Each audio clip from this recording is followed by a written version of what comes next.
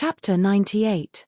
In the distance, Mr. Freeze, who was wearing a very flashy and unique armor, smirked when he saw that they were about to retreat. He raised his frost gun and pulled the trigger. A large amount of frost mist rushed towards the girls.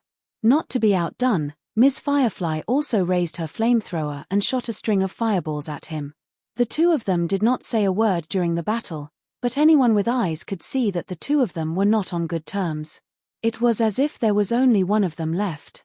The frozen mist kept colliding with the kerosene in the air. A large amount of mist turned into water in the air, and then quickly evaporated into gas.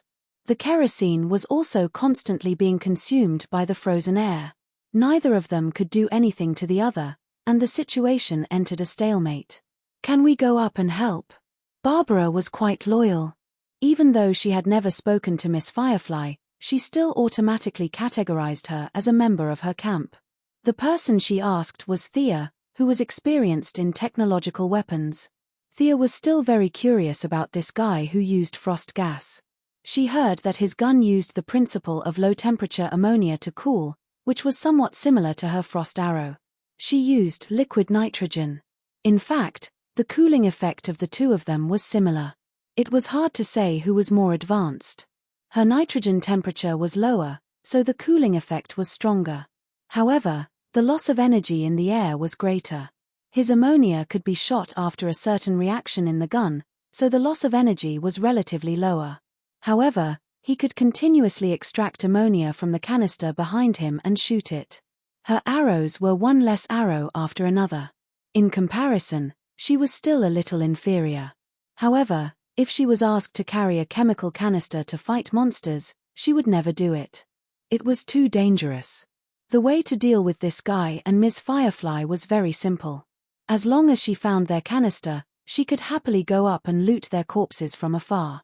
In the face of Barbara's question, Thea answered with certainty.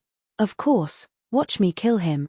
Her tone was full of confidence because she had already seen the protrusion behind the Frostman. This guy had some brains and knew to use armor to protect the gas tank. This was much better than the careless Miss Firefly beside her who had no protection at all. Aiming at such a large target was not difficult. Thea was only worried that her arrows would not be able to penetrate the sci-fi-looking armor. The constant exchange of fire between the other two also caused some interference to her vision. Thea left the team and found a high platform with a better view. She aimed at Mr. Freeze, who was shooting at the fireflies. With a smug smile on his face, he loosened the bowstring. The Teflon-coated arrowhead barely completed its task. The 10-centimeter arrowhead only managed to pierce halfway into the armor. Thea waited for 2 seconds in worry. She only felt relieved when she saw cold air coming out from the gaps in his armor. "Let's go." God knows if this guy's canister was pressurized, how much pressure was added, and if it would explode from the inside. She flew back to the girls and called out to Catwoman Barbara. Under Miss Firefly's puzzled gaze, the two of them ran out. Mr. Freeze was a little stunned when he saw the girls running away. He did not know why the girls who were on par with him wanted to run away. However, he did not think too much about it. He thought that her canister was out of gas, so he pulled the trigger and was ready to kill them. 2 muffled sounds were heard. The fog that should have appeared theoretically did not appear. While he was still wondering what was wrong with his gun, a violent impact knocked him out. Thea and the girls saw that the entrance of the asylum was replaced by a huge block of ice in an instant. The ice was spreading rapidly in all directions. The 4 girls wished that they had more legs. They ran as fast as they could. Thea and Catwoman, who were faster, each carried Firefly with one arm. The girl's speed was slower than a normal person's, and she was carrying a canister that weighed more than 5 kilograms. If the 2 girls did not stop her, she would have been frozen into the ice wall. Barbara also gave her a push from the back. In the end, they managed to run out of the door with much difficulty. "Thea, next time you make such a big noise, you should tell us in advance." Barbara, who was running so hard that her gallbladder almost popped out of her mouth, complained. "Isn't this great? Mr. Freeze is finally out of the way." Thea felt that this guy's lethality was not in vain. Barbara and Catwoman looked at each other. Barbara, who was kind, said, Mr. Freeze's body temperature is below zero all year round because of the experiment accident. He's immune to ice. Theoretically, ice can't kill him. Immune? The two shiny words shocked Thea. Why does this guy have such an unscientific passive? Why didn't you tell me? She then turned to look at Firefly. According to the settings of some worlds, is this girl immune to fire? No wonder she's so brave to carry the canister around. There must be a reason behind it. Although she had made a mistake, Sia's character was to never admit her mistakes. She was like this in version 1.0, and she was still the same in version 2.0. Thinking about the various chemical and physical knowledge that he knew, Jongheng decided to give it a try. Haha, of course I know. We can't kill him this time, but he needs a lot of time to defrost. Plus, we have to recompress the gas. This will take precious time. Don't worry, everything is under control. Thea patted her chest, which was almost sea-size, and promised the girls. Catwoman was illiterate, so she couldn't tell whether she was telling the truth or not. Barbara had a Ph.D. in library management, so it was obvious that she wasn't interested in physics or chemistry. She couldn't tell whether she was telling the truth or not. Miss Firefly had never dealt with her before. Seeing how resolute she was, Miss Firefly decided to believe her for the time being. Realizing that her acting had successfully fooled the three girls, Thea let out a long breath. She began to think about how to deal with Mr. Freeze. Since shooting the canister didn't work, what else could she do? Mr. Freeze was really powerful. Even if she used a rocket launcher to attack him, the rocket launcher would be extinguished or even completely frozen. Moreover, even if he wasn't frozen, his armor's defense was top-notch. He was almost immune to ordinary firearms. No matter how hard she thought about it, she still couldn't come up with a good idea. This guy was so hard to deal with. Sia started to worry about the current grim situation. Owl Court, Mr. Freeze, and a large number of enhanced humans created by biochemical experiments. The problems came one after another. Thea couldn't help but furrow her beautiful eyebrows. If there was no other way, he could only use the Hellfire missile. However, this was a difficult decision to make. Even if Amanda agreed with the black woman's personality, she would still put the blame on him. This could only be used as a last resort. Chapter 99. Originally, Thea had planned to pretend to retreat to lure them out and set up an ambush, but now that Mr. Freeze had unexpectedly frozen the entire intersection, she had no choice but to give up the whole plan. Miss Firefly wanted to leave alone, but Thea dragged her into the command vehicle. This person was now a treasure. Thea could not let her go before she figured out how to deal with Mr. Freeze. Thea and Catwoman finally persuaded her to stay with them. They did not speak in the vehicle.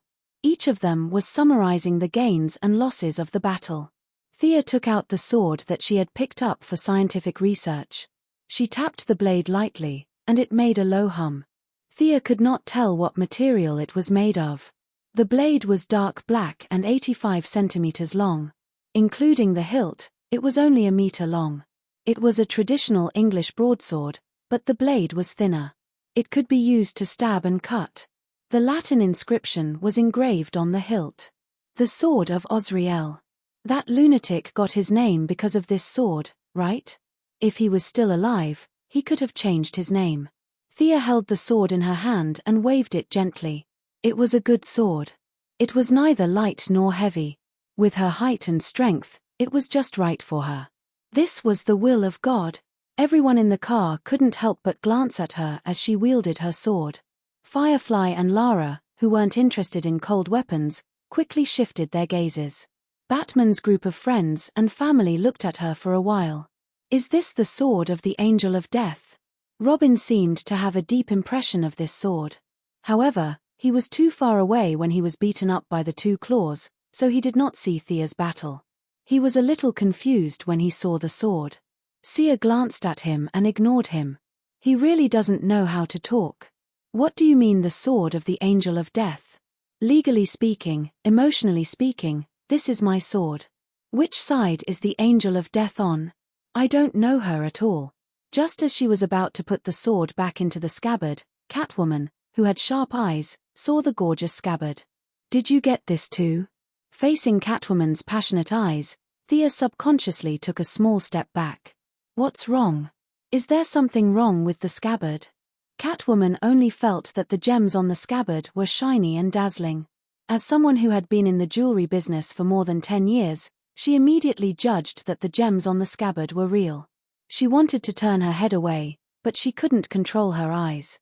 She thought to herself, I just want to take one look, one more look, one last look. Women were similar to dragons. Thea's ostentatious display of wealth had attracted the attention of the usually indifferent Miss Firefly, not to mention the other girls. Lara glanced at him from the corner of her eyes and forced herself to calm down. Barbara was from a well-to-do family, so she was more immune to jewelry. After a bout of envy and jealousy, she turned to Robin and confided in each other. However, the other two girls, who grew up in poor families, did not have such strong willpower in the face of the temptation of these colorful stones. As the most beautiful girl in Green Arrow's movie, Felicity was a woman who changed her clothes 3 times a day and wore 1 earring a day. Relying on the fact that she was on Thea's side, she grabbed the sleeves of her battle suit and stared at her with sparkling eyes. She almost shouted, "This thing is fated to be mine." Catwoman was also a little attracted to it. She kept calculating how much money she could get if she sold the scabbard. She secretly hated the Death Angel for being so useless and not being skilled in martial arts. Such a treasure from Gotham had fallen into the hands of the people of Star City, and it was openly seized. There was no reason for her to keep it. Thea naturally wouldn't say something like everyone who saw it gets a share. Come, everyone take a gem. She was so poor that she didn't even have enough to eat. Whether the scabbard was for her own use or to be sold, it had nothing to do with the people of Gotham. She wouldn't give up a piece of meat that was already in her hands. In order to divert their attention, Thea wanted to ask them about their opinions on the battle today. Do you think those enhanced people are strong? Have you fought with them before? The girls, including Robin, looked at each other and shook their heads. Of course, they didn't shake their heads to show that the enhanced people weren't strong. It was just that they hadn't fought with the enhanced people before, so they couldn't make a judgment. Seeing them shake their heads, Thea knew that she had asked for nothing. Her heart sank. If there were thousands of enhanced people, she wouldn't be able to stop them.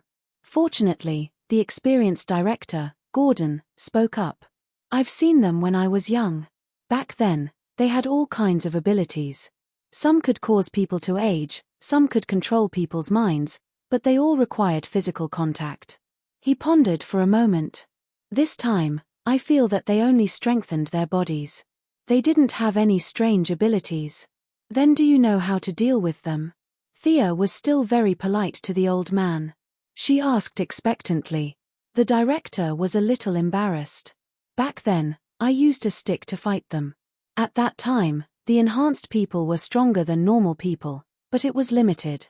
Thea had the urge to facepalm when she heard his words. Look at your old arms and legs. You were so hot-tempered when you were young. You were really fierce. You didn't even have a plan. You just fought head-on. Barbara must have inherited your personality. This method was too brainless. 2 or 3 of them could fight head-on, but how could they fight hundreds of them? Thea, who prided herself on being smart, wasn't prepared to accept such a suggestion. You said that they emitted a small amount of radiation? Thea turned her head and asked her friend, Felicity. Yes, before they appeared, there was a rather strong radiation reaction. Did they use nuclear material to strengthen themselves? Thea's question could only be answered by the old director. After all, he had seen it before. Gordon, who was about to retire at the age of 60, tried his best to recall how the experiment was conducted. Actually, he did not care how the group of people were enhanced or what kind of enhancement they used. Once the case was solved, it was over. Ji Tan's case had never stopped. It had been more than 20 years since then, so how could he remember? He shook his head to show that he couldn't remember. Thea didn't have high hopes for the old man's memory. Even if he remembered, after 20 years, he would definitely come up with something new. The memories from back then could at most be used as a reference. Fortunately, Thea had been thinking about weapons of mass destruction recently. As the pinnacle of human technology, Nuclear weapons were the focus of her attention. She lowered her head and thought for a while. Later, install a Geiger counter on the drone and measure the amount of radiation there, Thea instructed Felicity. Then, she suddenly thought of something and turned to the Gotham people. You have a Geiger counter, right? What the hell? The people present were all normal citizens who changed their class to heroes. Who would have time to think about this? A few of them were confused and were about to shake their heads when Lara saved them. Our Sky's Eye Association has one. I'll ask them to get one for you. Chapter 100. Hearing that, Thea was relieved and began to focus on the discussion with Felicity. Their theory should be to use nuclear radiation to weaken the human body's self-defense mechanism, then add in various animal DNA to strengthen the surface. In fact, this kind of strengthening is very burdensome to the carrier, and the increase in strength is also very limited. Thea shared some of her thoughts based on the process of beating up the rhinoceros man. Then as long as we remove the radiation residue on the surface of the body, theoretically, the foreign animal DNA will be gradually eliminated by the human body's own immune system, Felicity said softly with her chin in her hand. However, it was easier said than done. Removing radiation pollution was not something that could be done overnight. The 1986 Chernobyl was still standing, and 1650 square kilometers of land was contaminated, and no one dared to go near it. The asylum did not have a pollution problem, but removing the trace elements was a big problem. She did not know if they had a ready-made reactor or if they used nuclear waste. The waste was not a big threat, but if they had a reactor with enough power, Thea would have to give up on the Arkham project. Let's go and test the value first. If the value is not high, we can try traditional rain and spraying boric acid. There was too little reference data, and Thea could only take one step at a time. However, she suddenly thought of the problem of rain, and asked the few people who were about to fall asleep, has it ever rained in Gotham? Is it cloudy all year round here? To be honest, the various nuclear waste and radiation she had been talking about were indeed a little scary. The few people in the group of relatives and friends couldn't get a word in edgewise and could only listen silently. Now that they heard her talk about the problem of rain, this problem wasn't that profound. Barbara felt that she was looking down on Gotham, a big city. No matter how bad their family was, they would not allow an outsider to criticize them. She said unhappily, of course it has, but there are many cloudy days throughout the year. Was that called many cloudy days? It was basically cloudy all year round. Anyway, Thea had not seen a sunny day for more than a month. Living in a dark environment for so long, not to mention the physical illness, there were also many dark thoughts in the mind, and finally, there would be an opportunity to put them into action. Normal people like us commit crimes in broad daylight compared to those who commit crimes at night. Not everyone has the courage to commit crimes in broad daylight. Thea felt like she had found the cause of Gotham's illness, or rather, a part of it.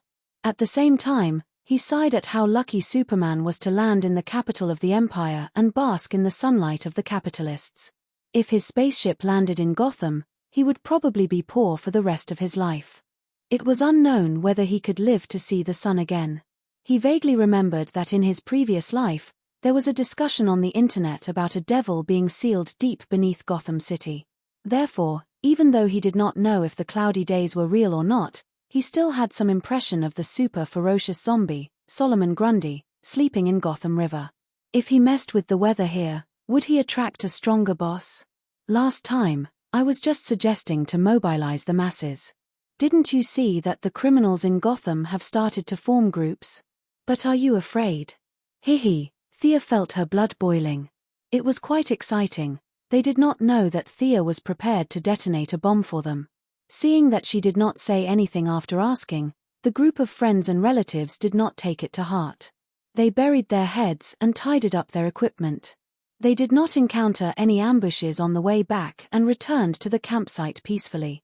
The girls had to change their clothes, especially Thea, who had fought with the Angel of Death. Her body was splattered with a lot of blood. As a clean freak, she endured it for a long time.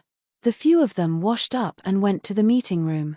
After they sat down for more than 10 minutes, Chief Gordon finally arrived. The old man did not have the time to change his clothes and wash his face. He did not rest for a moment after returning to the campsite. After calculating the casualties, he finally went to the meeting room to ask Thea for advice. 14 police officers were killed and 41 injured. 3 veterans were killed and 5 injured. Chief Gordon's heart ached. He had sacrificed many of his men. Most of them were killed in the line of duty when the reinforcements rushed out. On the other hand, the veterans were all experienced. They knew that the situation was not good and hid themselves well. The few injured were only slightly injured. Sia rubbed her eyebrows. In this battle, they had lost 1/10 of their combat strength. Although the battle results weren't great, they had at least figured out the enemy's true strength. It could be said that they had accomplished their goal. However, the reinforcements could be endlessly produced. Sooner or later, their side would be destroyed. Just as she was thinking of how to tactfully ask Chief Gordon to continue with the recruitment, the door of the meeting room was pushed open from the outside. A tall and handsome middle-aged man walked in slowly with a walking stick. Bruce. Catgirl was so excited when she saw the man that she didn't even care that she was on the other side of the table. She jumped over the long table with her arms on the table and rushed to the middle-aged man's side. She touched his face and tears flowed down uncontrollably. "Are you really Bruce?" Catwoman looked at her lover in front of her. She almost thought that she was hallucinating. Bruce Wayne's voice was as polite as usual. He hugged his lover's slender waist and said, "Yes, I'm back." Just as the two of them were about to do something like hugging and kissing after a long separation, a spoiler interrupted their reunion. "Kitten, I've brought him back for you. Where's the money we agreed on?" A graceful woman with long hair walked out from behind Bruce. Thea wanted to cover her face when she saw this scene. This person who ruined the atmosphere and ruined the background music of the couple's reunion was Thea's teacher or training partner, Big Sister Siva. Big Sister ignored the surprised looks of the people around her. She even stretched out a hand in front of Catwoman, indicating that she should pay up quickly. She was busy. "Siva, we've told you many times along the way. I'll pay, and you'll let Selina go." Bruce was still very respectful to his savior. "No, she has to pay for her request. Besides, your company is almost gone. How can you get the money? I don't want your old house." Siva ignored his gaze and focused on getting the money from Catwoman. Catwoman was very embarrassed. She had gone to Star City to look for Siva with the intention of making a last-ditch effort. To be honest, she had thought that Master Bruce would not come back. He was seriously injured and had been kidnapped. So, she had promised an astronomical reward. Now that he had been rescued and had not lost an arm or a leg, it would be too embarrassing if she did not pay. Chapter 101. Catwoman glanced at her old lover. To be honest, she was a little annoyed that he came back unscathed. She couldn't even find an excuse to talk to Siva. She pushed Master Bruce behind her and smiled helplessly as she walked to the other side with Siva to talk about credit. Uncle Bruce was in an awkward position. It was true that he was rich, but a lot of his money was dead money. For example, Wayne Group's shares, Quinn Group's shares, Merlin Group's shares, and even Lex Luthor's shares. According to the unwritten rules, these shares couldn't be cashed out without a valid reason. In addition, real estate around the world wasn't easy to sell. Ski resorts in Switzerland, wineries in Belgium, and so on couldn't find buyers in a short period of time. His daily income was basically invested in technological equipment. This was similar to Thea. However, his basic equipment was completed while Thea was just on the road. The daily maintenance of these equipment required a large sum of money. He was very similar to Thea. They both looked glamorous, but were actually very poor. Therefore, in the face of the aggressive Madame Siva, he could only express his moral support for his old lover's predicament. Everyone in the meeting room listened quietly to the haggling between Madame Siva and Catwoman. "We agreed to pay in a month. You're 3 days late. You definitely can't pay in full. I haven't asked you for my travel expenses. Do you know how hard I worked to find your man? I didn't even rest when I cut my finger. Do you know?" The two women threw away their usual coldness and elegance. In this crucial moment that determined the fate of Gotham, they chatted about money, and money problems. Cough cough. Master Bruce was speechless at how they treated him like goods. He coughed twice to try to divert the attention of the people in the room. The problem of rescuing the citizens that you talked about was very deep. Add me to the chat room and we'll continue talking. However, everyone ignored him. It was rare for them to have the opportunity to gossip. If they didn't enjoy it, the people of Gotham wouldn't die anytime soon. They didn't care about these few minutes. The people led by Thea ignored Master Bruce's expression and continued to watch the two women on the other side. Catwoman, who was in the wrong, quickly admitted defeat. She took out her phone and transferred the money. Her usually strong fingers were slightly trembling. Beep. The clear ringtone of the phone rang in the room. Siva looked at the screen with satisfaction. Kitten, you're quite rich. That's the down payment. Remember to transfer the money at the beginning of the next month. After saying that, Big Sister looked around and saw Sia. She waved at her and said, I've been away from home for a long time. I don't know if my daughter misses me or not. I'm leaving now. After Ms. Shiva finished speaking, she put away her phone and flung her long black hair behind her back, leaving behind a suave back view as she walked away. What did that mean? I'm not even considered a graduate yet. They didn't even give me a certificate or anything. Sia knew that she had a daughter who was said to be shockingly talented. She didn't know if it was true or not, but she was still a little reluctant to part with her elder sister whom she had been with for half a year. Most importantly, she needed someone who could fight. Why did she run away? 2 more minutes and I'll get to the point. But after thinking about it carefully, he decided to just let her go. Based on what happened to the feline girl, he knew that he couldn't afford to hire this girl who only cared about money. Old Ma probably spent a lot of money to teach him back then. Mr. Wayne, have you recovered? Sia hurriedly asked Batman, who was beside her. This was the strongest combat power they had at the moment. She was asking if he could fight now. Bruce was an extremely intelligent person. He immediately understood what she meant. But understanding was one thing. Objective facts on the material level could not be ignored. He raised the walking stick in his hand. I can walk normally now, F***CK, you're funny. You mean you're still injured? Then why did you come back? Did you come back to work? Sia felt like the entire world's consciousness was laughing at her. It was not easy for her to get back 2 helpers, but one had run away, and the other had a debuff. After going around in circles, she was back to the starting point. Did she still have to rely on these people? She didn't know how much he had heard of the meeting. Thea explained it to him again. Mr. Wayne, do you think the large-scale rainfall and neutralizing radiation will change the shallow evolution of the enhanced? Call me Bruce. I'll always remember Miss Thea's help to Gotham. Bruce stood up to express his gratitude. As for your suggestion, we can do it this way. Back in the day, I developed a special type of wavelength trigger. This type of sound wave is harmless to normal people.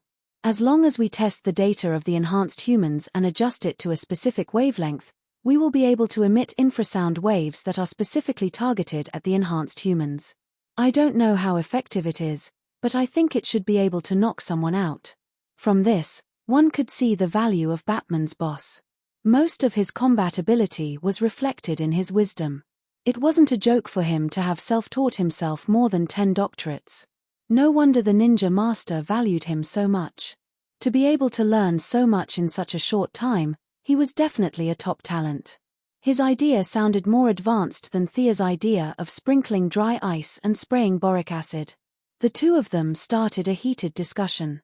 Felicity was a little embarrassed when she saw her idol, but when she saw how happy they were, she happily joined in the conversation. This made the rest of the people in the room suffer. Other than Catwoman, who was still thinking about how to make up for her loss, everyone else was confused. They wanted to leave, but they were afraid of the task assigned to them. They could only listen to the conversation in a daze. Batman was very happy. He had learned so much but no one appreciated it. His only confidant was an old bastard who had lived for 800 years. Usually, he had no place to show off his knowledge. It was a very troublesome thing. Talking to these people who had graduated from a literacy class about the changes of the elements, wavelengths, and frequencies was like playing the lute to a cow. Today, he met the Star City duo and realized that the two ladies' thoughts were very clear and their reactions were very fast. Most importantly, they could understand his words. This was not easy. Batman was a little sad that he couldn't go into battle after his return. However, now that he realized that his wisdom could be put to good use, his original unhappiness turned into joy. While they were talking, he also had a good impression of Star City's education. Gotham's education standards were too low. Just look at Robin, who was about to fall asleep. Should he send him to Star City to study in the future? Robin had mentioned about going to university, and it seemed like he could do something about it. Actually, he didn't know that Thea and Felicity were self-taught and had nothing to do with Star City. Chapter 102. The next day, everyone rushed to the Gotham Meteorological Monitoring Center. This place controlled 3 nearby meteorological satellites and could monitor the changes in the nearby clouds at any time. Of course, as a big capitalist city, the monitoring center was no exception. Wayne Enterprises invested a lot of research funds into the center every year. Master Bruce still wanted to remain invisible, so the person who came forward to mediate was the old black man, Lucius. Ever since he defeated Talia at Wayne's board meeting, this black uncle, or rather, the old man, had been feeling refreshed. His waist no longer hurt, and his legs were no longer sore. Wayne Enterprises' 100-story building, in one breath. He still couldn't climb it. In addition, Batman had returned successfully, and the two had secretly met. Their spirits were completely different, and they even walked with the wind. When he heard that they needed to use the weather station to observe the clouds, even though he didn't know what Thea wanted to do, he personally came forward to mediate. In fact, there was nothing to talk about. Everyone in the meteorological center was given a day off, and they could use the equipment as they pleased. Thea and Master Bruce, who was disguised as a police officer, were still discussing the final plan. Ever since he heard Sia's theory about the high crime rate on cloudy days, he had to admit that Brosnan was a little touched. He was a self-taught psychologist who got a doctorate in psychology. The theory was a little shocking, but it was indeed very reasonable. It was just that he had not noticed it before. Anyway, they needed to reduce the trace amount of radiation in the air, so they had to fire a few shots. Felicity, start sprinkling dry ice. Thea sat on a high chair in the weather station and ordered her number 1 follower. The drone this time was different from the small plane from before. This was a so-called civilian drone that could be equipped with missiles. The few of them felt that this blatant use of legal loopholes was great. The drone rose above the clouds and started spraying dry ice. In fact, the effect was about the same on the ground. This trip would cost millions, but Thea didn't care if she didn't pay for it. Lucius was a worker, and he didn't even bat an eyelid when tens of millions were transferred to his account. This small amount of money might seem like a lot, but when it was divided among the shareholders, it wasn't much. As a collective property, it was squandered just like that. This was the beauty of modern capital operations. As for who would lose and who would gain, it was hard to say. After the drone took off, Thea realized that as a minor shareholder, she had also wasted a portion of the money on this flight. She was a little depressed, but when she saw Master Bruce looking at her as if nothing had happened, she couldn't say anything. Felicity controlled the plane to circle Gotham twice and only returned to the surveillance center after all the dry ice had been sprayed. The originally thick clouds were now even darker, and the black clouds seemed to be heavy as they hovered in the sky. It seemed like it was going to rain, but it seemed like someone was pulling it back. After a full 10 minutes, the expected rain did not fall. To be honest, the strange weather in Gotham made Thea's hair stand on end. If there were such thick clouds in other places, it would be raining cats and dogs. Director, order your men to fire. Thea touched her chin and was prepared to fight to the death. If you don't rain, I won't retreat. At this time, the whole of Gotham was covered by the dark clouds. The lights in the surveillance center lit up, and some of the nearby buildings also lit up. Boom. Boom. A few shots were fired. Each rain bomb was priced at 200,000. If you asked Thea how she knew, she could have said that Gordon was signing the orders. The old director had always been a man of fairness and justice. He felt that the so-called cooperation between the police and the people should not be paid by Wayne Enterprises alone. He represented the government of Gotham and signed 5 orders in one go. In less than 10 seconds, another 1 million was fired. The original black clouds were no longer visible and were replaced by darkness. The air was filled with silence, and the few people in the surveillance center were a little nervous. Just as Thea was about to fire another 5 shots, a low rumble sounded in the air. Boom. Initially, the sound was very soft and could not be heard if one did not pay attention. Soon, the sound became louder. The water vapor concentration in the air has reached 179%. Felicity had been paying attention to the various data, and when she saw the numbers start to increase, she immediately said, "According to the surveillance station in the western suburbs, the wind has reached level 5, a common-looking agent reported. The positive charge in the updraft has exceeded 450% of the normal value," said Master Bruce, who was disguised as a police officer. With the feedback of the various data, Thea knew that rain would definitely come. However, the clouds were still brewing, and once the rain fell, it would definitely be a storm. "Barbara, turn on the announcement we recorded and play it a few more times." Thea realized that the rain would not be light, so she quickly ordered Barbara, who was hugging Robin tightly.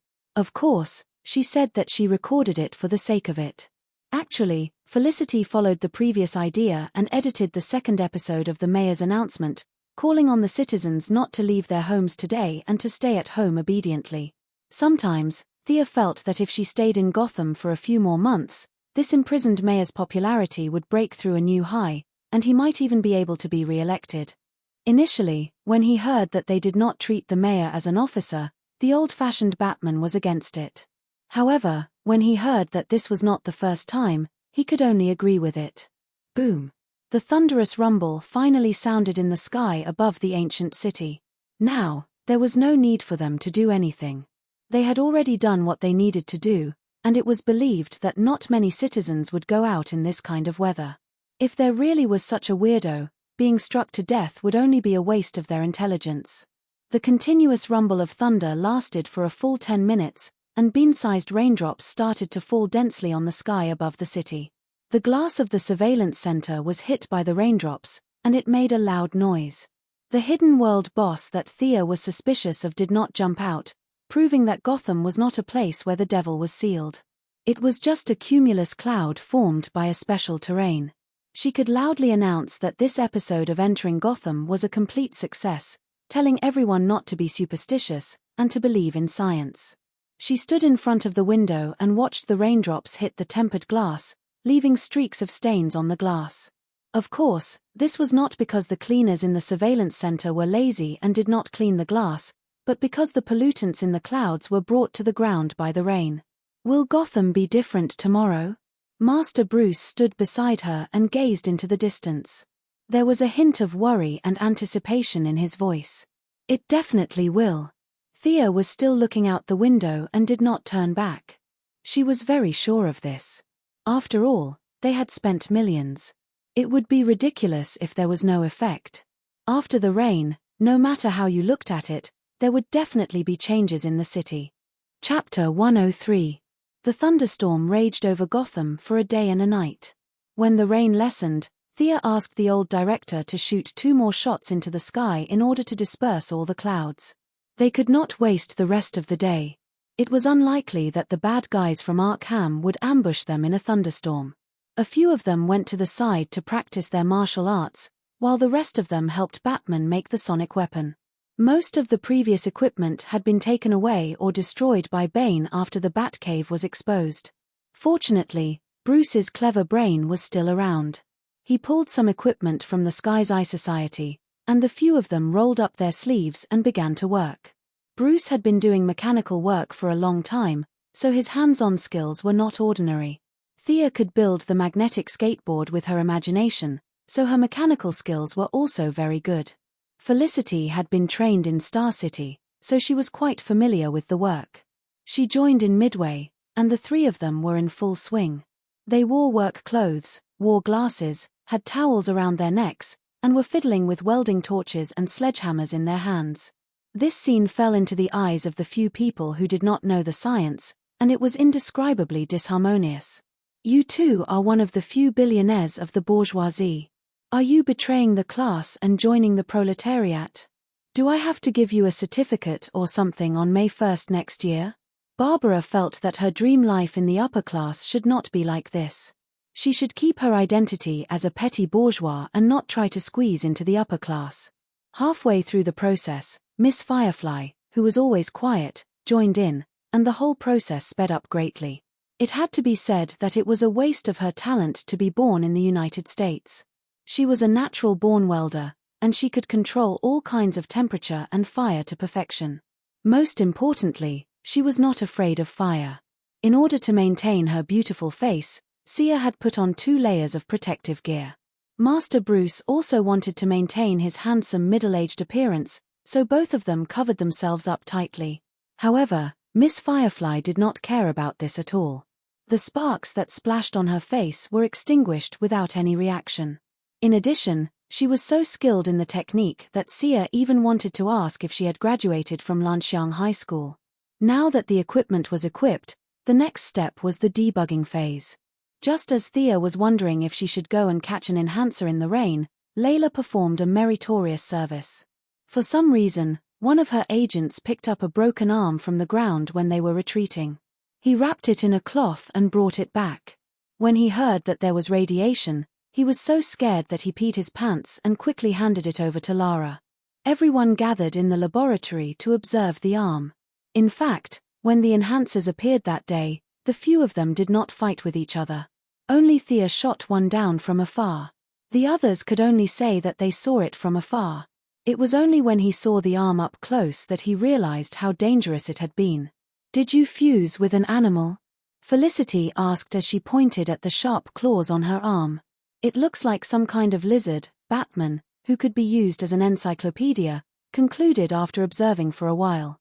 The few of them were too lazy to think about what kind of animal it was.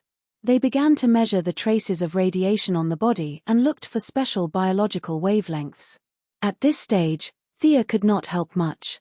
She could barely be considered a bachelor's degree in mechanical engineering, but she did not have a master's degree. She only had a vague understanding of biological genes. It seemed that she still had to study. After the Gotham incident, she had to study hard for a period of time. The Princeton Library would be her permanent residence for a period of time. Since she could not help, she would just have to learn from Professor Bruce's calculations. Regardless of whether she understood it or not, Thea recorded the process of the calculations. From time to time, she would whisper a few words to Felicity. Although this girl was a computer science major, she had dabbled in a lot of miscellaneous subjects. She could barely keep up with Batman's thoughts. The couple, Barbara, felt that Bat-Tie had won glory for Gotham this time. The Star City duo was not omniscient. Although they did not understand anything, they still accompanied him in high spirits. Ever since Siva took away half of her life savings, Catwoman had not been in a good state of mind for the past 2 days. She stopped looking after less than 2 minutes and hid in a corner, thinking about something. Now, her man was about to be taken away, and her money was already taken away. The bitterness in her heart was indescribable. The problem was that this was not over yet. She had used half of her savings and committed crimes recently to barely make the down payment.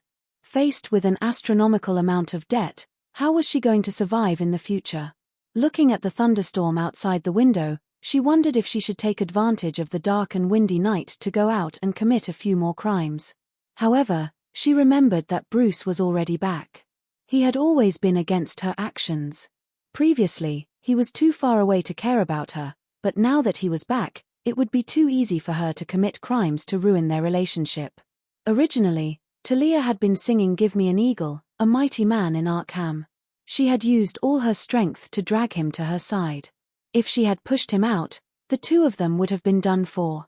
After thinking about it for a long time, she could not think of a solution. As for borrowing money from Thea to pay off her debt, she had no intention of doing so. Catwoman, who grew up in the slums, did not have the concept of spending money in advance. From this point of view, she was still a rather traditional person. The rain stopped at around midnight. The next morning, everyone went outside at the same time. Thea, who had recently returned to normal, came out early. She wanted to see if Gotham's feng shui could be changed. From time to time, dirty water could be seen flowing into the source from high to low. Thea could not figure out what the black rainwater that fell to the ground was made of. She made a mental note to ask Gordon to increase the salary of the municipal workers. The workload was huge. Fortunately, Killer Croc had been arrested. Otherwise, the dirty water would have increased his rotten aura by 2 levels. Looking at her watch, it was 5:15. All the heroes were outside. Master Bruce, who had been busy the whole night, was still in good spirits. His lips were pursed as he looked to the east. It was said that he only slept for an hour a day. Thea did not know if it was true. She would ask Catwoman about it later. It's here. The one who shouted was Chief Gordon, who loved this piece of land to the extreme. First, it was a ray, then a ray, and finally a ray of sunlight shone on this piece of land that had not seen the sun for a long time. Thea was a little dazzled by the hot sunlight. She reached out her hand to block most of her vision. Countless rays of golden light shone through the gaps between her fingers, making her whole body red. The sun slowly rose, bringing with it rays of light. It lifted the last bit of mist above Gotham. Ha ha ha ha. Thea covered her face. She did not know why she wanted to laugh. She only felt that her body was filled with energy. Arkham, Bane, they would all be thrown into the trash. Chapter 104. Her smile infected everyone. Barbara and the young couple hugged each other and didn't let go for a long time. Lara was also looking at the morning sun, and a sweet smile appeared on her face as she thought of someone. Old buddy, have I really done something wrong all these years? Bruce walked up to Gordon and asked in a low voice. It was hard to tell what kind of emotions he was feeling. Happiness, excitement, depression, and maybe all of them. The old director, who had always lacked quick wit, didn't know how to answer this question. However, after living for so long, he at least knew who this sentence was directed at. He could only vaguely say, maybe it's a matter of perspective. Women and men see things from different perspectives. The old director was afraid that it would hurt his confidence, so he racked his brains and finally came up with an excuse. He then added, she's also young, ambitious, and sharp. It's good to be young. Bruce looked at Thea, who was standing in the distance gracefully in the morning sun. Even with his experience of seeing so many women, he couldn't help but be affected by this scene. This was no love, just pure admiration. Perhaps it was indeed a matter of different perspectives between men and women. Bruce could only tacitly accept this fact and pick up his shattered belief. Otherwise, with his psychological condition, if he was suddenly told that what he had done for so many years was meaningless, he would become evil at any time. I have to apologize to you. You entrusted your daughter to me, but my focus was on Robin. I will pay more attention to Barbara in the future. He also wanted to see if there was such a big difference in the way men and women handled problems. It just so happened that he had 2 experimental subjects under him to test. Gordon didn't know whether to thank him or to pay more attention to his daughter. According to his selfish desires, it was best for his daughter to live a peaceful life. Frankly speaking, as a father, he wasn't happy that his daughter had embarked on the path of heroism. In the past, Barbara had been slacking off, and her martial arts were sparse and mediocre, which was partly due to his indulgence. However, now that Bruce had clearly expressed that he wanted to treat his daughter with high standards, he could only smile wryly and express that he was fine with it. Besides, billionaires like them were all rushing to the top, and his daughter wasn't that delicate. It was always good to have more skills. There was no need to say anything about training. Unbeknownst to them, their father and teacher were preparing to train them fiercely. Barbara and Selina were kissing passionately while facing the morning sun. Thea didn't look at the lovey-dovey couple and walked to the 2 old men. Uncle Bruce, can your wavelength transmitter be used today? Thea also had a headache over this title for a long time. Calling him Mr. seemed distant, but calling him by his name seemed distant, so she could only act cute and call him Uncle. As expected, this form of address gave Batman a headache. He was only in his early 30s. Was he really that old? He touched his cheeks. Recently, he had been through a lot of trouble. His mouth was full of beard, and he did look quite old. Facing a 17-year-old girl, so be it. After pondering for a moment, he said, absolutely, but the area of effect is limited. The enemy has to be within 500 meters for it to be effective. Are you going to attack today? Yeah, it's better to attack as soon as possible. Freeze hasn't fully recovered yet, so this is the best time to attack. Thea had already discussed Arkham's current situation with Bruce yesterday. Especially with the involvement of the Court of Owls, the severity of the situation had reached its peak.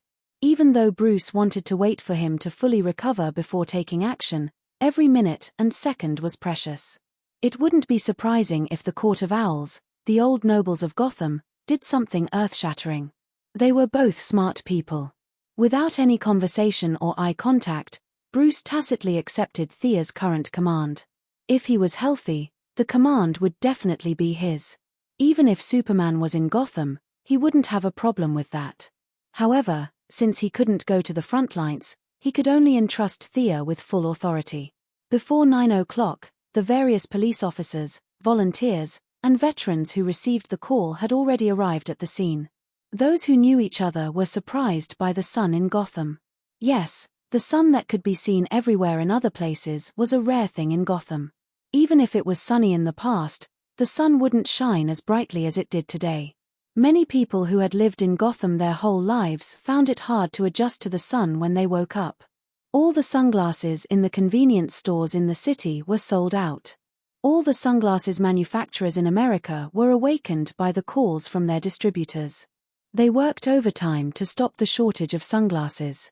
After that, they held meetings to find out what the problem was, whether it was the Korean missile crisis or the sudden change in the situation in the Middle East.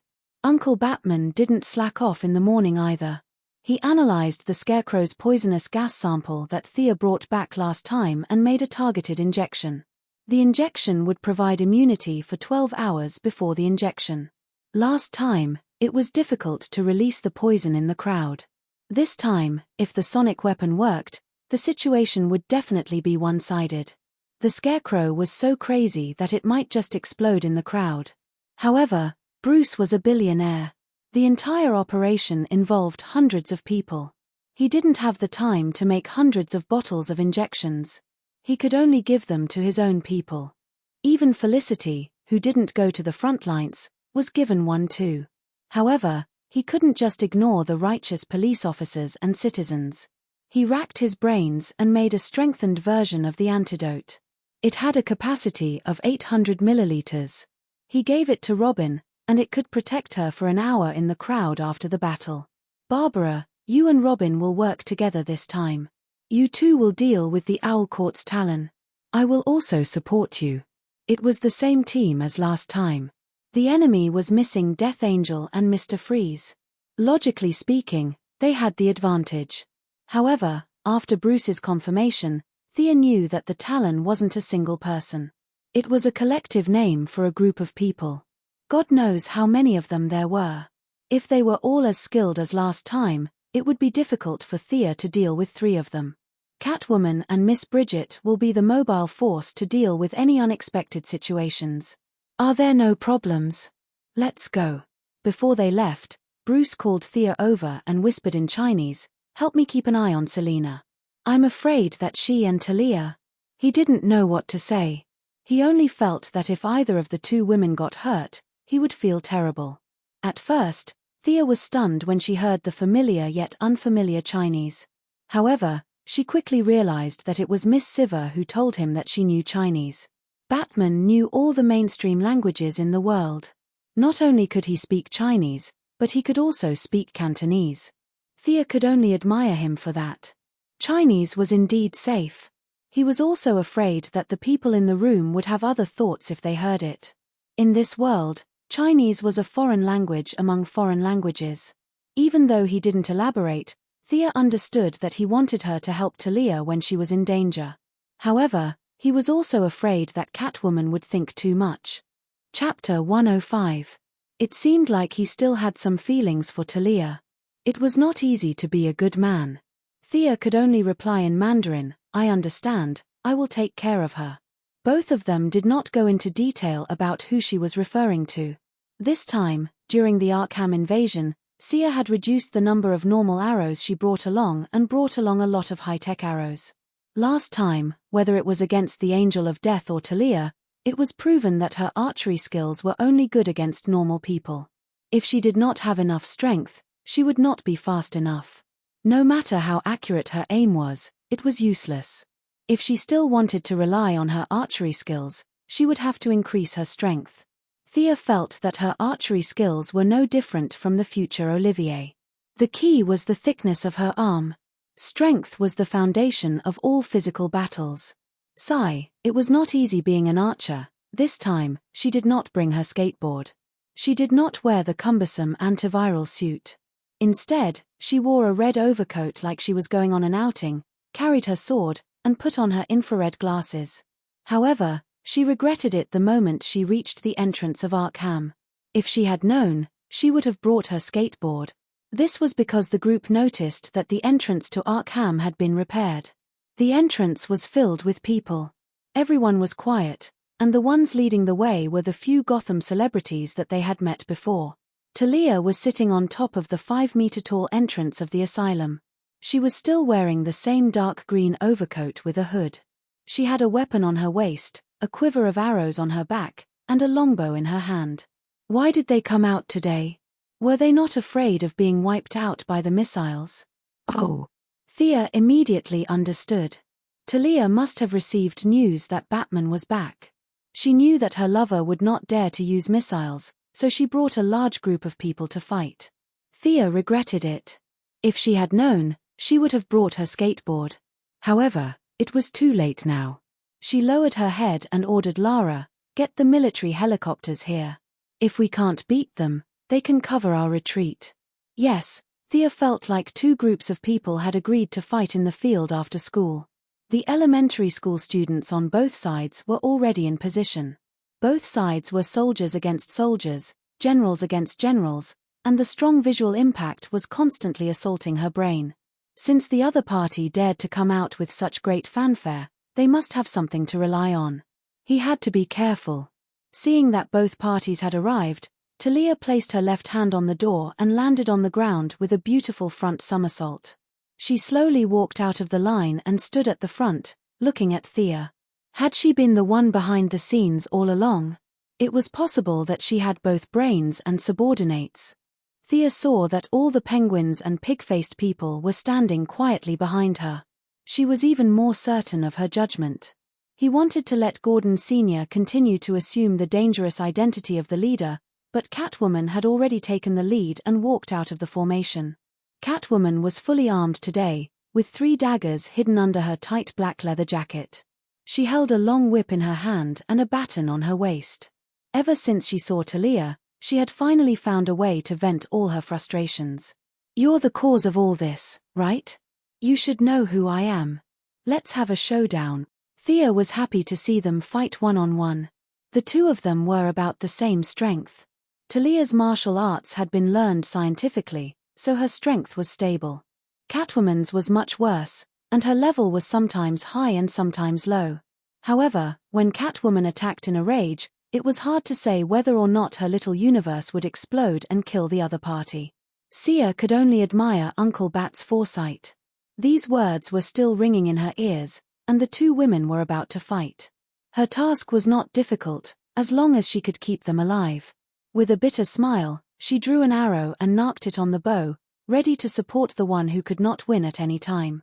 However, to everyone's surprise, things took a big turn. Talia pointed at Catwoman, who was stepping forward, and said, "You and I have a personal grudge." She then pointed at Thea, who was watching the show, and said, "Her and I have a business matter." It was hard for Catgirl to describe her current state of mind. She had seen how Bruce had called Sia aside and warned her. Although she didn't understand Chinese, she knew what he was thinking as his lover for many years. He also had feelings for Talia. Where was her position? They had feelings for each other and a child, so it seemed more suitable than her. She stood up alone to challenge Talia, which meant that her life and death were up to fate. No matter who won or lost, this matter could be put to an end. However, when she mustered up her courage, She found that Talia didn't accept the challenge and even used the excuse that it was a business matter. This made her psychological barrier collapse, and her motivation to fight was gone. Since it's business, then go ahead. Thea felt that her glasses were about to fall off. She watched Catwoman walk back briskly. What happened to the fight? I was still waiting for support. What's the meaning of this? However, before she could figure out what to do next, Talia's words made her feel what it meant to be thunderstruck. Sister, come out. This battle should be ours. Talia stared at Thea and took off her hood, revealing her long brown hair. Who? Who was she talking to? Thea looked left and right. Was Nisha Ul Ghul nearby? However, 2 seconds later, she found that everyone on the field was looking at her. Are you talking about me? I'm your sister. Your sister? How can I be your sister? Thea's imagination ran wild. Could it be that she was also the ninja master's daughter? Her mother couldn't have made friends in Nandabat, right? Although according to the results of social network research, her mother didn't need 6 people to contact the ninja master, but they were too far away from each other. Thea knew that she had misunderstood. She looked at her appearance. She was about the same age as her sister, and her hair was also brown. Nisha liked to wear red and black clothes, and coincidentally, her battlesuit was also red. More importantly, she knew the martial arts of the Assassin League. The ninja master and his good son-in-law Batman had a lot in common. They didn't care about women. The only woman in the league was probably his daughter. The future Sarah Lance also got in with Nisha's help. Thinking of Nisha, Thea said, I'm not Nisha. However, she regretted it immediately. How could an outsider know this name? As expected, Talia smiled faintly. Father didn't come out with you, right? Is this your trial? He sent you to catch a traitor like me. Father is still as heartless as ever. When Sia heard this, she broke down even more. Yes, you are really too smart. I am actually speechless. Nissa has indeed gone for a trial, and the timeline coincidentally matches up. But why did she come to Brother Tan? She went to Purgatory Island, Big Sister. Chapter 106.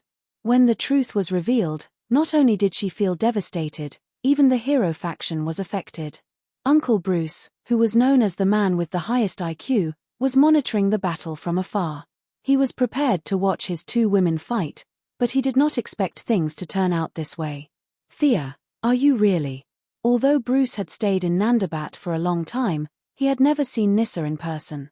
He only knew that she existed, but he was very clear about the rules of the Alliance, so he could also think of Talia's suspicions. At the same time, with his high IQ, he found clues from their names.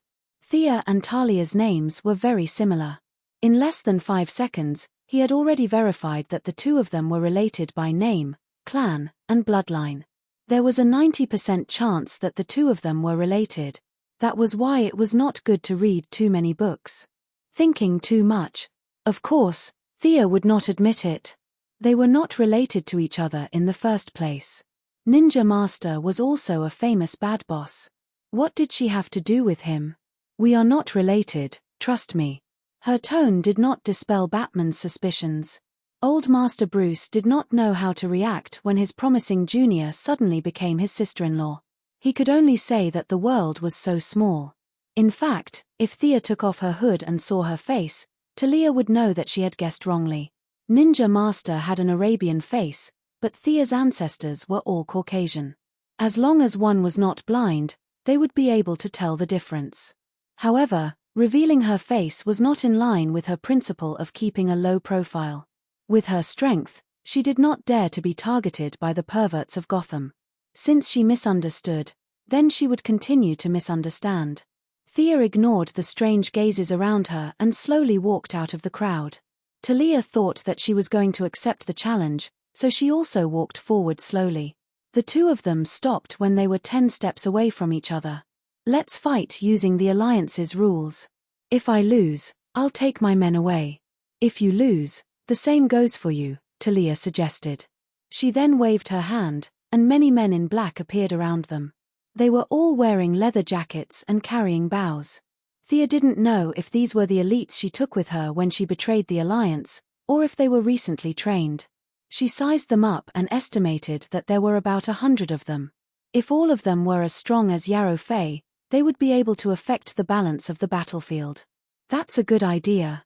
Thea, agree with her. Batman, who was watching the battle from afar, couldn't wait for his woman to leave as soon as possible. He didn't want her to cause any more trouble in this lifetime. All right. Thea had the same idea. The two of them took off their bows at the same time and gently placed them on the ground. They looked at each other and drew their weapons. They each held their weapons and made a mysterious gesture. According to the Alliance's rules, this was a greeting to the ancient gods. Therefore, even though the ninja master was now rotten to the core, he was still a very traditional person who abided by the rules. The disciples he taught all knew this set of etiquette. Malcolm, who had been his adjutant for a period of time, was naturally familiar with this set of movements. For some reason, Old Ma taught Thea everything without thinking. This caused a certain misunderstanding. The Assassin's Alliance had a strict hierarchy, and the movements of each level were actually slightly different. Coincidentally, Old Ma used to be an adjutant, and he taught the movements of an adjutant. Talia had been the master's adjutant for a long time, and before she betrayed the Alliance, she was also an adjutant. Old Ma could even be said to be her successor. This caused the movements of the two women to be exactly the same. The audience on the field could only see that the movements were elegant and simple. But looking at Thea's skillful movements, Batman, who was one of the 3 people on the field who knew this set of movements, couldn't help but ask through the headset, "Thea, are you a member of the Alliance?" She wanted to say that she wasn't from the Alliance, she was from the Horde. But at this time, Thea was fully focused on watching Talia's footsteps. She didn't have the time to explain. She said in a low voice, "No." But her words still caused a slight flaw. Talia waved the wolf fang in her hand and slashed at her neck. How could Thea be hit by such a simple slash? She held her sword with both hands and raised it up, blocking Talia's slash. Then, she kicked Talia's stomach. As a teacher who trained Yarrow Fey and would train Green Arrow in the future, Talia was very experienced. She leaned to the side and dodged the kick. Then, she changed her slash to a slice. Following the blade of Thea's sword, she slashed at her finger. Thea flicked her wrist and used the stabbing technique of Spanish fencing to attack Talia's middle. Not bad at close combat. Better than your archery skills. Talia immediately changed her move. Talia blocked the attack with her sword in front of her chest. My archery skills are the worst. You underestimated me. Thea continued to stab, slash, hack, and slash, trying to continue to gain the upper hand. Not bad at all. Talia had indeed underestimated Thea. She only felt that she had the upper hand in the last archery competition. Now that she was facing her younger sister who was much younger than her, she underestimated her opponent. But no matter if it was the eldest daughter or the opposing faction, she couldn't lose. She also used speed to gain the upper hand. In the distance, Batman knew that his sudden interruption disrupted Thea's pace. He regretted it very much. Now that he saw her gradually equalizing the disadvantage, he felt a little better. Now that the two women were fighting, he also didn't want to see any casualties. He hated himself for being powerless. Previously, he could ask Thea to take care of Catwoman. But in the end, they didn't fight. The main character didn't fight, but the helper fought. This really made him speechless. He wanted to wear the batsuit and go to the scene to help, but seeing that he was still on crutches, he didn't want to send himself to death. It would be embarrassing if he was knocked to the ground by a small soldier in the melee. He wanted to give advice from a distance, but he found that the two women were very fast. It was almost like they were competing with each other.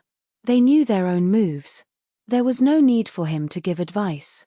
It was too late. He was very anxious. Who should he ask to be the insurance? His two apprentices were watching attentively. The two women were stronger than them. His apprentices were still a little behind. He couldn't count on them. Sigh. The only one in the field who was close to him in terms of strength was his old flame Catwoman. Selina, pay attention to their fight. If there's any danger, stop them. Bruce knew that Catwoman would understand his intentions as soon as he said this. He was helpless to let one lover protect another. Sure enough, Catwoman understood what he meant. She was jealous. She snorted heavily to show that she heard him. After that, she didn't say anything else. The fight between the two women in the field had reached a climax. Thea was slashed on her left shoulder by Talia, and Talia was punched in the face by her. Blood flowed down the corner of her mouth. The two women entered a stalemate again. They took 3 steps away from each other and took the opportunity to recover their strength.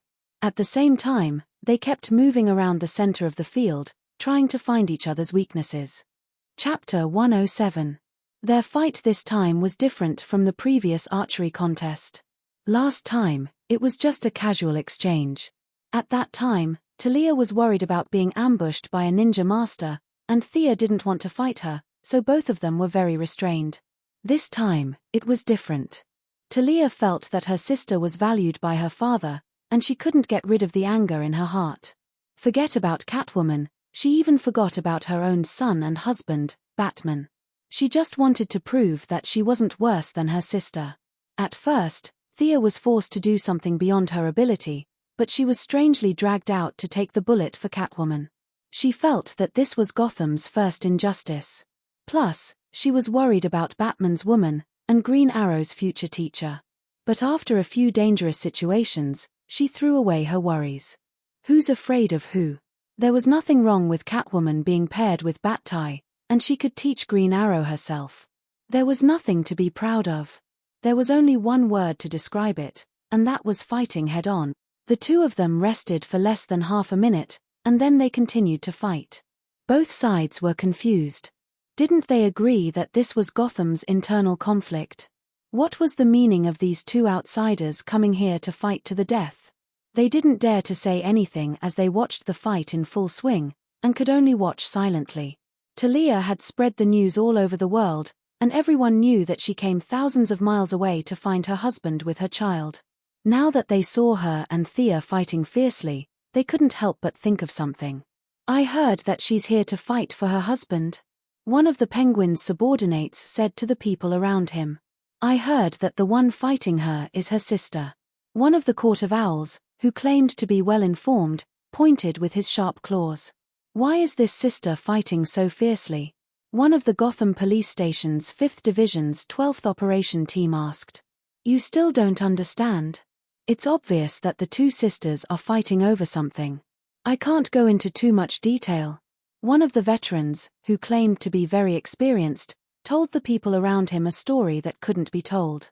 Both sides had nothing to do, so they could only kill time by gossiping. The story became more and more bizarre, and after a lot of artistic embellishments, it now seemed quite plausible. As for Catwoman, one of the protagonists of the original story, she had long been forgotten by the masses. Therefore, when the final version of the story finally reached Catwoman's ears through her little friend, Miss Firefly, she was dumbfounded. The story had evolved into a very melodramatic one. Talia's younger sister had admired Batman since she was a child. When she grew up, she came out to seek true love. When her biological sister found out about it, she resolutely opposed it, which led to the war in Gotham. This news was leaked by one of Talia's subordinates who had followed him for many years. The authenticity of the news was very high, and after being deeply processed by the masses, it became like this.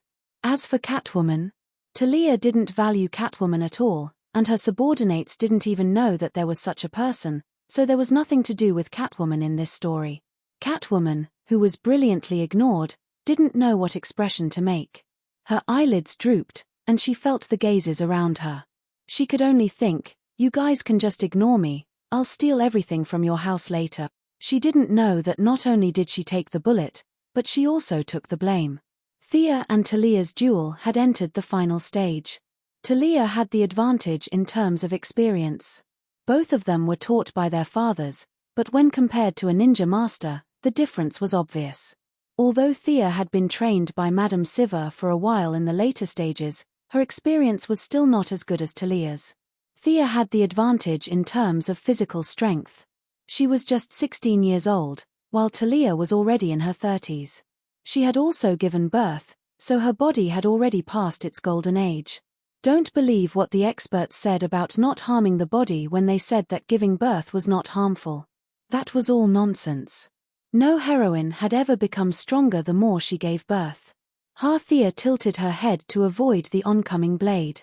She turned in the opposite direction with the force of turning her head, and swung her sword towards Talia's waist with her left hand. Talia was a little tired from her previous moves, so she couldn't stop in time. She could only bend her knees and fold her upper body in half to form an iron bridge to avoid the extremely fast sword. Thea didn't let her off. Before she could get up, her right hand caught up with her left hand. She exerted force with both hands, and the horizontal slash turned into a downward slash. Talia didn't have time to get up, so she could only roll half a circle and use her legs to clamp Thea's legs, trying to bring her down as well.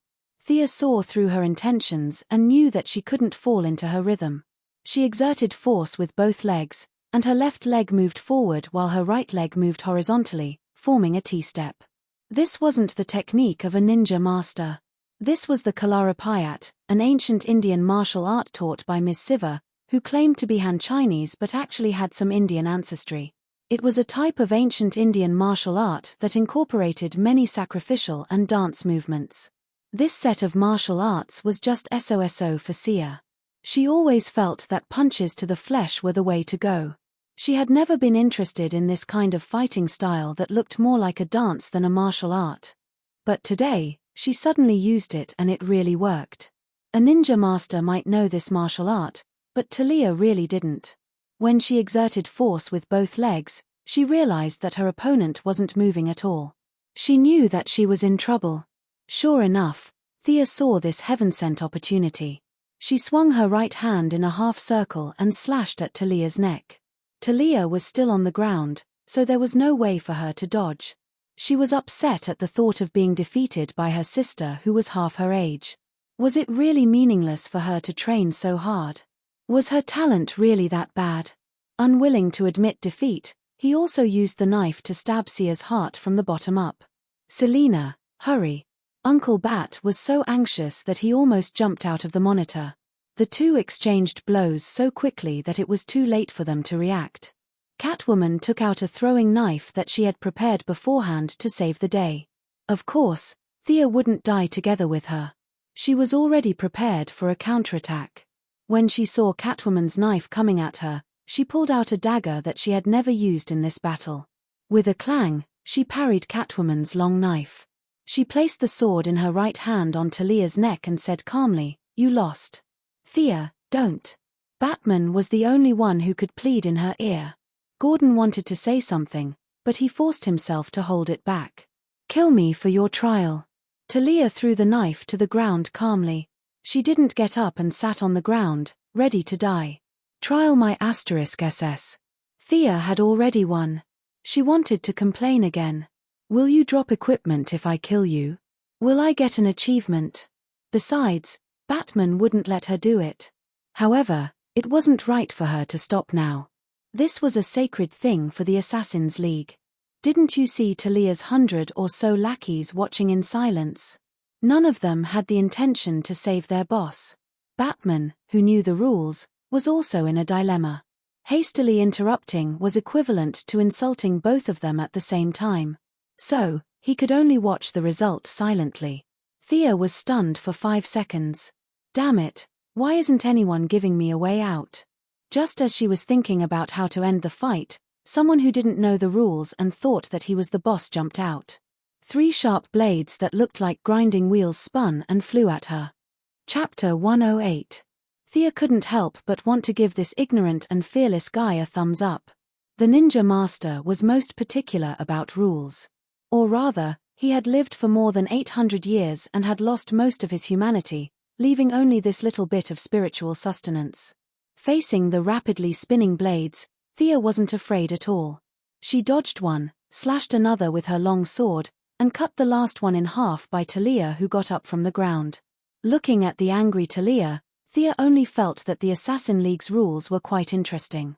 She didn't blame herself for wanting to kill her, but she hated someone for helping her.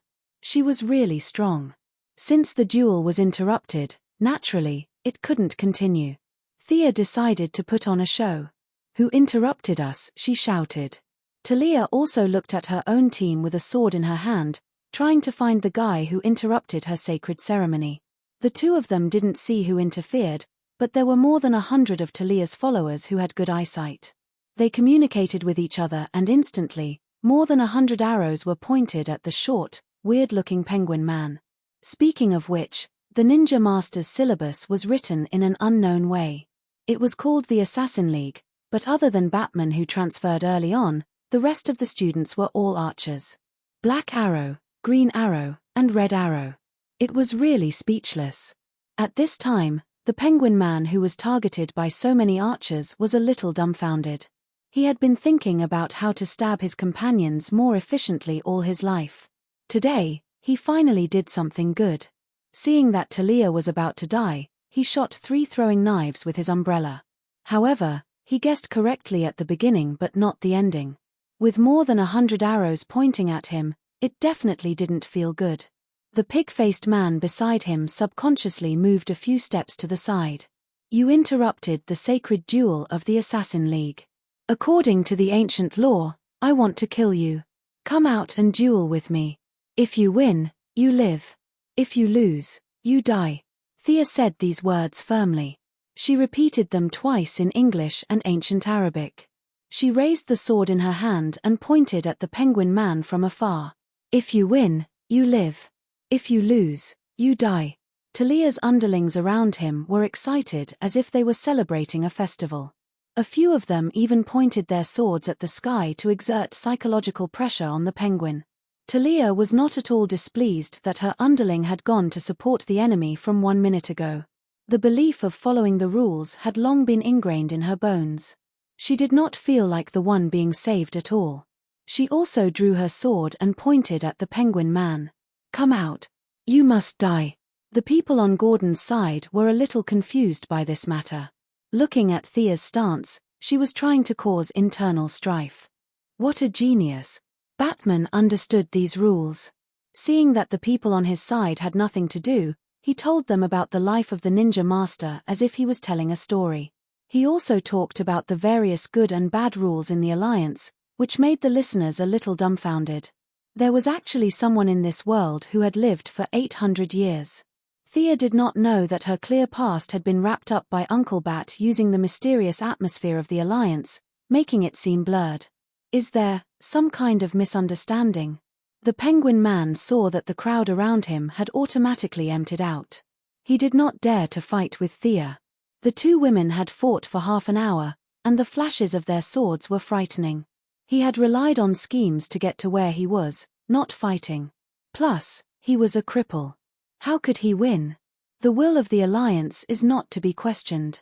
You insulted the sacred duel, which is the same as insulting the Ninja Master. Thea felt that her acting skills must have improved a lot. Did she have anything to do with the Ninja Master? She was just using the tiger's skin as a flag. Sure enough, when she mentioned the Ninja Master, Talia's underlings roared to help her. At this moment, the penguin man really wanted to faint, or someone to shoot him. As the former underground emperor of Gotham, although he had never met the Ninja Master, he still knew about the Ninja Master. He only felt that the Ninja Master was a legendary figure. Did I insult him? No, I really wanted to help.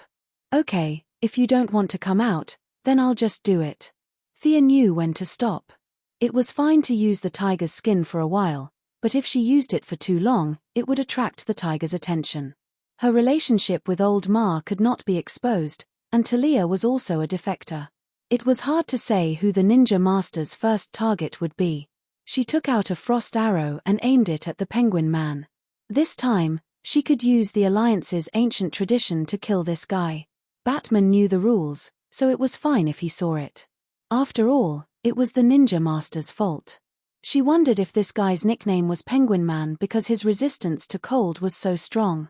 Freezing Man could be exempted, so could he? Thea was ready to show them the power of science. Whoosh, an arrow was shot. The penguin man was pointed at by more than 100 arrows. It had to be said that he was a famous person and had some decisiveness. He subconsciously wanted to dodge, but he was afraid of causing a scene of hundreds of arrows.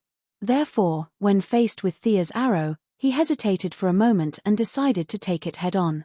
He hoped that he would not die. In order to leave a good name for the righteous side, Thea did not aim at his vitals. Instead, she aimed at the penguin man's lame leg.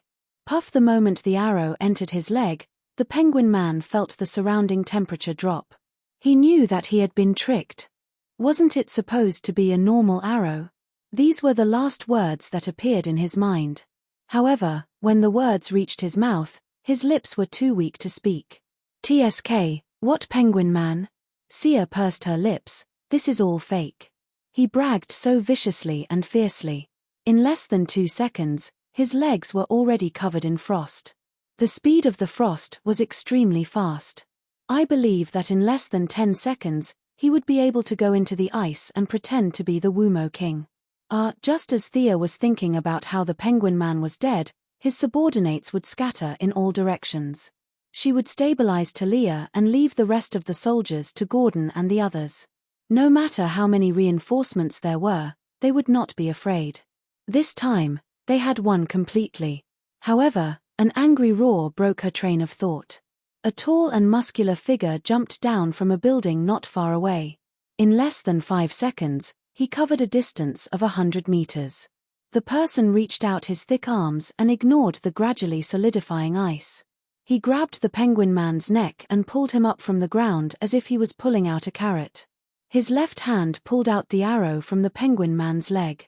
He looked at the penguin man's pale face, grabbed his lame leg, and slammed it back and forth on the ground a dozen times like a dead dog.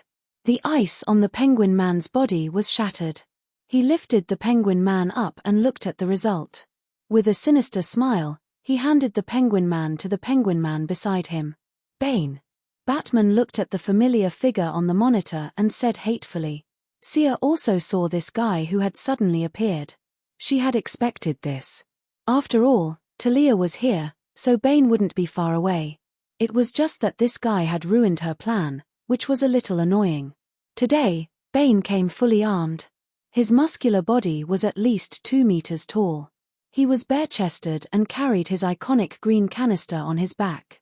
From time to time, liquid would enter his mouth through a tube that was covered by a mask. He said in a muffled voice, "Talia, this is not what we agreed on." Chapter 109. Talia sneered. "I don't need to explain to you what I'm doing."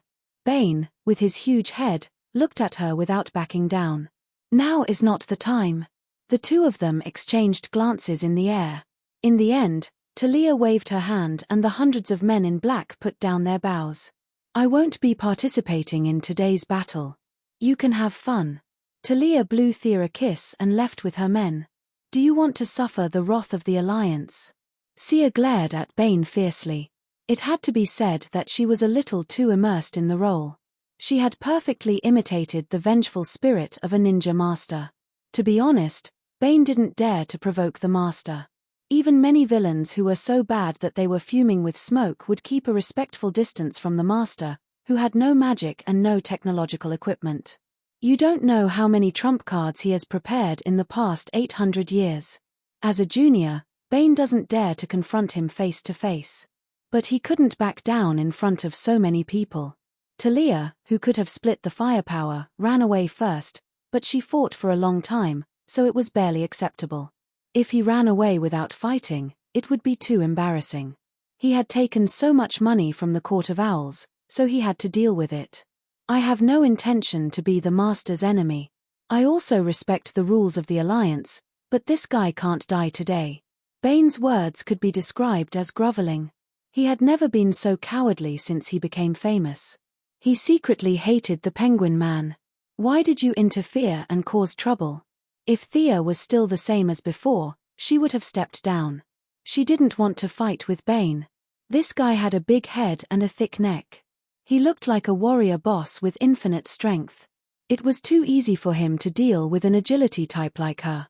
But the ninja master's tiger skin could scare Bane, but at the same time, it was a double-edged sword. It also limited her. If she said, "Okay, then let's go home," that wouldn't be in line with her previous image. Anyone could see the problem. This role-playing game had to continue.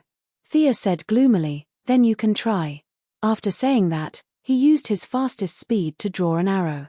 He didn't use his eyes to aim, but instead used his powerful perception to shoot an arrow at the unconscious penguin.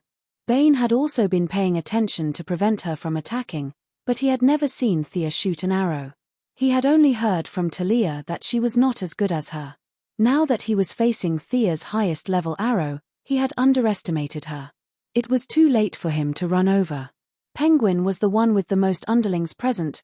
The Owl Court had paid him a large sum of money so that he wouldn't die here today, so Bane had no choice but to give it his all. The green canister behind him boiled violently, and a large amount of venom flowed into Bane's body through the pipe. His arm visibly thickened. He grabbed a gang member beside him and threw the arrow at Thea. If the trajectory of Thea's arrow could still be vaguely seen, the human sandbag that Bane threw later had exceeded the retina's reception limit. The unlucky guy took Thea's arrow head-on and was killed before he could even make a sound. That's so fierce. The people present might only think that it was powerful, but Thea, who was close to the limit of human physical strength, knew the huge gap between them all too well. Her arrow's speed was about 300 feet per second, which was 90 meters. If the arrow kept moving at a constant speed, it would be 300 kilometers per hour. However, Bane's hasty throw was estimated to be more than 500 kilometers per hour. If the weight of the arrow and the air resistance were taken into account, the value would be even higher. It was true that strength created miracles. The ancients didn't lie. This person could only be defeated with wisdom, not brute force. Thea was momentarily stunned by this guy's shocking move. Bane's hasty use of the venom to strengthen himself was actually not a good thing. Now that the venom was attacking his brain, he threw away his worries about the Alliance and glared at Thea fiercely. This is indeed the Alliance's style. A bunch of scumbags who only know how to sneak attack. Do you dare to fight me one-on-one? Thea had more than 500 underlings with her, so how could she fight him one-on-one? She would spare his life this time, but next time, she would bring a skateboard and beat him up. Layla, are your snipers ready? Let's shoot him twice first. I want to see how strong his defense is. Thea's so-called 2 shots was just an adjective. The Heaven's Eye Society's agents understood perfectly. The snipers from 3 directions fired 5 shots without stopping. Bang! Bang! Bane was very experienced. Perhaps because he was not very agile, he had no intention of dodging at all. He covered his face and heart with his hands and took 15 bullets head-on.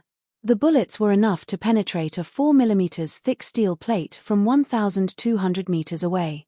However, such an impressive result was ineffective against Bane's strong body.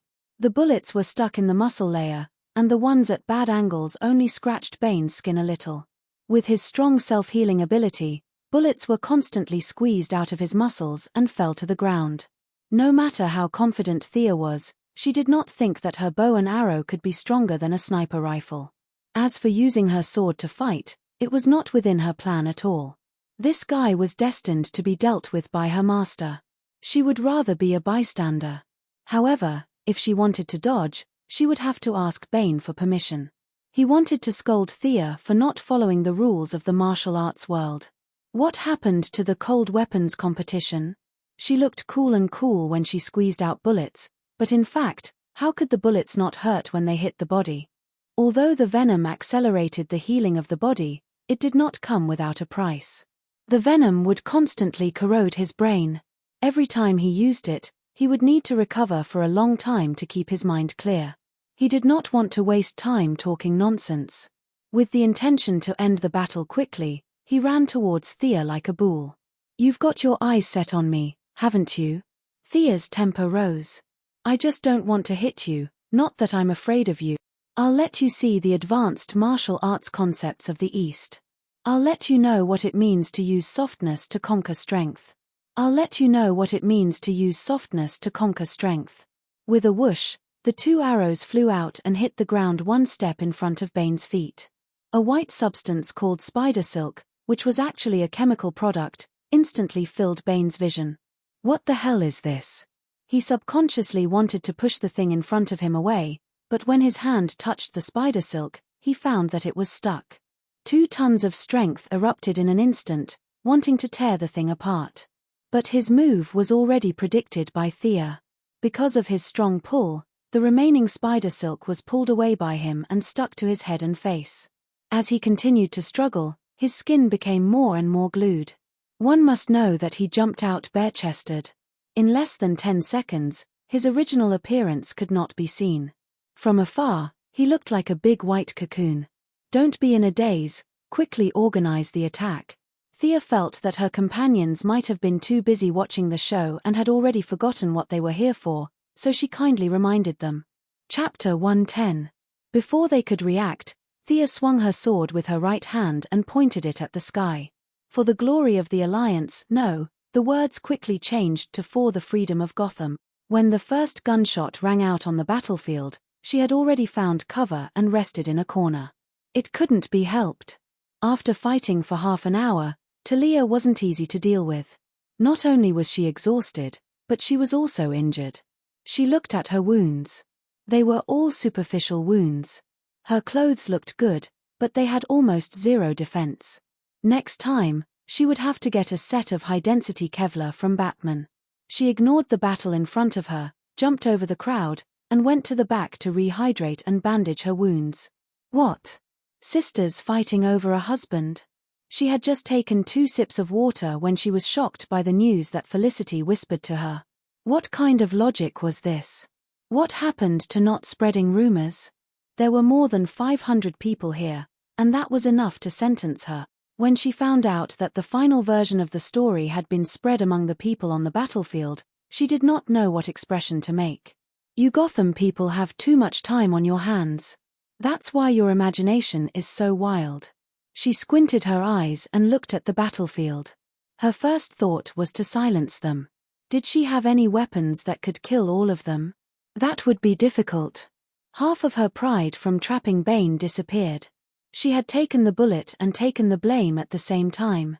Batman, Catwoman, why don't you guys explain yourselves? She was depressed and could not be bothered to fight. From afar, she watched Catwoman take on the pig-faced man, and Barbara and Robin take on the 2 Talons with their swords. Catwoman was not sure if she was depressed or relaxed. She was supposed to be the female lead, but now she had no scenes left. She was depressed. Her stick was aimed at the pig-faced man's head. The enemy's head was already larger than a normal person's, but now it looked even bigger. Was she planning to beat him until he became an idiot? Barbara and her husband worked well together. The 2 Talons were top killers trained by the Owl Court since they were young. They were not weak either. It was hard to tell who would win in a 2 versus 2 situation. Thea, I know you need to recover your strength, but you won't be able to trap Bane for long. Bruce, who was monitoring the situation from afar, was very concerned about the enemy who had broken his back. Oh. Thea nodded in understanding. Her eyelids drooped as she looked at the large cocoon in the distance. Bruce was right. At first, Bane was not really trapped in the web. He had fainted because he had absorbed too much of the chemical substance from the spider silk. Now, with his amazing resistance to poison, he had gradually regained consciousness and was struggling with all his might. Counting the arrows on his body, he originally had 5 frost arrows. Killer Crocodile used 2, and the Penguin just now wasted 1. It seemed that he would have to use another one today. The distance was a little far, so he could only use projectile. Fortunately, the power of the frost arrow was not reflected in the arrow. It did not matter if it hit the target or not, as long as it was within range. He pointed his bow at the sky and shot another frost arrow in Bane's direction. This time, there was no big head and thick neck to disturb the situation. The effect of the frost arrow was good. In just 10 seconds, Bane, who was about to break free, was frozen solid again. You have the ability to freeze too? Miss Firefly, who also did not fight in the front, looked at Thea with a strange tone. What's the meaning of your eagerness to try? You have such a big opinion of the Frost team. If you see the Frost team in the future, what kind of expression will you make? Of course, Thea could not say that Miss Firefly's condition was too serious. Medicine could not suppress it, so she had to prepare for physical therapy next time. She said embarrassedly, "It's not my ability, it's the power of the arrowhead. And there's only 1 arrowhead left. That's a good move." Is it liquid nitrogen or liquid ammonia? In the distance, Batman saw her arrowhead for the first time. The cobweb arrow just now was already very impressive, but now the effect was even better. Knowing that she could not hide it, Thea and Bruce chatted for a while. The two did not talk about the core technology, and only discussed the theory. I say, stop chatting. Help us out first. Barbara Robin was a little tired facing two well-trained claws. Listening to them talk about all kinds of messy elements, she was getting more and more annoyed. Okay, I'm coming. Thea was not so easy to talk to because she wanted to flatter Barbara. After all, she first came to Gotham to rob the rich. Now, who in Gotham was richer than the Court of Owls? The accumulation of dozens of families for more than 200 years, however, this matter could not be done in public. It required some secret methods. She took out a special arrowhead. This arrowhead was installed with a nanoscale tracker. It was stolen from Ray Palmer's company by one of Old Ma's men. Old Ma thought it was useless and gave it to Thea. Even Felicity did not know about the arrowhead's creation. The Court of Owls was rich, but they hid it well. In order to find this group of fat sheep, Thea decided to use the tracker on the two claws. She aimed at one of the claws that was less agile. Robin's baton hit him, and he could only dodge to the side and look for an opportunity to counterattack. Thea kept moving in the crowd and saw this flaw. Without hesitation, she pulled out an arrow and shot. Her archery skills were not as good against Bane and Talia because one of them was strong and the other was agile. However, it was just right to deal with these people whose strength was between second tier and first tier. The arrow hit him squarely in the stomach. Ouch! Even though the claws were brainwashed and did not have any sense of right or wrong, they could still feel pain. Knowing that he was ambushed, he waved the sword in his hand like a windmill and forced Robin to back off. He gritted his teeth and pulled out the arrow from his stomach. He looked around for the person who ambushed him. At this time, Thea retreated back into the crowd. She turned on the switch on her glasses and confirmed that the nanoscale tracker had entered his body and attached to his organs. She nodded with satisfaction and turned off the tracker. Now was not the time. Sia, our spies have reported that the major crime families in the city are gathering their forces and rushing towards us. Lara, who had always been quiet, reported the bad news at this time. How far are we? Less than 2 blocks. Was this premeditated, or did the Court of Owls do this on the spur of the moment? Thea felt that it was the latter. Talia's departure had dealt a heavy blow to the balance of power between the two sides. This was probably something they did not expect. If they were attacked from the front and the back, they would definitely lose. Thea observed the strength of the people in the battlefield. Selina, come back quickly. Catwoman heard the order and quickly sent the pig-faced man away.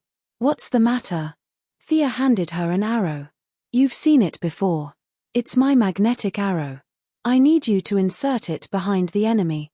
It's best if you can cover the enemy within a range of 50 meters. Chapter 111. Sir, order your men to wait for the signal. Once the enemy is out of weapons, we will charge in and take them out. The field was too big for Thea to shoot that far, so she could only ask the Parkour expert Catwoman to do the job. Thea, the thermal imaging shows that the enhanced man is coming out. Felicity, who had been staring at the monitor, also brought bad news. Robin, go prepare the wavelength transmitter. Thea fired a barrage of arrows to force Talon back. She then covered Barbara and herself as they retreated back to the main force. Regardless of whether they retreated or counterattacked, it was always a good idea to regroup. Catwoman, who was as agile as a human could be, ran from high to low. She weaved through the crowd and buildings. She had an excellent sense of direction, and after a few turns, she arrived at the back of the main force. She then used the dart technique to insert the arrows into the ground behind the battlefield. It's done. Catwoman said to Thea behind her. Find a place with thick walls and hide. Thea estimated the time and pressed the switch on the bow. Just like yesterday, a low humming sound was heard. Whoosh, whoosh, whoosh. Many of the Arkham bandits were shaken by the loud noise and they didn't even notice that their weapons were gone. Attack!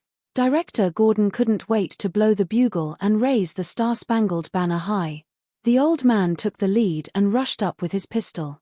His men saw how reckless the director was and how the enemy had lost their weapons. What was there to be afraid of? They charged forward like they were on steroids. The ratio of casualties on the battlefield instantly increased. The unarmed bandits faced the armed police. It was like the Native Americans facing the colonists. Even though their hearts were filled with hatred, they still fell to the ground unwillingly. Although Chief Gordon couldn't bear it, he knew that the enemy's reinforcements were coming. Having been on the battlefield, he knew his priorities and didn't mention anything about the Miranda clause at all. His subordinates were also in a killing frenzy and had long forgotten that they were police officers and not soldiers. In later history, this day would be known as the Gotham Massacre. Countless humanitarian defenders sat in air-conditioned rooms and expressed their dissatisfaction with the massacre caused by the Gotham Police Department. Of course, this was a story for later. At this moment, not knowing that they were in the middle of a historical event, the police officers were rather restrained, but the hot-blooded citizens and veterans were overjoyed. They could no longer control the violence in their hearts, and they held their submachine guns and fired at the empty-handed criminals. In less than a minute, the dark ground of Arkham Square was dyed red by the blood of sin. Both the elite scarecrows and the loyal penguins fell to the ground in droves. To be honest, Batman didn't feel good when he saw this scene, but he also knew that he couldn't stop it. This was war. Either the good guys would be sacrificed, or the bad guys would be wiped out. It was impossible to knock everyone out and take them away. Thea and Gordon's decision wasn't wrong. Thea, on the other hand, didn't feel guilty. These were all bad guys, so if you locked them up, they wouldn't do anything bad. She noticed that some of the veterans were losing control, so she walked over to Lara and whispered, "The enhancers are about to attack from the west. You should lead them there and hold off the first wave of attacks." Both of them knew who she was referring to. The mastermind behind the scenes started to panic. Seeing that his men were being slaughtered like never before, the enhancers that he controlled did not leave through the door. Instead, he used explosives to open up a path, and over 200 enhancers charged out. The ones facing the strong enemy were the veterans. They were purposely led to the side by Lara's agents in disguise, and they were just in time to face the strongest wave of attack since the beginning of the war. Thea didn't immediately order for the sonic weapons to be used. Instead, she watched coldly. On one hand, she wanted to reduce the number of uncontrollable factors, and on the other hand, she wanted the enhancers to enter the attack range. As the veterans continued to die, until there were no more enhancers coming out of the asylum, she nodded to Robin. This time, the sound wave was different from Sia's magnetic arrow. Her magnetic arrow was purely collateral damage. Master Bat's infrasound was the real deal. Before anyone on the battlefield could notice anything, the 200-plus enhancers had already started to stagger. The effect is not bad. Thea gestured to Director Gordon. "Let's continue. Can these people still be saved?" The old director was still trying to salvage the situation, but Thea shook her head. "The genetic transformation is irreversible. They are no longer the original citizens, Director." The old director, who was known as the Executioner Gordon in the years to come, had nothing to lose. What difference did it make if they killed 300 or 500 people? With a wave of his hand, everyone started to focus fire on the new targets. It had to be said that the effects of the biochemical experiment were obvious. These people were much stronger than the dead bandits on the ground. Many of them could still run forward after being shot 4 or 5 times. But as more and more people fell to the ground, the remaining few with thick skin had to face the barrage of 5 or 6 guns at the same time. They were bleeding profusely, and the sonic weapons were still emitting infrasound waves, which increased the casualties of the enhancers. Bang! An earth-shattering sound pulled Thea's gaze to the east. Bane, who was frozen by her, had made countless cracks in the ice. Half of his strong arm was already stretched out. The loud sound was the result of his all-out attack. This was the first time Thea saw someone who could defrost himself. Although this method was a little violent, this guy's strength was indeed beyond scientific calculation. This was too exaggerated. Did she have any other way? "Thea, get out of the way. He has lost his mind." Batman knew this enemy well and quickly reminded them. Yes, breaking the ice from the inside. How strong was that? At this time, Bane's eyes were bloodshot. He broke the ice on his body with a few punches and kicks. The muscles on his upper body were bulging like a small mountain.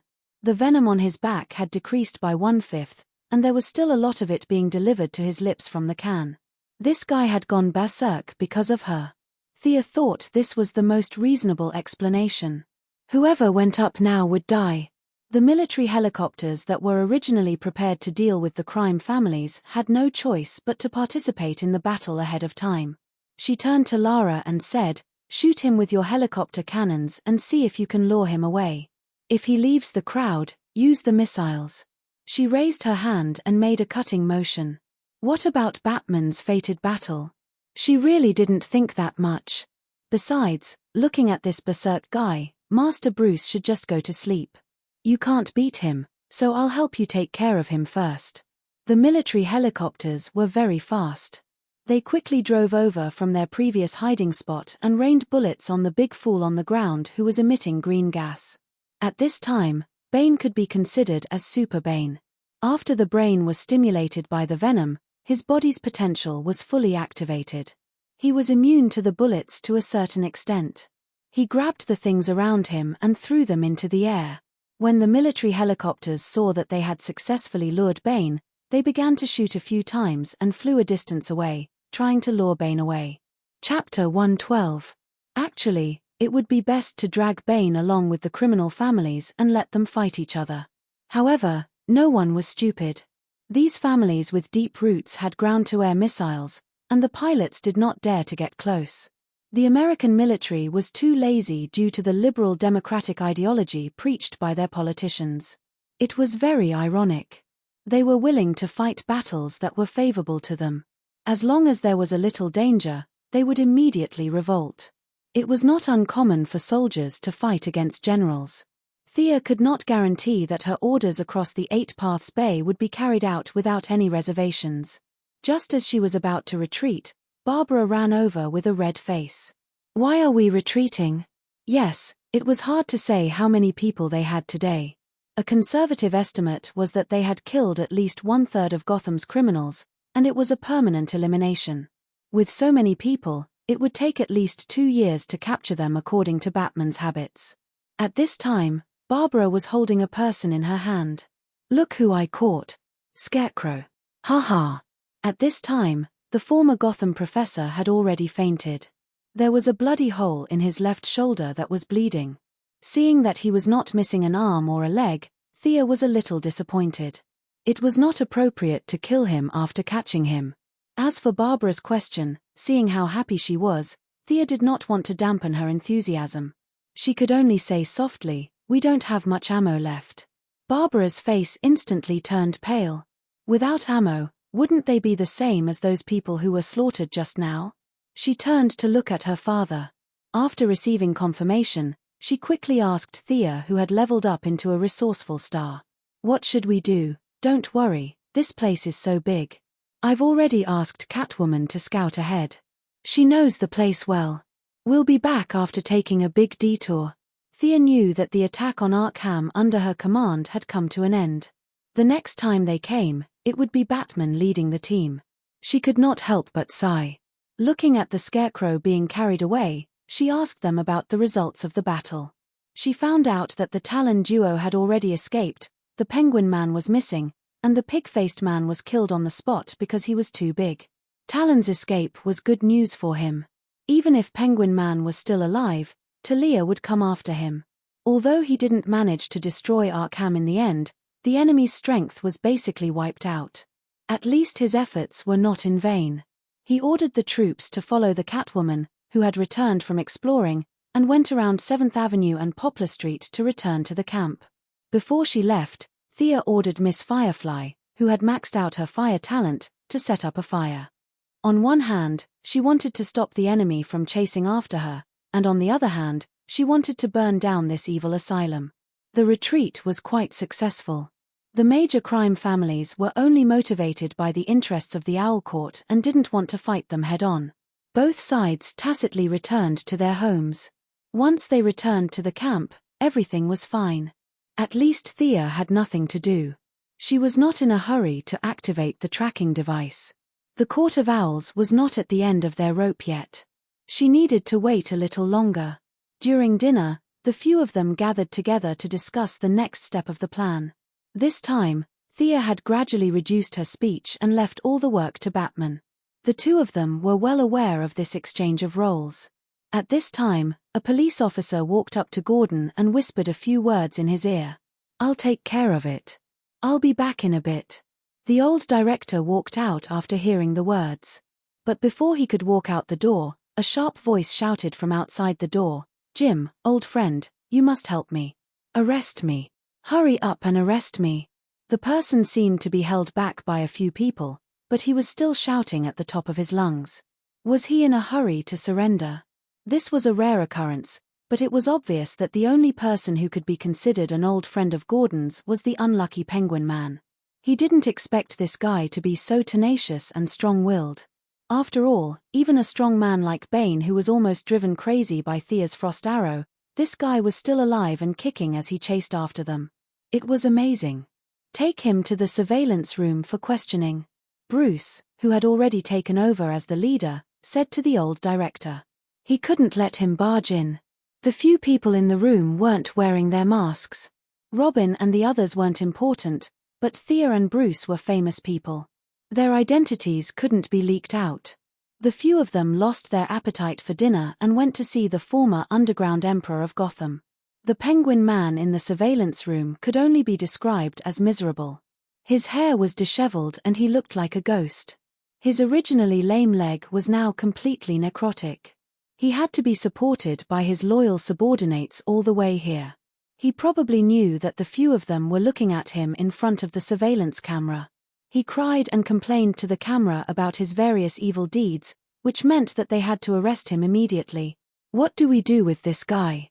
Gordon, the boss of the police station, asked. This guy was obviously afraid of death. He used the excuse of surrendering, but in reality, he was here to avoid trouble. Anyone with an above-average IQ could understand this, but he couldn't throw him out because of his identity. At the same time, he subconsciously looked at Thea to ask for her opinion. He really didn't understand how the Alliance should take revenge. Looking at the high-end ceremony, would it cause a chain reaction if he said that he was going to take him into custody? Was it necessary for him to sacrifice countless police officers for a major criminal? It was a bit of an exaggeration to say that Thea was buried in the hole she dug, but at least half of it was buried. She couldn't say that she was acting during the day. Her relationship with the Alliance couldn't be exposed, so she had to keep it a secret. She thought about it again and again. She couldn't say anything, so she could only push the blame to someone else.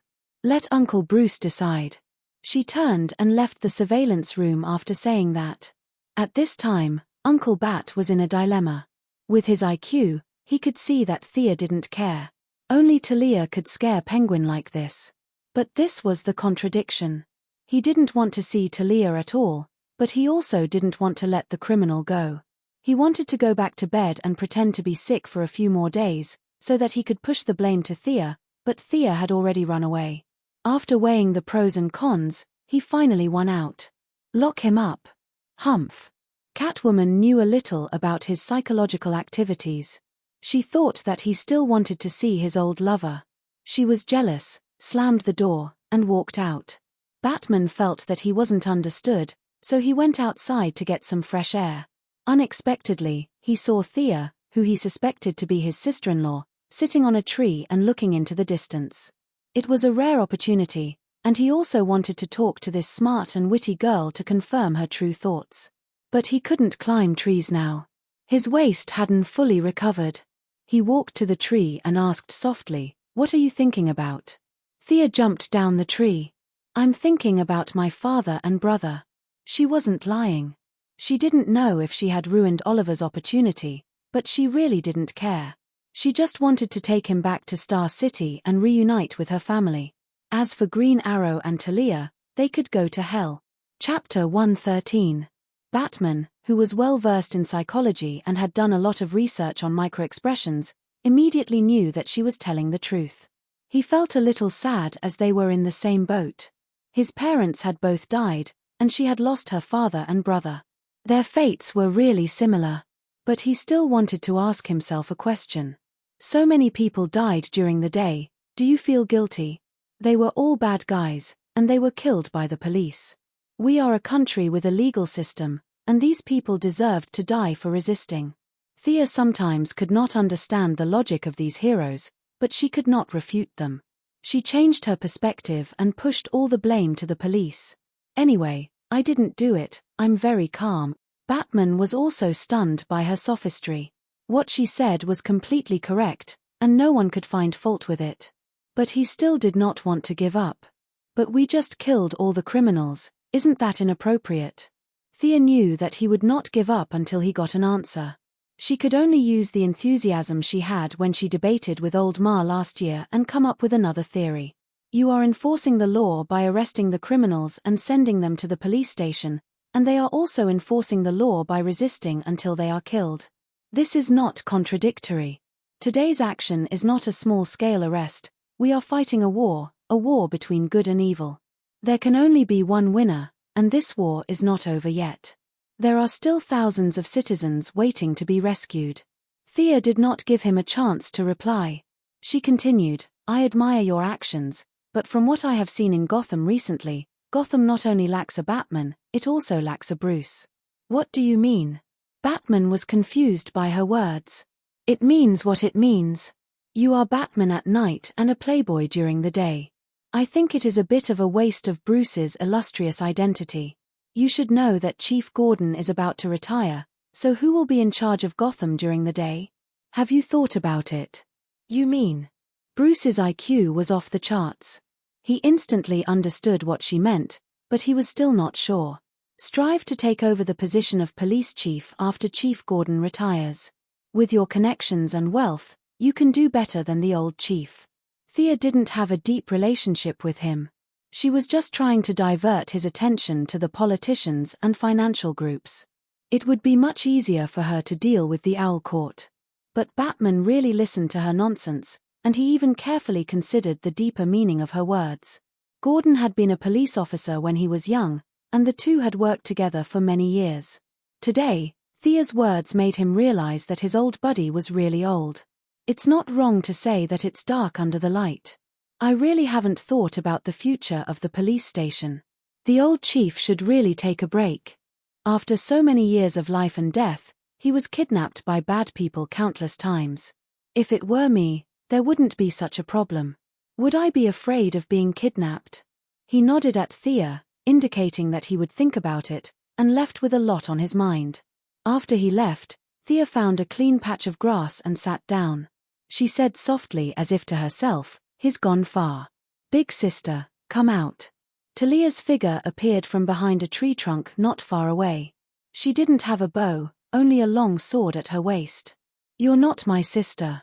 Wasn't that obvious? Thea wasn't wearing a hood or glasses. Anyone could see that she wasn't related to Talia by blood. It's obvious. Thea picked up a pebble on the ground and threw it into the distance. Talia didn't have the intention to fight. She found an empty spot and sat down. The two were about 3 meters apart. She looked at her with bright eyes. Where did you learn your martial arts? Thea smiled but didn't say anything.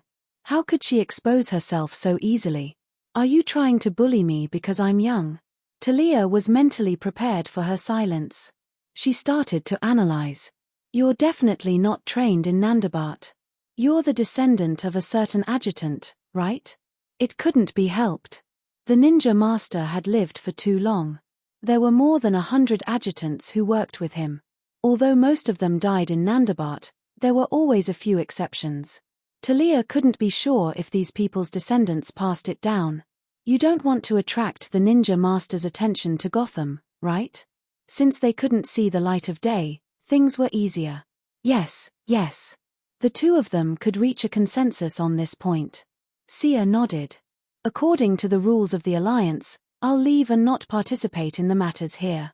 Since you're not too bad, I'll remind you that the Owl Court has found a secret weapon and is currently activating it. This news surprised Thea. The court had a lot of cards up their sleeves. How could they have a secret weapon to turn the tables at this point? What is it? She asked anxiously. Talia smiled proudly. I don't know. I only heard that they stopped the experiment of strengthening humans. That Professor Hugo is trying his best to solve it. Seeing that Thea was deep in thought, she threw a metal plate to her. I owe you a favor this time. If you need anything, you can find me in Russia. After that, she walked quickly into the forest and disappeared in a few sprints. Sia was dismayed by this half-spoken approach. It was too difficult to build trust between people. What kind of weapon was this? She racked her brains but could not think of any other weapon that Ji Tan could have up his sleeves. She could only shout to her right. Did you hear what she said? What weapon do you think it is? I'm dumbfounded. How would I know? Catwoman walked to Thea's side and lay on the ground. She was still chewing on a piece of grass as she stared blankly at the fading sunset. Your family of 3 only wanted me, an outsider, to be your counselor, right? Come on, let's continue chatting. She's gone anyway. Isn't that good? You can have some alone time with Bruce again. Don't go to Star City for this date. Go to the Metropolis. Thea remembered their unique way of traveling clearly. No, I don't have money. Speaking of this topic, the feline girl felt depressed, and even Sia, who was half a teacher to Lady Shiva, felt awkward. Big Sister was too ruthless. Just look at how she forced the feline girl into such a state just so that her daughter could live a carefree life. Seeing that she still wanted to say something, Catwoman interrupted her and took out a scroll from her bag. This is a painting I got from Killer Moth. Take a look and I'll sell it to you. Painting. Thea felt that her ancestors didn't have any artistic cells. It was better to talk about explosives and swords with her. Why talk about painting? Besides, she was poor. If you didn't talk about money, they could still be friends. However, it wasn't appropriate to reject it directly. She could only accept it and take a look. The painting wasn't long. It was less than a meter in length and width. It was obvious that the painting was very old and had been repaired by an expert. However, Catwoman violently cut it, so its value was reduced by at least 50%. The content of the painting was also very monotonous. It seemed to be a forest with a winding stone path in the forest. Other than that, there was nothing else. There were no people or animals. It could barely be considered a landscape painting. Chapter 114. It was supposed to be a very ordinary painting, but it was this ordinary painting that made Sia feel that her strong willpower was constantly being absorbed. At the same time, whispers came from the painting, the sky, and the trees. It would have been better if she could hear them clearly, but the voices were so soft that it seemed like a gust of wind could blow them away. No matter how hard she tried, she could not hear a single word. Hey, what's wrong with you? The feline girl was still waiting for her to reply, but after waiting for a long time and seeing that she didn't respond, she gave her a light push. Me? Sia didn't know what was wrong with her. She carefully looked at the scroll again. The great suction force had disappeared, but she could still hear the whispers in the air. She didn't know if it was because of her tinnitus or something else, but she could still hear the whispers in the air. There was definitely something wrong with this painting, but was it only affecting her or everyone else? Sia had to ask the cat girl to see if she had any abnormalities. What era do you think this painting is from? The software shows. Catwoman almost gave Felicity away, but she quickly corrected herself. I think it's an antique that's more than 1,000 years old. Thea was not in the mood to pay attention to her slip of the tongue. She wanted to confirm one last time. She opened the painting and asked Catwoman, which master do you think left this painting behind? Catwoman had actually looked at the painting several times. If she could figure out its origin, she would have sold it for money. She glanced at it casually. I don't know. Thea had been watching Catwoman's subtle facial expressions from the corner of her eyes, but nothing happened. Catwoman was still lying there lazily, in stark contrast to her previous absent-mindedness. This painting is destined to be with me. That thought popped up in her mind. Then there's nothing to say. I'll buy it myself. Catwoman was a little embarrassed when she asked for the price. It was against her principles to sell such a worn-out and obviously stolen painting to her friend. But she was really in a tight spot now. A hero was a hero after all, so she did not have any psychological burden. Thea was poor, but a starving camel was still bigger than a horse. No matter how poor she was still a billionaire. The two of them completed the transaction happily. Catwoman, who felt that she had taken advantage of a fat sheep, was afraid that she would regret it and run away. Thea did not feel that she had been cheated. If there was nothing wrong with the painting, she would not have taken it. She secretly laughed at Catwoman's blindness. She would be poor all her life. Back at the campsite, they met to discuss the superweapon that Talia mentioned. Batman played dumb and did not ask her where she got the news from. Gordon and the others did not think to think so. As they discussed, they were all a little confused. As locals, they had no idea that there were any powerful weapons in their city. The old director also interrogated Penguin Man and Scarecrow, but to no avail. The spies under Lara's control did not give out any important information either. They only heard that Bane had finally regained his consciousness after 2 days. Now, he was hiding in Arkham to recuperate from his injuries. The remaining major crime families were fighting over the territories of Penguin Man and Scarecrow, who had survived the butcher's knife. The families fought, and the Owl Court did not stop them. In short, other than the illusory powerful weapon, the rest was good news. Thea got rid of her red leather jacket and changed into the high-density Kevlar combat suit that Batman provided. Wayne Group had been in the field of biopharmaceuticals for many years. They were at the top of the world when it came to micromolecular composite materials. Of course, to maintain the consistency of her personal style, the combat suit was still mainly red. This combat suit was extremely tough. It was immune to handgun bullets at close range, and bullets from rifles within 100 meters could also be stopped at the fabric layer. However, Thea politely declined the cape that Batman had given her along with the clothes. What was the use of the cape other than looking good? How many times had the red cape of a Supergirl been grabbed by the enemy and beaten to the ground? Why didn't they learn from such a painful lesson? However, seeing that the material of the cape was very particular, Thea did not refuse. Under Batman's regretful gaze, she handed it to Felicity as a souvenir. Her trip to Gotham was not in vain.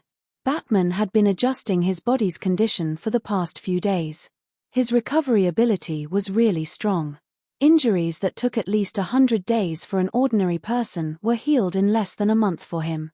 As the strongest fighter in the camp, Sia had to take some time to do some physical recovery training with him, even though she had taken someone else's battle suit. Batman had not recovered to his peak, but he was able to fight Thea to a standstill.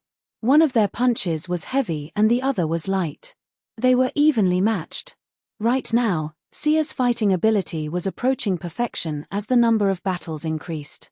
She was about to form her own style, and it was only a matter of time before she would appear on Prometheus's list of 30 pugilists. When Barbara asked about Wing Chun, both of them said that they knew how to do it. It wasn't some secret that couldn't be passed on. However, Batman looked weird when he practiced, so Thea could only act as a temporary teacher. Speaking of which, it was strange. Ever since Sia was no longer the commander, Barbara, who had always been critical of her, actually took the initiative to ask her out for a walk twice. The relationship between the two was no longer as stiff as before. For the rest of the time, Sia had been making all kinds of arrowheads. It would be a waste if she did not use all the raw materials, as Wayne Group would pay for all of them. She plundered hard and added 10 sets of all kinds of high-tech arrowheads. She also got a lot of Miss Firefly's kerosene with the help of Catgirl and made 10 flame arrows. Because Bane was recovering from his injuries, a few city officials were rescued by Gordon.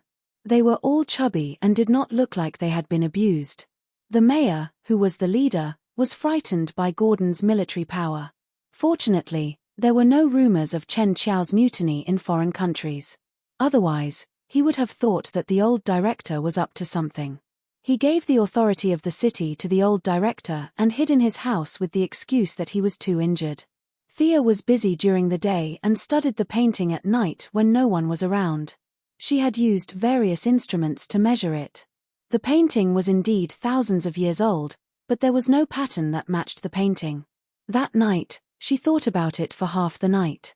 She was so restless that she could not fall asleep. The faint whisper floated in her ears again. However, no matter how hard she tried, she could not make out what it was saying.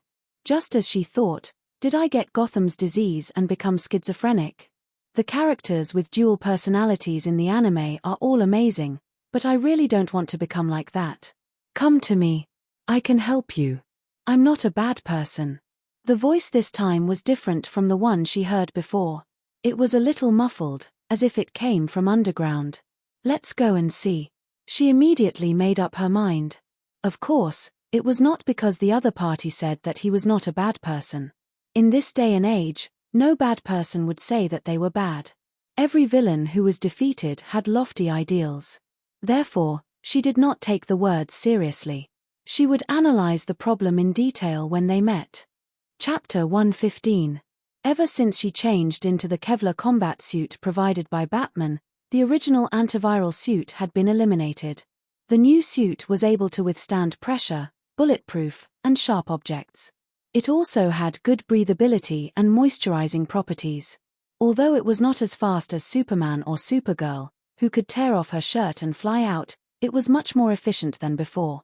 After changing, Thea did not inform anyone. She slung her weapon over her shoulder, jumped on the skateboard, and flew towards the direction of the sound. Although she was no longer in command, she did not stop paying attention to Gotham's weather. Every now and then, she would instruct the old director to shoot up into the sky. Out of respect for her, the higher-ups followed her orders without hesitation.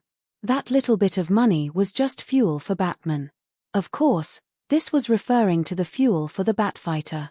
The speed at which the cumulus clouds accumulated could not withstand her daily destruction. She could now see the bright moonlight at night. She did not know how much crime had decreased, but at least it was much more pleasing to the eye. Using the bright moonlight, she identified the direction. The voice was still occasionally heard. Come to me. I can help you. It seemed to be coming from the south. Gotham was a large port city. The east was connected to the sea, the north and west were inland. As for the south, Thea only remembered that there was no one there. It was a muddy swamp. Although she had many doubts in her mind, she still entered a state of concentration. She did not fly at the highest speed. She constantly observed her surroundings and carefully flew towards the direction of the sound. As the surroundings became more and more desolate, her perceptive sense did not send out any warning signals. Her infrared scan did not show any signs of heat from large animals. I'm here, young one. A low voice sounded from below. Thea took out a frost arrow and narked it on her bow. She gradually lowered her altitude and carefully prepared for any attacks that might follow. However, when she descended to an altitude of 20 meters, her surroundings were still desolate. No matter how she looked around, she could not see any signs of life nearby. Where are you? Although it was silly to ask, she really did not see this so-called person who could help her. I'm out. I'm not a bad person. Following his words, a gurgling sound of water could be heard. The swamp below began to ripple. A certain green guy that looked like a large sludge monster slowly crawled out of the swamp. Vines were flying everywhere now and then. Tons of mud was suddenly pulled into the air by the figure and then fell back into the swamp because of gravity. Thea stared blankly at the 5-meter-tall green humanoid creature in front of her. Who was this? Or rather, what was this thing? She looked at the bow in her hand. Her archery skills, which had been successful in the past, did not give her any sense of security at all. Could her arrows hurt this guy who was 5 meters tall and weighed several tons? The only thing that gave her courage was the skateboard under her feet. If she couldn't win, she could still run. Maybe, she couldn't say a single word. She quietly watched as the tall green creature moved around a few times, rubbing its face and stretching its neck. Guessing that she was not on its menu, Thea shouted loudly, "Did you summon me?" She had no choice. They were at least 50 meters apart. She was afraid that he would not hear her even if she shouted. However, it took him half a minute to respond. These short 30 seconds were enough to make her anxious. She was afraid that he would use his ultimate skill to kill her instantly. "It's me, young one," the green creature replied slowly. This made the short-tempered Thea's eyebrows twitch. If she could not defeat him, she would definitely teach him a lesson. "You. What do you want from me?" Thea knew that she had to lower her head when she was under someone else's roof. She lowered her altitude to the same level as him and asked respectfully. "It's a long story. Be patient," the green creature said calmly. Thea felt that this guy did not seem to have any bad intentions. She could only say that she was very patient and that they could talk until dawn. "I'm not a bad person." Thea did not understand why he kept emphasizing this point. It remained to be seen if he was really not a bad person or if he was just trying to numb her. "I'm a botanist. I became like this because of an experiment. My original name was Alec Holan. Of course, no one calls me that anymore. They all call me the swamp monster." The giant green creature, or rather, the swamp monster, sighed when he talked about the past. However, he quickly put the past aside and talked about the purpose of today's visit. "There are many supernatural beings in this world. I'm one of them. Our leader detected a supernatural reaction on your body. That's why he ordered us to come in contact with you." Thea's mind was filled with question marks. What did he mean by that? Was there a supernatural reaction on her body? Was she about to awaken her superpower? In her memory, version 1.0, Thea was just a normal person. She had spent half her life under the wings of the Green Arrow. She ran around everywhere and had a few boyfriends who were all courting death. It could be said that she would die if she came into contact with them. Since when did being a loner count as a superpower? "I don't quite understand what you mean. Are you here to warn me or to capture me?" It wasn't that Thea always looked down on others with malice.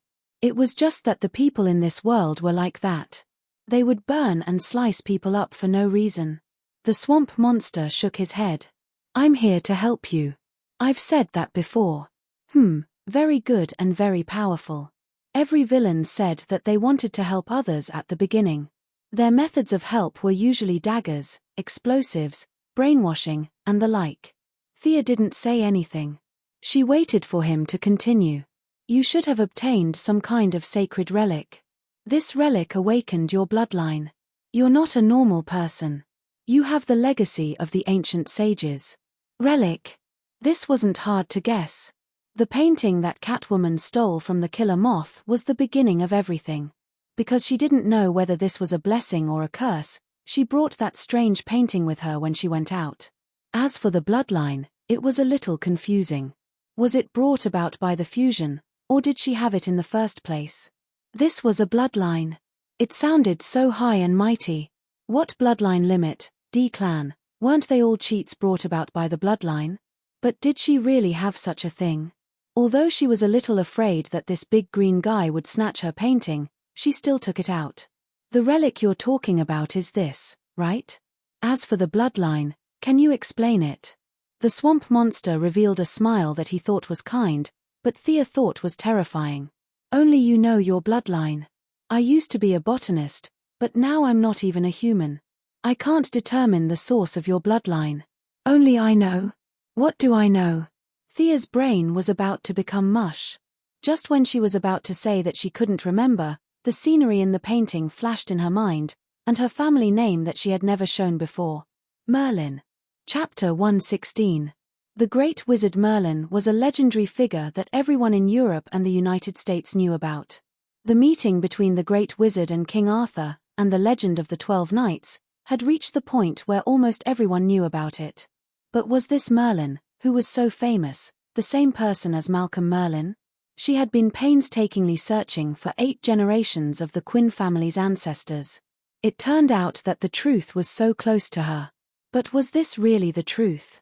She looked at her own hands. Her 5 slender fingers were white and full of strength. Whether it was a bow or a sword or a dagger, she could use them all skillfully. But no matter how she looked at it, it did not look like she could shoot fireballs or icicles. Moreover, in terms of bloodline, Old Mar's bloodline should be purer than hers. The old man had been scheming all his life, But in the end, it could be said that he became more and more miserable. She did not see him awaken any great ability in adversity. The so-called bloodline also did not help him kill the Green Arrow and the Ninja Master. Could he become a wizard? Thea imagined the scene of Malcolm wearing a robe and shooting fireballs. That scene was too beautiful. You must be kidding me. However, the swamp creature in front of him seemed to be telling the truth, and it didn't seem to be a lie. Thea pointed at herself. Do you have my bloodline now? But I don't feel any difference. The swamp creature did not speak. Countless vines of plants rose from the mud below him. Wrapped in a variety of dazzling plants, the vines lifted up a dark red vessel. Looking at the clean, cup-like vessel that was taken out of the mud in front of her, Thea now truly understood what it meant to be untainted by mud. Needless to say, this was definitely a treasure, but it was definitely not meant to be with her. Sure enough, the swamp creature spoke. This is the soul awakening cup of the leader's wife. It can successfully awaken your bloodline. As for whether it succeeds or not, it depends on you. Although Thea had never heard of this so-called wife, she knew that she was a big boss in a certain industry. At this point, there was nothing to worry about. How do I use it? Drip your blood into the cup. It will search for the holy relic on your body and successfully open the land of heritage. The swamp creature probably knew that he looked a little scary, and he didn't know how brave Thea was. Using his past experience as a human, he only felt that if he was a little girl, he would have fainted for 10 minutes. He controlled the vines to put the cup on the ground and slowly took 2 steps back. Thea descends from the air to the ground. She doesn't dare to leave the skateboard. She walks around the inconspicuous cup twice. She doesn't see anything wrong with it. Thea rolled up her sleeves and made a cut on her arm. Fresh blood quickly covered the bottom of the cup. Just as Thea was wondering how much blood was needed to activate this thing, she felt a hook hooked onto her belly button and pulled upwards. She wanted to shout, but the rapid wind had already made her unable to speak. She only felt that she had been stuffed into a narrow tunnel. Her entire body was enveloped by a huge wave of air, and she was flying at high speed in this extremely long tunnel. After an unknown amount of time, when she regained consciousness, there was only one thought in her mind. This user experience sucks. He patted his butt and wanted to stand up. Only then did he realize that the combat uniform he was wearing was gone. Instead, he was wearing a beggar's outfit. Alright, calling it a beggar's outfit was a bit of an exaggeration. However, this coarse cloth jacket didn't look gorgeous at all. It's just that this jacket looks thick, but in reality, it feels very bad to the touch. What's going on? Where's my underwear? Thea realized that she only has one piece of clothing. It's very empty and uncomfortable. She can't help but feel a little annoyed at the guy who designed this part of the process. But fortunately, she's a woman of the underworld and doesn't care about trifles. She didn't bring her Kevlar, bow, dagger, and so on with her. Only the sword of Osriel that she previously seized is lying quietly on the ground. Thea jumped twice on the spot. Fortunately, her thing isn't too big. Even if she doesn't have any clothes, it won't be too much of a burden. This is good news. Because the surrounding looks very similar to the forest path in the painting, Thea looked very much like the forest path in the painting. The trees were tall and dense, and there were signs of a battle.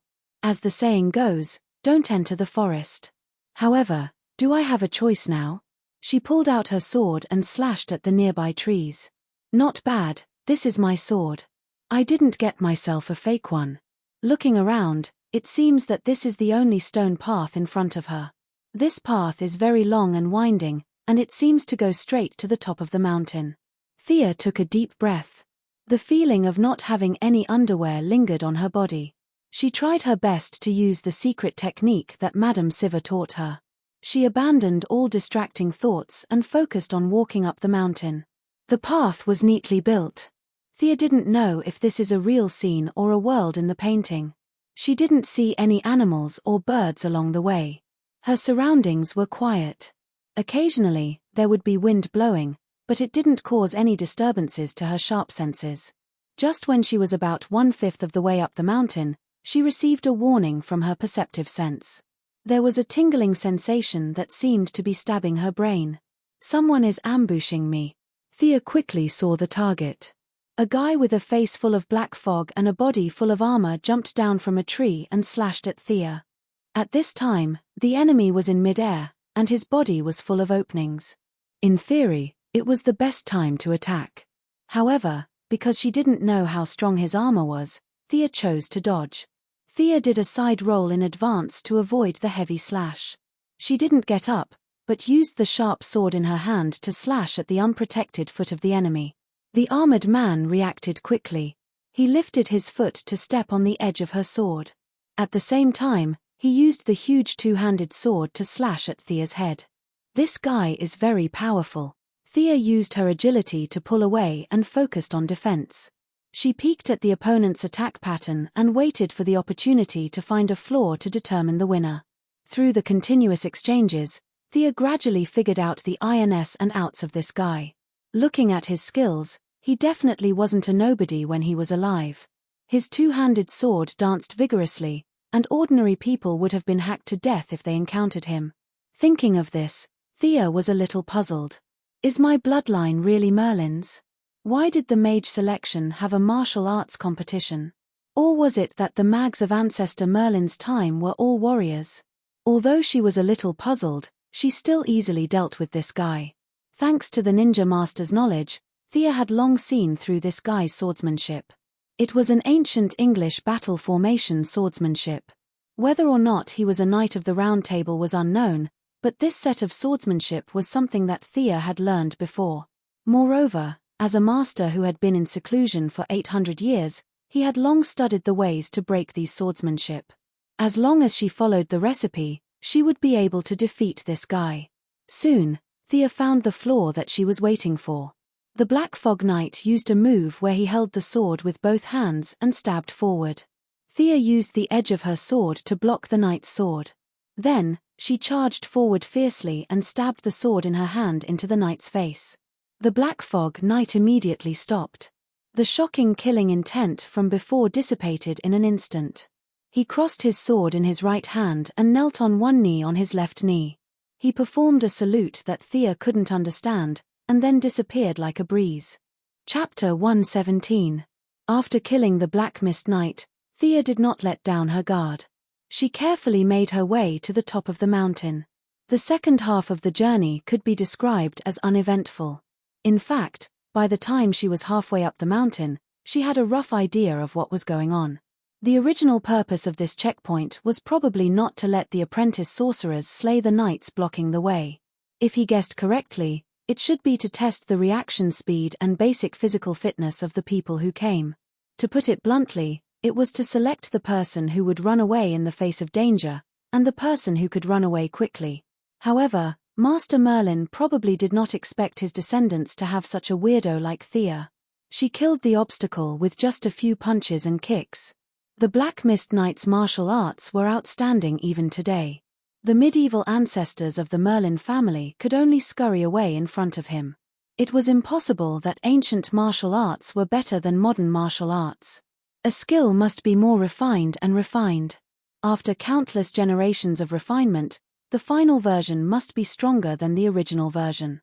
Of course, if there was inner force or true inner force, it would be another matter.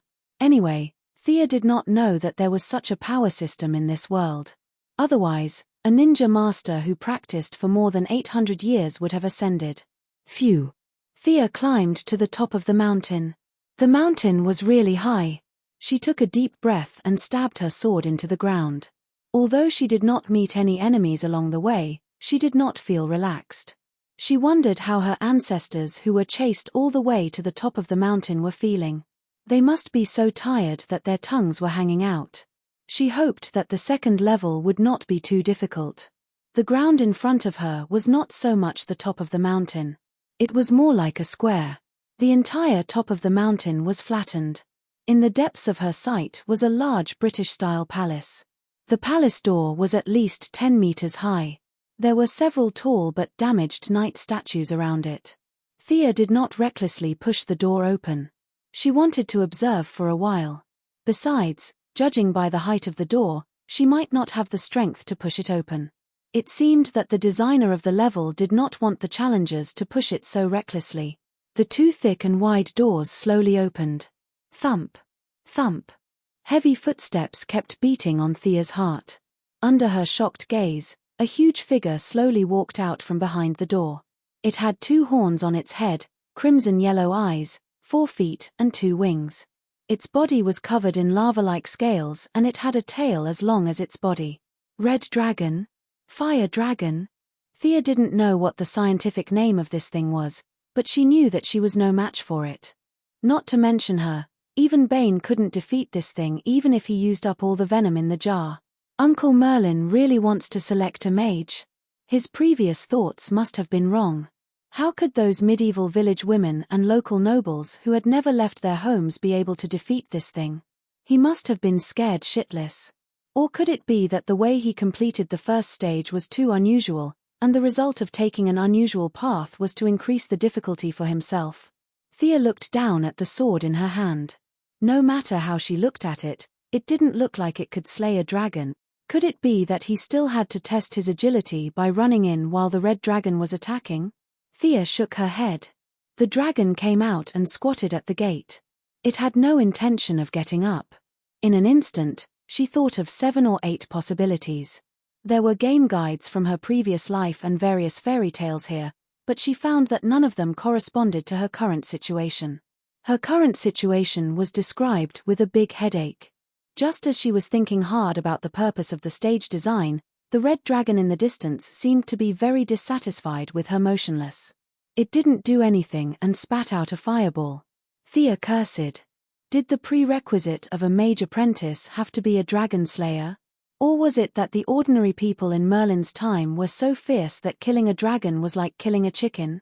In the face of a fireball the size of a washbasin, any skills were useless. Looking at the color of the flames, she knew that the temperature was definitely not low. Even Miss Firefly's fire-immune constitution might not be able to withstand it. Bang! Boom! While constantly dodging the fireballs, Thea was also looking for a way to break out of the situation. But this guy just stayed at the gate and didn't move. She didn't have a bow and arrows, and even if she did, it would be useless. Close combat. You must be kidding. She didn't have 39 friends to help her now. What magic? Thea was here to learn magic. She didn't know how to do it at all. Thea, who was running around, inadvertently found that a piece of ground was burned by the fireball. It seemed that there was only fire and no chemical reaction of burning oxygen. It was not scientific to talk about oxygen in such a magical place. Thea didn't have time to think about it. She rushed to the edge of the fire pit and touched it with her hand. Indeed, there was no sign of high temperature. She put her sword into the bottom of the pit and waited for a few seconds. She pulled out her sword and found that there was no sign of burning or high temperature on the sword. Was it fake? No, she touched the edge of the fire pit with her sword. There was still a physical impact. Vaguely understanding the purpose of this level, Thea reached out her left hand and imagined a pistol. In an instant, a Beretta 92F appeared in her hand. The weight of the gun was very real. She tried to shoot it again. The sound and trajectory were exactly the same as a real gun. She got it. This was a test of her imagination. No matter what kind of weapon she imagined, as long as she could defeat the red dragon, she would pass. Wasn't it just a test of imagination? Thea was not afraid of anyone with the mindset of the people from Earth in her previous life. So what if he was Mage Merlin? Did he think that the most powerful creature for ordinary people was a dragon? Not to mention his strength, his knowledge was just SOSO. Thea first imagined a governor version of the Terminator. The burly man was instantly formed, and after receiving the order, he charged forward with the Gatling gun. The red dragon was indeed powerful. In the face of the governor's provocation, it responded with a washbasin-sized fireball. Neither of them dodged. In less than half a minute, the governor died heroically. Thea did not waste this half a minute. She immediately thought of the giant robot in the Pacific Rim. The robot she was operating was the indescribable Crimson Storm built by the country. It was red all over, 150 meters tall, and held a serrated sword in each of its 3 arms. It rushed forward aggressively. Suddenly seeing such a huge creature, the red dragon that was lying on the ground pretending to be dead was so shocked that his eyes almost popped out of their sockets. Although he was an illusion, he still had his intelligence and experience from when he was alive due to the support of magic. He swore with his 1,000-year-old dragon age that he had never seen such a huge humanoid creature before. Was this the legendary Titan?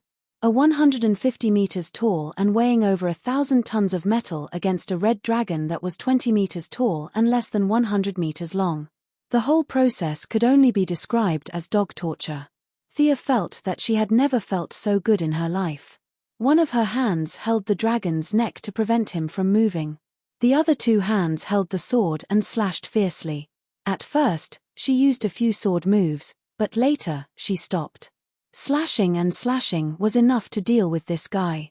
Chapter 118.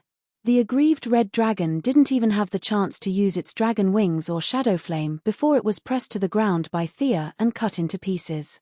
In theory, the dragon would die if its head was cut off, but this was obviously an illusion version of the dragon, so it was hard to say whether the fatal wound was in its head. Thea didn't think that her time was precious. Like mincing meat, she cut the majestic red dragon into pieces of meat that were less than half a meter long and wide. She searched around but didn't find any forging materials like dragon crystals or dragon cores. She sighed. Just now, she found that there was a trick to pass this level. There were 4 broken knight statues at the door. The designer's goal was to use these statues as reference objects to simulate the classic scene of a knight and a mage working together to kill a dragon. But she didn't know which generation of ancestors had misunderstood or deliberately caused trouble for their descendants, but he or she directly brought the statues to life and fought a great battle with the red dragon. The 4 statues were now piled up on the side like garbage, and if one didn't look carefully, one wouldn't know the specific meaning behind it. Anyway, she passed. Thea controlled the robot to put her on the ground. She was 150 meters away, so she didn't dare to cancel it suddenly. She would fall to her death. Carrying her sword, she walked around the pile of meat and walked into the hall. Not long after she entered the hall, the 2 doors closed in a very old-fashioned way. She pouted. How uncreative. From the outside, it looked spacious and tall, but the space inside was actually not that big. Thea walked a few steps and came to the side of a desk. There were a lot of parchment papers on the table, 3 quill pens were placed diagonally on the table, and a small bottle with very little ink was thrown carelessly on the ground. Thea was more and more sure that there was something wrong with this scene. It was so messy and disorderly that it didn't seem like an examination at all. There wasn't even someone to clean up the table. Moreover, there wasn't even a prompt along the way. She didn't ask for the system to make it like a system fairy, but even if it put up a notice board, it should at least let the candidates know what to prepare. No matter what the examination was, she should clean up the table first. But when Thea touched the parchment paper, a huge hourglass suddenly appeared in the originally empty place. She roughly estimated that the sand wasn't moving too fast, so it should take about an hour.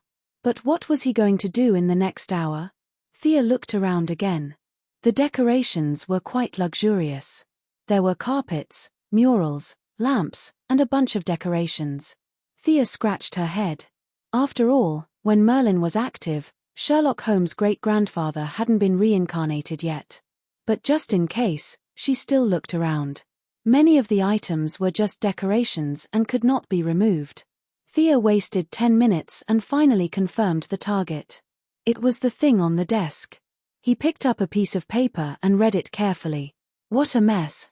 Thea put aside the so-called practical application of mana and the secondary connection between the earth and water.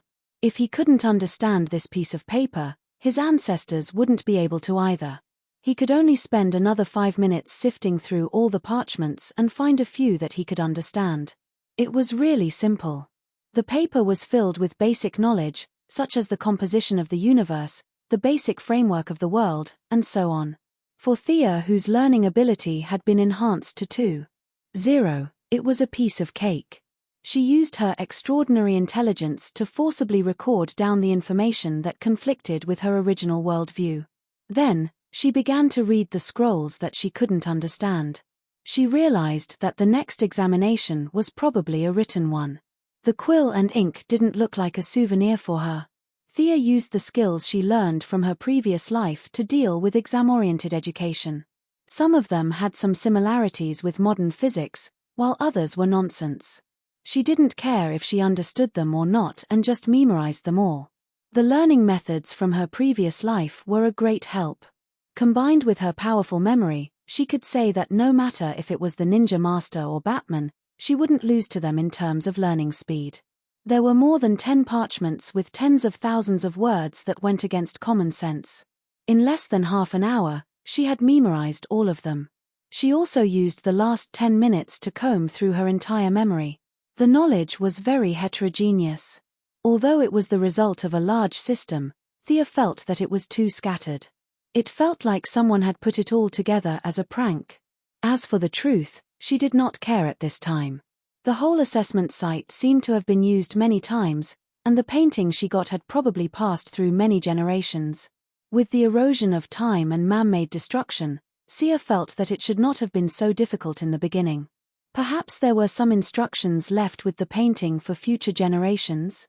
But at this point, no matter what happened here, as long as she passed this level, she should be able to pass. She could still vaguely feel this.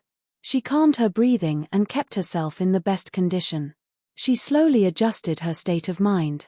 When the sand in the hourglass completely fell, a new piece of parchment appeared on the table. The original ones had all disappeared, leaving only the quill and ink bottle.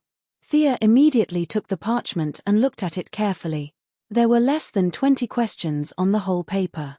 They were all questions about how the world was composed of several major elements, the colors of flames when burning, the refraction of light, and so on. She knew that she had been tricked by this messy environment. What she saw later wasn't the content of the examination at all. Just looking at the first few papers was enough to deal with it. Thea gave the unknown guy a middle finger. "Don't let me see you in person, or I'll beat the shit out of you." Although the questions were very simple, she still answered them seriously. In less than 5 minutes, she finished all the questions.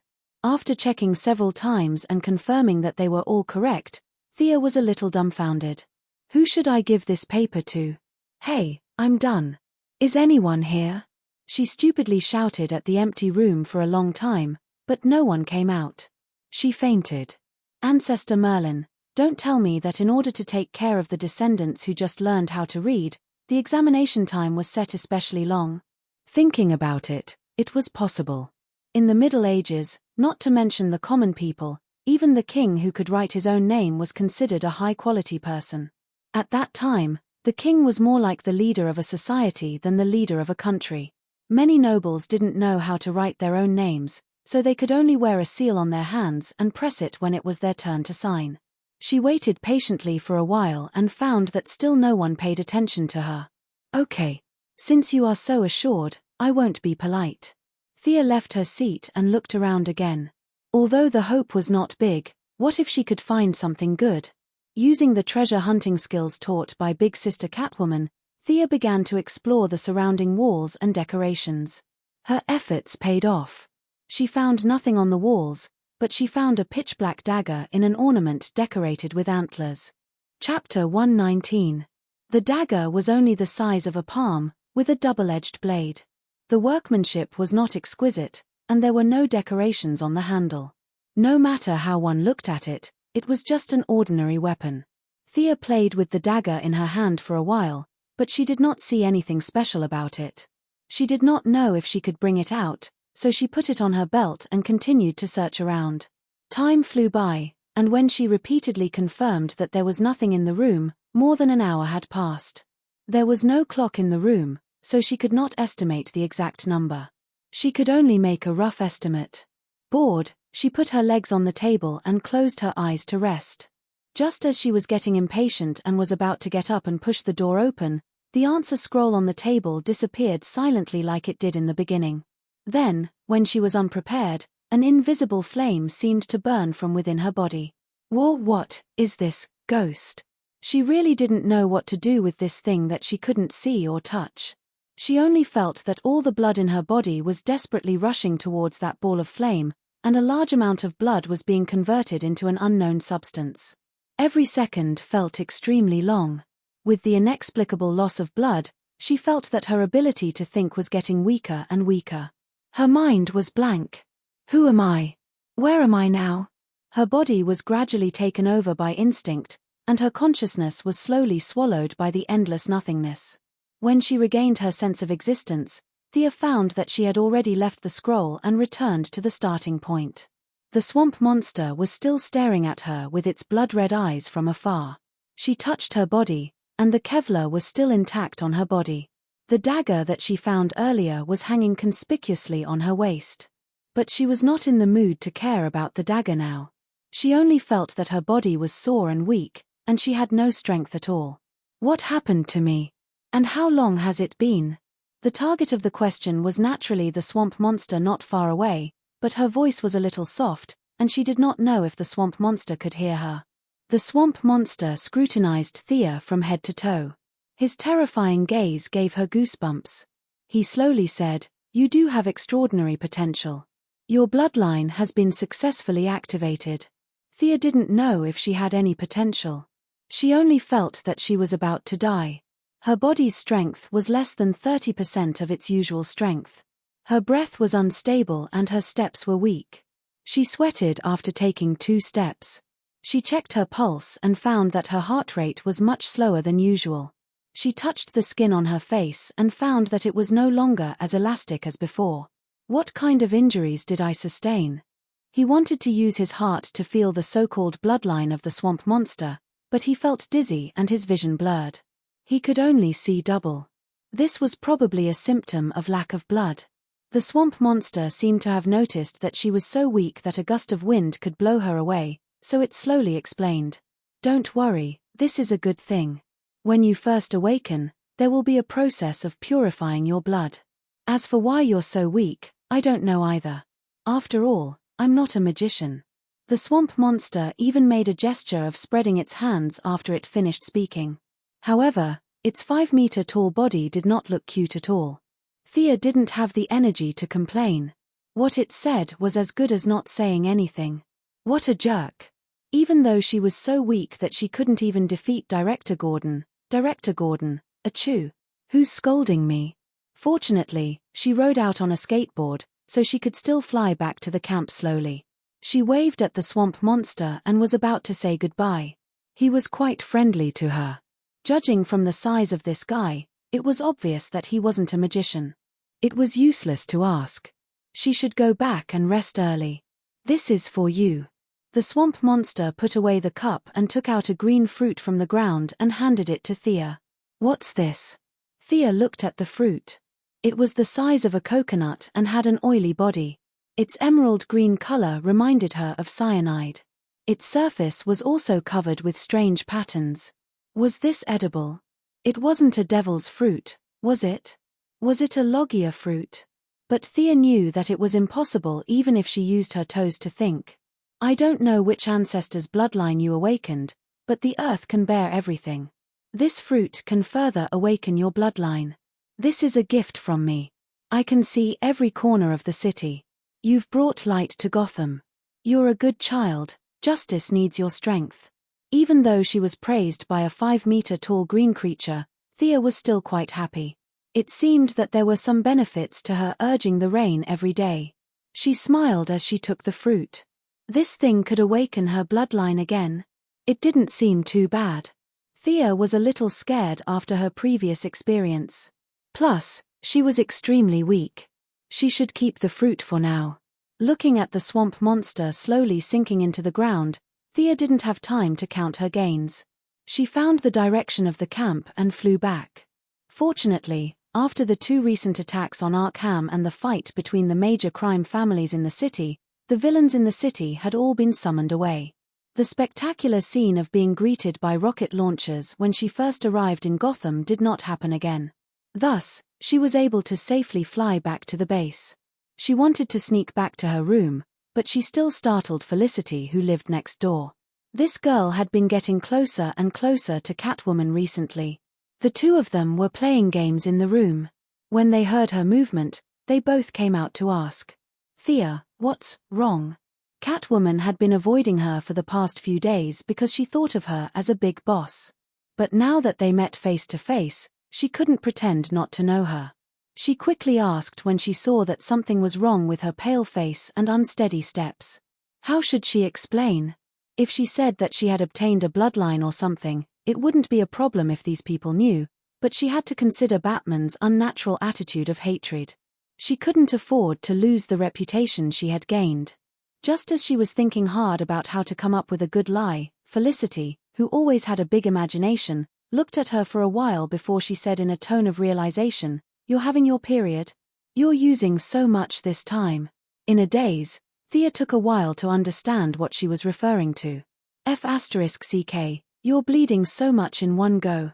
She had lost almost a third of her blood, but Sia thought about it and realized that she had indeed lost a lot of blood in the past few days. Although the quantity of blood she had sold at one time was a bit higher than the standard, at least it was an explanation. Although it was a bit awkward, she tacitly accepted this fact. Catwoman immediately understood what she meant. She was very enthusiastic and helped her back to her room like an old lady. Then, she volunteered to boil some brown sugar water for her. Barbara, who lived nearby, heard the news and jumped out of Robin's room to help. She didn't know if she was in the mood to watch a good show or if she was really concerned about her comrade. Batman was doing recovery training. When he heard that she was injured, he hurried over. But when he saw that she was surrounded by women, he used his rich knowledge to surpass Lex Luthor's IQ to determine the specific situation and ran away. Chapter 120. For the next few days, Thea used the excuse of being attacked by her aunt to deal with everything. Needless to say, this reason was really very good and very strong. Everyone who saw her showed a bright smile, and all of them were concerned about her well-being, afraid that she would suddenly die. With her body's hematopoietic function activated, Catwoman Barbara would send her some black chicken with brown sugar from time to nourish her body. She had recovered most of her combat power and could properly sort out her gains this time. In fact, she had already received a message the night before. This message was very mysterious, as if it had suddenly emerged from her soul. There was no need to read or understand it, it was completely an instinctive skill that she had mastered. From the message, she realized that every descendant of the Merlin family would master an instinctive skill, or a spell-like ability, when they successfully awakened. This skill did not require magic, gestures, or any other external conditions. As long as one had enough physical strength, they could activate this ability. Through observation, a silver-white unicorn tattoo appeared on her left shoulder blade. It could be visible or invisible. This tattoo could be said to be a dual skill. During the day, it was a yang tattoo and would constantly absorb sunlight. When the skill was activated, it would summon a unicorn to accompany her in battle until it was cancelled. At night, the tattoo would be a yin tattoo and absorb the power of the moonlight. It could use the power of the shadows to create a clone of Thea with the same ability as her. Unicorn? Thea pondered for a moment. She opened the door and saw that no one was paying attention to her. She hurriedly closed the door and windows tightly. Thea prayed silently and concentrated on the tattoo. She hoped that the movement would not be too big. She concentrated on the tattoo and activated it. A faint white smoke flashed and the assistant she had been eagerly waiting for landed in front of her. Sia's face was filled with black lines as she looked at this guy who was slightly bigger than her palm. If she took a closer look, there was indeed a horn on his forehead. He didn't randomly find a horse or donkey for her to deal with. The little unicorn did not even know where it was. It stood up in a daze on Thea's bed and looked around. It was a little confused when it realized that it was not familiar with the environment. It retracted its 4 hooves and looked around nervously. When it raised its head and saw Thea, it immediately relaxed and looked at her with its big eyes. Seeing that she didn't respond, it licked her hand with its tongue. It was quite cute. Thea unconsciously stroked its manner with her hand. It was so soft, and it felt so good to the touch. Looks like this guy won't be able to become a fighting force in a short period of time. Don't tell me I have to rely on it to kill the enemy. That night, she tried the doppelganger technique again, and the results made her feel gratified. This was different from a certain Japanese manga's cloning technique. This clone was also a physical entity that could attack and speak. Even if it was hit, it wouldn't turn into smoke and disappear. However, it would still deal fatal damage. Thea's fighting abilities could also be completely controlled by the physical entity. However, the equipment on her body could not be replicated. If the enemy knew the inside story and attacked the original body, she would be dumbfounded. However, the flaws did not obscure the beauty of the jade. They could be flexible. For example, one of them held a saber while the other held a dagger. They could circle left and right a few times and the enemy would be stunned. Thea once hid in the house and tested it. After the skill was activated, the stamina consumption would double. If the consumption per unit of time was 1, now it was 2. The damage received by the clone would not affect the original body. In theory, Thea would be fine even if the clone died 100 times. But at the same time, she wouldn't be able to learn anything the clone read. The two of them could only share some simple information. This could be considered as having its advantages and disadvantages. It was also very simple to increase the power of the Yang rune and Yin rune. The Yang rune could be exposed to the sun, and the Yin rune could be exposed to the moon. The unicorn would grow from a juvenile to an adult with the accumulation of sunlight. In the end, it would even grow a pair of wings and become the royal unicorn family. As long as it evolved to an adult, the two of them could merge. Thea would automatically have most of the unicorn's abilities and characteristics. The clones at night could also become more agile and intelligent with the accumulation of moonlight. It was even possible for 2 or 3 clones to be created at once. In order for the unicorn to grow up as soon as possible, Thea could proudly claim that she was also the kind of person who could strengthen herself by basking in the sun. In the future, she could add a deck chair next to Superman and Supergirl. Let's bask in the sun together. She didn't know what kind of talent the predecessors had. Yes, to save herself the trouble, she now called it a talent. She felt that this clone talent was still very suitable for her. After all, her mind was filled with fighting and killing. This skill had unknowingly doubled her combat power. If she wasn't afraid of exposing herself, without the technological equipment, Batman would no longer be her opponent in a one-on-one fight. Speaking of the concentration of the bloodline, it was necessary to talk about the process of blood loss at the end. Although there wasn't much information at this time, Thea could still analyze that it was a process of burning blood and returning to one's ancestral roots. She could now feel that there were 2 drops of golden blood in her heart. She didn't know if it was because she had completed the trial too well, but the purification process was completely at full power. Theoretically, the energy that could only be converted into 1 drop of blood was excessively stimulated, and 2 drops of blood were purified. This was also one of the reasons why she was so weak. A normal person would be finished after losing 15% of their blood, but she lost 30%. Looking at the suspected devil fruit that the swamp monster gave her, she didn't dare to try it lightly. At least, she had to be completely healed first. The scroll that had caused all of this had been completely destroyed. Before it was completely destroyed, it also transmitted a stream of information to her, but this information wasn't as clear as the information about her talent. The whole message was intermittent. Thea could only guess that one of her ancestors was forced to enter the secret realm because of his lover. After that, there was a lot of unknown information. In the end, he destroyed the key inheritance guide. She speculated that it might be a piece of parchment and left the world alone. It was really a sad story. Thea didn't have a trace of sympathy for this ancestor.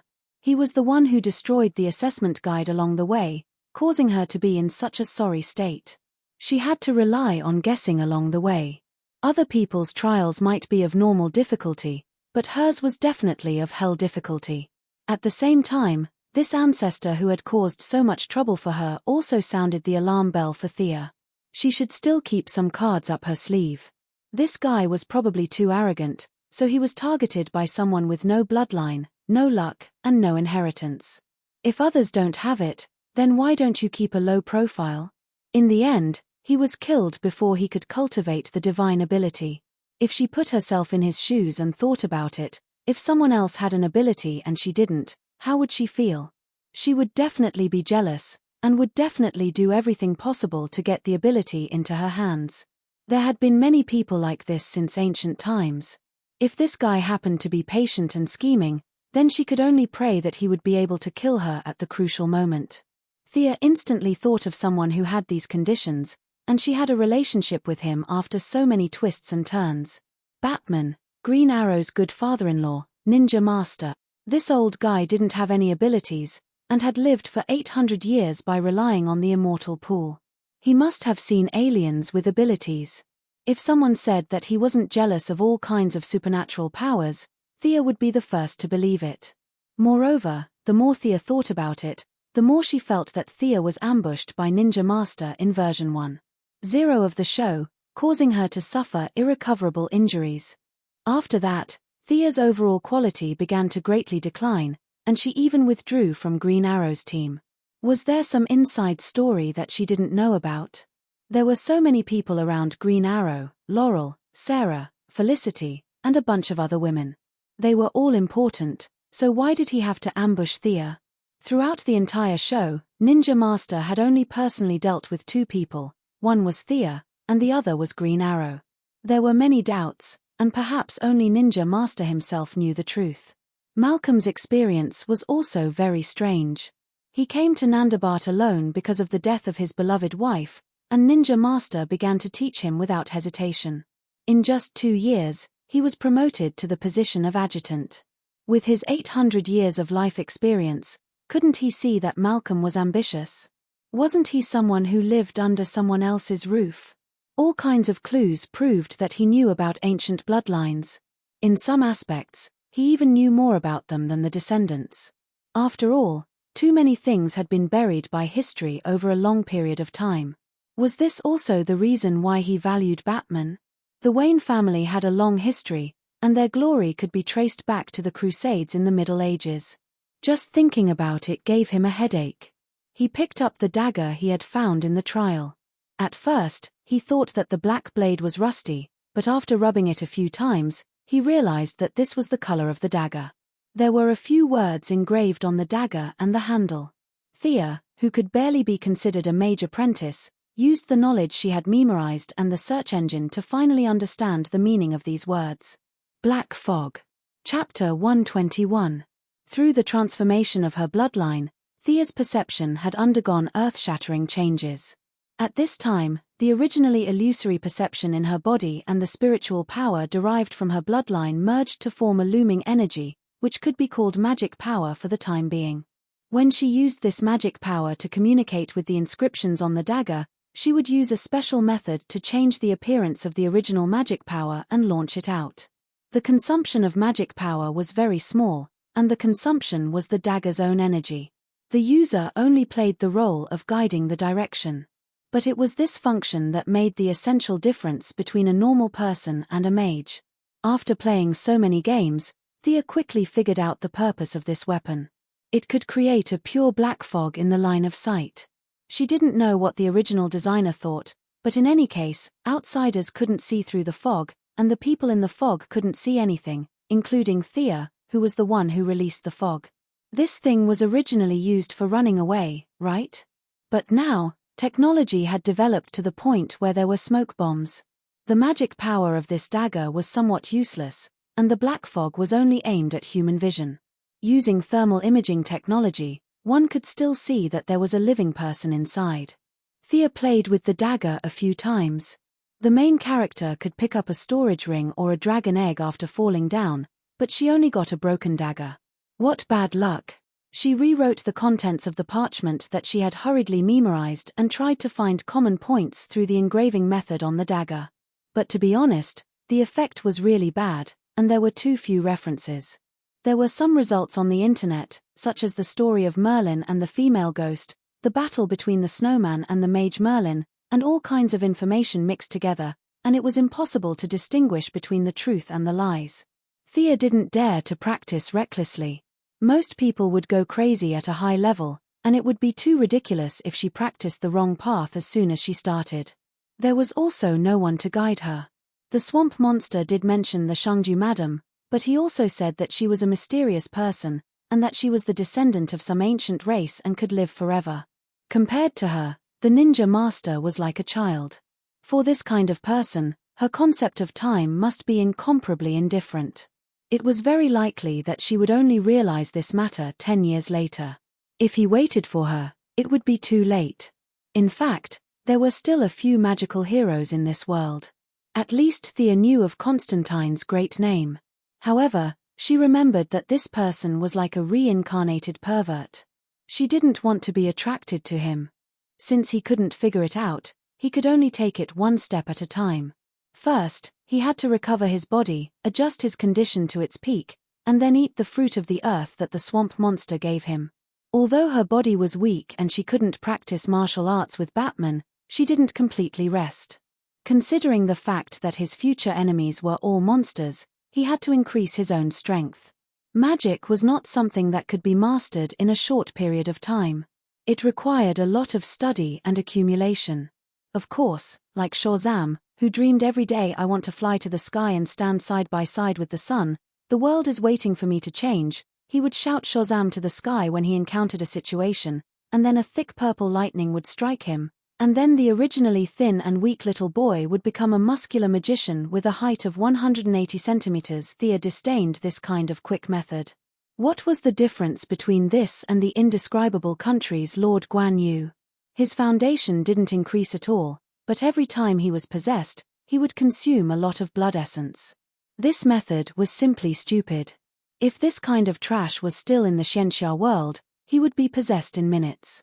During this period of time, taking advantage of the good moment when her relationship with Batman was at an all-time high, Thea asked to borrow the Bat Belt to take a look. Bruce didn't refuse this junior who he valued very much. Thea could finally see this legendary belt.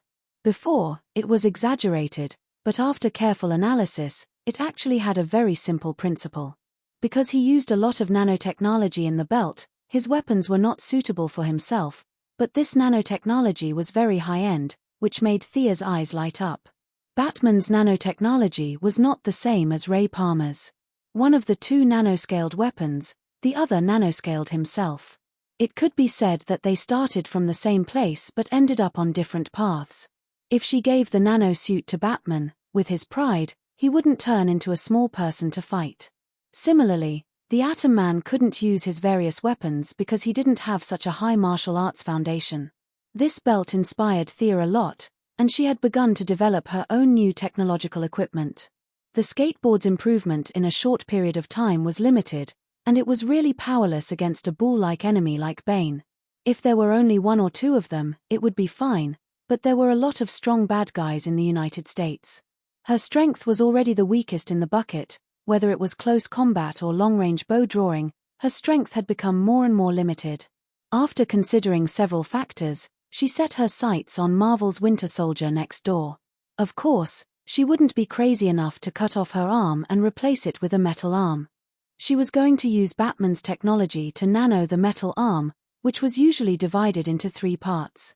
They were the arm ring, the bracelet, and the ring, which were all common accessories for women. No matter the occasion, wearing accessories would not be very conspicuous. When encountering an enemy, she could turn on the switch on the bracelet, and the ring would begin to flip over to cover the palm, the bracelet would become the wrist guard and forearm armor, and the arm ring would become the upper arm armor. After the 3 were connected, the energy block designed by the Quinn Group would provide power. In theory, the limit was 10 tons. Thea also designed 3 holes in the palm armor so that 3 claws could pop out after clenching her fist. Of course, this was copied from Uncle Wolf. Considering that she might attract the attention of a ninja master, she felt uncomfortable facing bad guys with her bare hands. She couldn't always bring a sword with her, so this was a stopgap measure. As for whether it was a one-handed mechanical arm or a two-handed one, in the end, she decided to use one hand, and like Winter Soldier, it would be the left arm. Of course, she was not a brainless fan. She considered shooting arrows and guns with her right hand. No matter how clever the mechanical arm was, it would not be as flexible as her fingers. She only needed a lot of strength, and her left arm was enough. Magic could not be seen in the light now, but technological weapons were fine. She did not want to waste Batman, a great master of mechanical manufacturing. She took the design and asked him for advice. Master Bruce could only express his admiration for her wonderful ideas. This mechanical arm had a lot of conflicts with his existing equipment. He would not use it, but he could still give some advice. The two worked together to improve the overall design, combining several technological achievements of the two companies. The new design made the metal arm lighter and the output power per unit of time higher. Batman had some complaints about her design of hiding claws in the equipment and secretly attacking the enemy at the critical moment. Thea could only express her concerns, such as women wearing too little clothes in public and having no place to put their weapons. Master Bruce could not comment on her mentality of touching bad guys every day, so he could only agree with this design. Chapter 122. The group rested for 7 days. Considering the secret weapon that Talia mentioned, they had long wanted to charge in. However, they were worried that Thea, who was an important combat force, would need to recuperate, so they waited for a full week. As for whether they could go without her, they felt that it would be safer to bring her along. A few days wouldn't make a difference, so it was better to wait. During the journey, Thea even dragged them to the Wayne family's private beach to take pictures. She had no choice. She told Moira that they were going to Malibu Beach, so she had to at least take a few pictures to fool her. When she put on her swimsuit, Thea realized that she had grown a little taller. Originally, she had some scars on her body from training, but after the blood baptism, the old scars and bruises were all gone. Her skin was tighter and smoother than before. Westerners, especially women, had relatively large pores. From afar, they looked fine, but up close, their skin was not as smooth as Eastern women's. Sia's skin was now very smooth, and it was very soft to the touch, which made the other women exclaim in amazement. Previously, her appearance could be rated 90 points, but now it could barely be rated 95 points. She had also vaguely talked to Batman about it. Regardless of whether this attack went smoothly or not, she should return to Star City. Whether it was acting as Moira's mascot or her own college matters, they had all been put on the agenda. Batman obviously wouldn't say anything. It was a voluntary help. He was already grateful to be able to fight in Gotham for 2 months. Moreover, Thea had helped him a lot by getting rid of Talia, who he couldn't do anything about. 7 days later, the group charged into Arkham in the evening. Thea was initially surprised when she heard that they were going to attack at night. Batman still didn't dare to appear under the sun, but she had no reason to refuse. If he liked to go at night, then so be it. Batman and Thea had similar commanding methods. It wasn't convenient for him to show his face, so both of them controlled Director Gordon, who wasn't afraid of death. Since he didn't know what the enemy's secret weapon was, Batman brought all the equipment he could find. The police officers were also elites. Felicity had previously investigated and found that the original Arkham bandits had all died in the previous massacre. Despite the court's efforts to deal with them, the major underworld families did not give them any face. Ambushes and fights occurred from time to time. Considering that there were too many combat personnel in the room, the few of them discussed and only brought 50 veterans and 200 police officers to participate in the battle. Thea resisted the urge to complain about the number of participants. After all, she wasn't the one leading them. Although Master Bruce was proficient in Chinese and Cantonese, it was obvious that his folklore knowledge had not reached such a profound level. This time, Thea didn't dare to be careless. She didn't care whether it was an indoor battle or not. She went out fully armed. The entry into Arkham was unusually smooth. The fire that Miss Firefly had set before they retreated was still there. A third of the asylum was burnt down, and with the recent gang fights, the exterior was not taken care of properly. However, no one was careless. Batman did not enter with the main group. No one knew where he was hiding, pretending to be mysterious. Thea and her old partner, Miss Firefly, acted as long-range attackers. Although the two had a cold reputation, they had worked together many times and had some chemistry. But the tacit understanding soon disappeared. Batman used some kind of device to detect Mr. Freeze's existence, and commanded Firefly to fight him in his earpiece. Not long after, the 2 Talon members also jumped out to cause trouble. Batman then sent Barbara and Robin to deal with their old rivals. From time to time, groups of 2 or 3 gangsters would shoot at them. The whole team could only leave a few people to deal with them. As they went deeper into Arkham, the number of people by Gordon's side decreased. There were gunshots and explosions all around them. Was this a war of attrition? Thea also felt that this tactic was shameless. Even if they won, they would suffer heavy casualties. However, under such circumstances, they could only grit their teeth and fight their way in. With an angry roar, a guy with a large can on his back charged out. He aimed a punch at Gordon's head. However, he did not manage to land the punch. A bat dart pierced his arm from the side. The dart had a barbed design similar to Thea's. Once it was pierced, it would not loosen. The end of the dart was connected to a thin string. The other side of the string was tied to a pillar not far away. If he continued to charge forward, whether he could hit the old director or not, his arm would be broken. Bane. Batman stood on top. His deep voice was transmitted into their ears through a voice changer. Thea pouted when she saw this. You were at the back of the team, right? Don't think I didn't sense your presence. If you saw the enemy, you would have jumped onto the platform. Can't you guys fight properly? Isn't it tiring for you to run so high? Why did you have to act so mysterious? You must have used a Talon gun to get up there, right? Why did you jump down after receiving everyone's admiring gazes? Actually, Green Arrow also had this bad habit. Why couldn't she speak properly? Why did she have to go to the window frames, the roof, and other places that normal people would not go to? Why did she have to act like a master? As expected of the ninja master's son-in-law.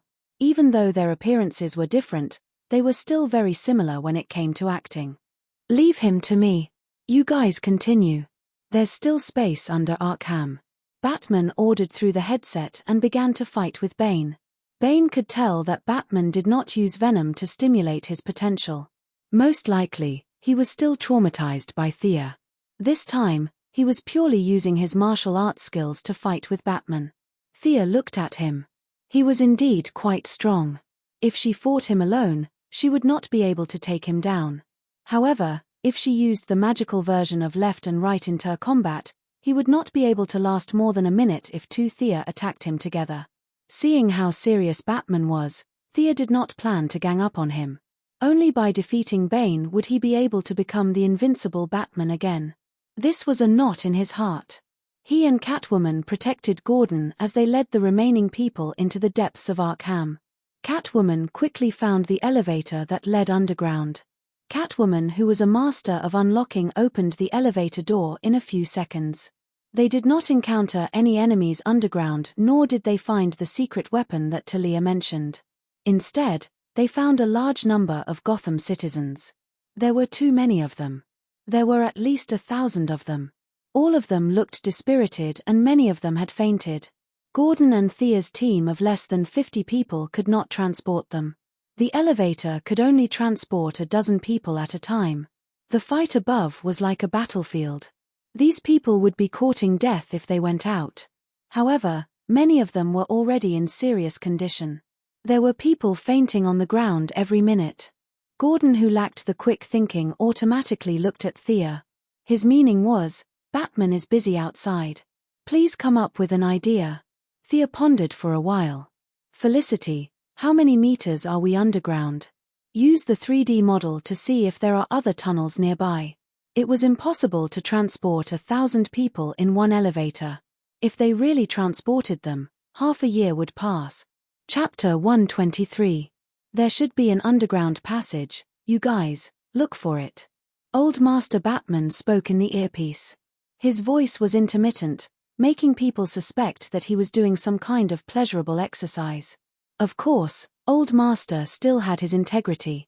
He was panting because Bane was not easy to deal with. Half of the police officers were sent to look for the exit, and the rest made some simple stretchers to take care of those who had difficulty moving. Thea and Catwoman sat on the side and rested, watching the old director run around. They found the exit quickly, but it was not a broad road, but an abandoned saw. The saw was very wide. It seemed that Gotham used to be a city with a lot of rain. The saw was tall and sturdy, but the dirty ground did not look like there were any signs of human activity recently. Looking at the dark and abandoned saw, they were a little troubled. It was too dark. What if there was an ambush? It's high enough here, I'll ride the skateboard and scout. Thea, as the one with the highest combat power, could only take on this difficult task that no one knew about. Catwoman was a little embarrassed, but she was not as agile as Thea. She reminded her to be careful, and the two girls hugged gently. I'll go in first, wait for my signal. Thea took some kindling and a torch, called out to them, and entered the saw alone. After a while, when they could no longer see her, she activated her yin blood mark. Clone technique.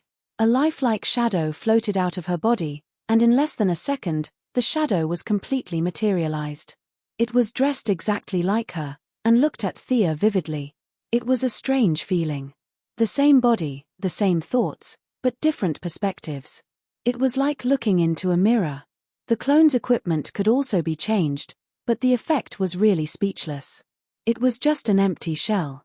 Thea tried the sword that the clone carried, but it was not as sharp as a nail clipper. She cancelled all of them and passed the torch over. Thea's original body was still on the skateboard. She pointed into the distance and ordered, "Go scout." The doppelganger curled his lips in a very human-like manner, took the torch, and moved forward. That's a lot safer. Thea followed behind him slowly. She would never put herself in danger. If it wasn't for this secret technique, she would never do such a dangerous job. After walking for less than 10 minutes, Thea also sent a signal to the people behind her. Although the smell was bad, there was no danger. "Selina, you stay at the back. I'll take the lead." The old director thought highly of the meticulous Catwoman. Although he was almost 60 years old, he still had the spirit of taking the lead. He ordered a few police officers to take the lead, and he himself followed closely into the abandoned waterway. Although Thea lit some fire sources to provide illumination along the way, there were too many people in the team. They were busy for 20 minutes before the whole team entered the waterway. Catwoman saw that there was no one around and quickly followed them. Most of the Gotham citizens who were captured were young and fit. Even though they had been imprisoned for a long time, they were still physically strong. Now, to escape for their lives, those who could still move were running at top speed. It was very quiet in the earpiece. The heroes were all silently dealing with the enemy. Catwoman was still a little dissatisfied with their speed. Just as she was about to ask how long it was before they reached the surface, Thea's voice came from the earpiece. The few of them were a little surprised and quickly asked what happened. "Oh my God. I'll lure it away. Hurry up." Boom. Boom. Thea was halfway through her sentence when she was drowned out by all kinds of violent sounds. What happened? Catwoman, who was the most idle at the moment, quickly asked. However, no one answered her. "What are you guys planning?" Batman shouted angrily at Bane. Bane only laughed coldly and did not move at all. He took advantage of Batman's weakness and punched him a few more times. Batman had no choice but to focus on the enemy in front of him. The few of them were still trying to figure out what was going on when they heard a muffled sound not far away. Both the surface and underground were greatly shaken. Hiss. This time, it was Felicity's voice that came from the remote monitoring. Thea blew up the surface. It seems like she blew up the city's gas pipeline. Something is chasing after her. What could be chasing after her? This thought appeared in the minds of the few of them. It was no wonder that they were surprised. There were not many enemies in Gotham that could beat up the fully armed Thea. "Oh my God!" Felicity exclaimed. "A 3-meter-tall humanoid monster is chasing after her." Even though she explained, it was no different from not explaining at all. The few of them still could not figure out what was going on. Phew. This guy is too strong. I'll lure it out of the city. You guys hurry up and come out.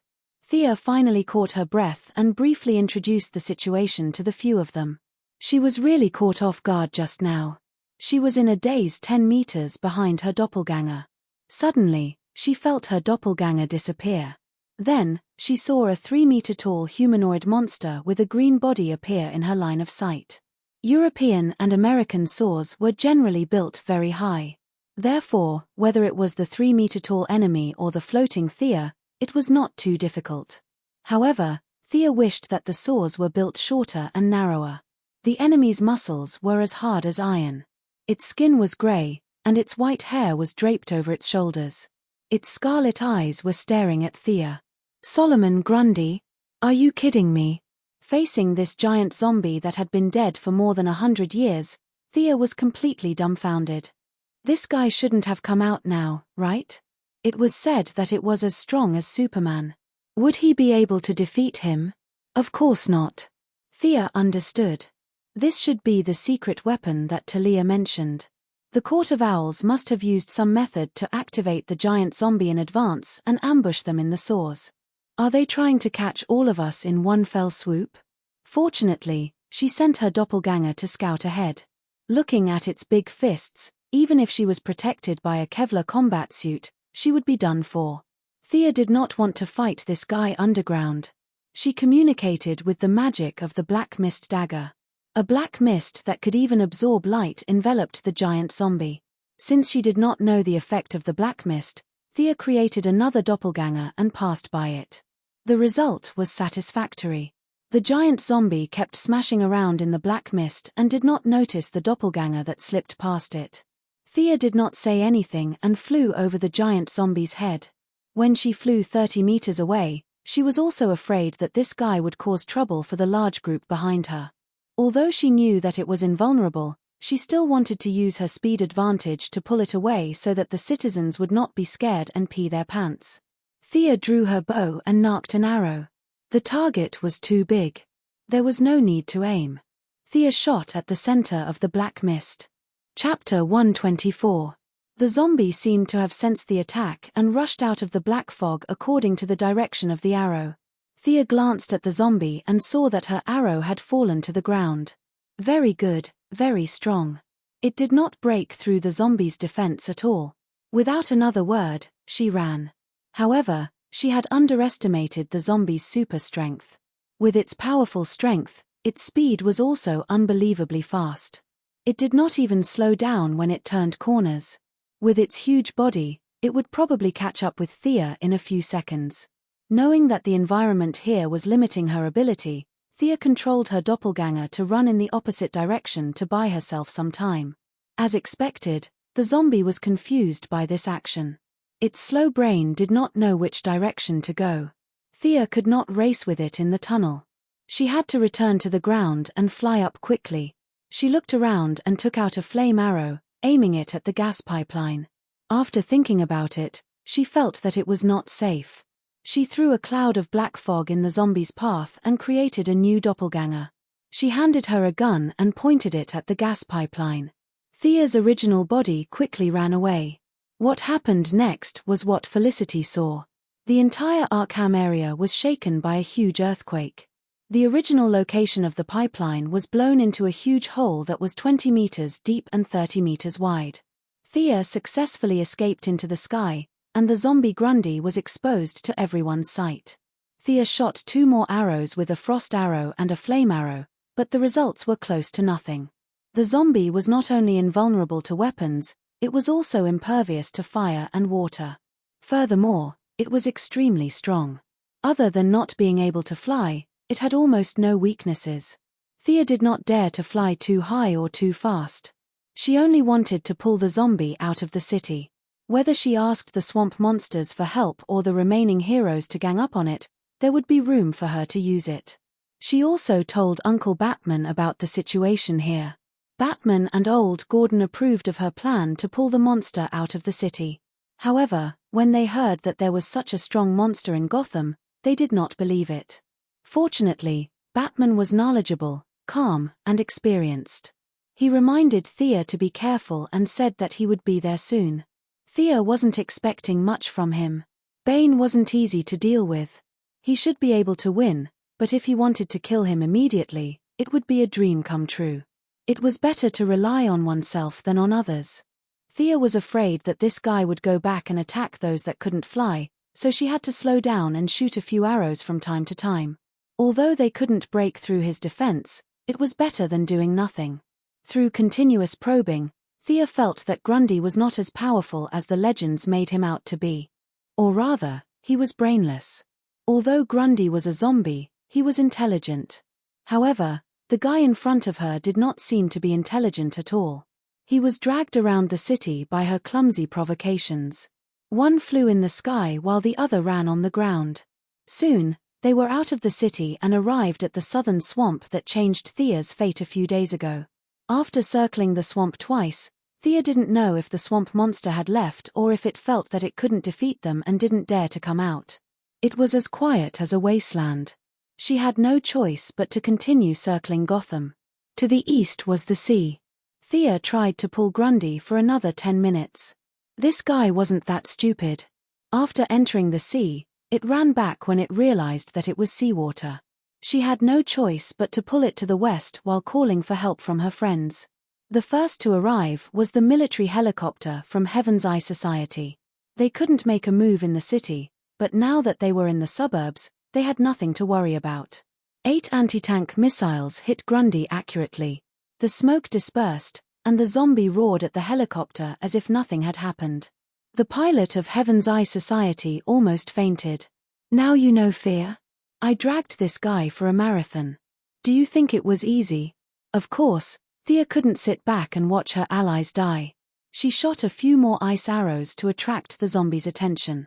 At this time, Batman was burning with anxiety as he listened to the battle in the distance. However, Bane had learned his lesson this time. He didn't use venom to strengthen himself. Instead, he relied on his extraordinary skills to entangle Batman and try to keep him in place.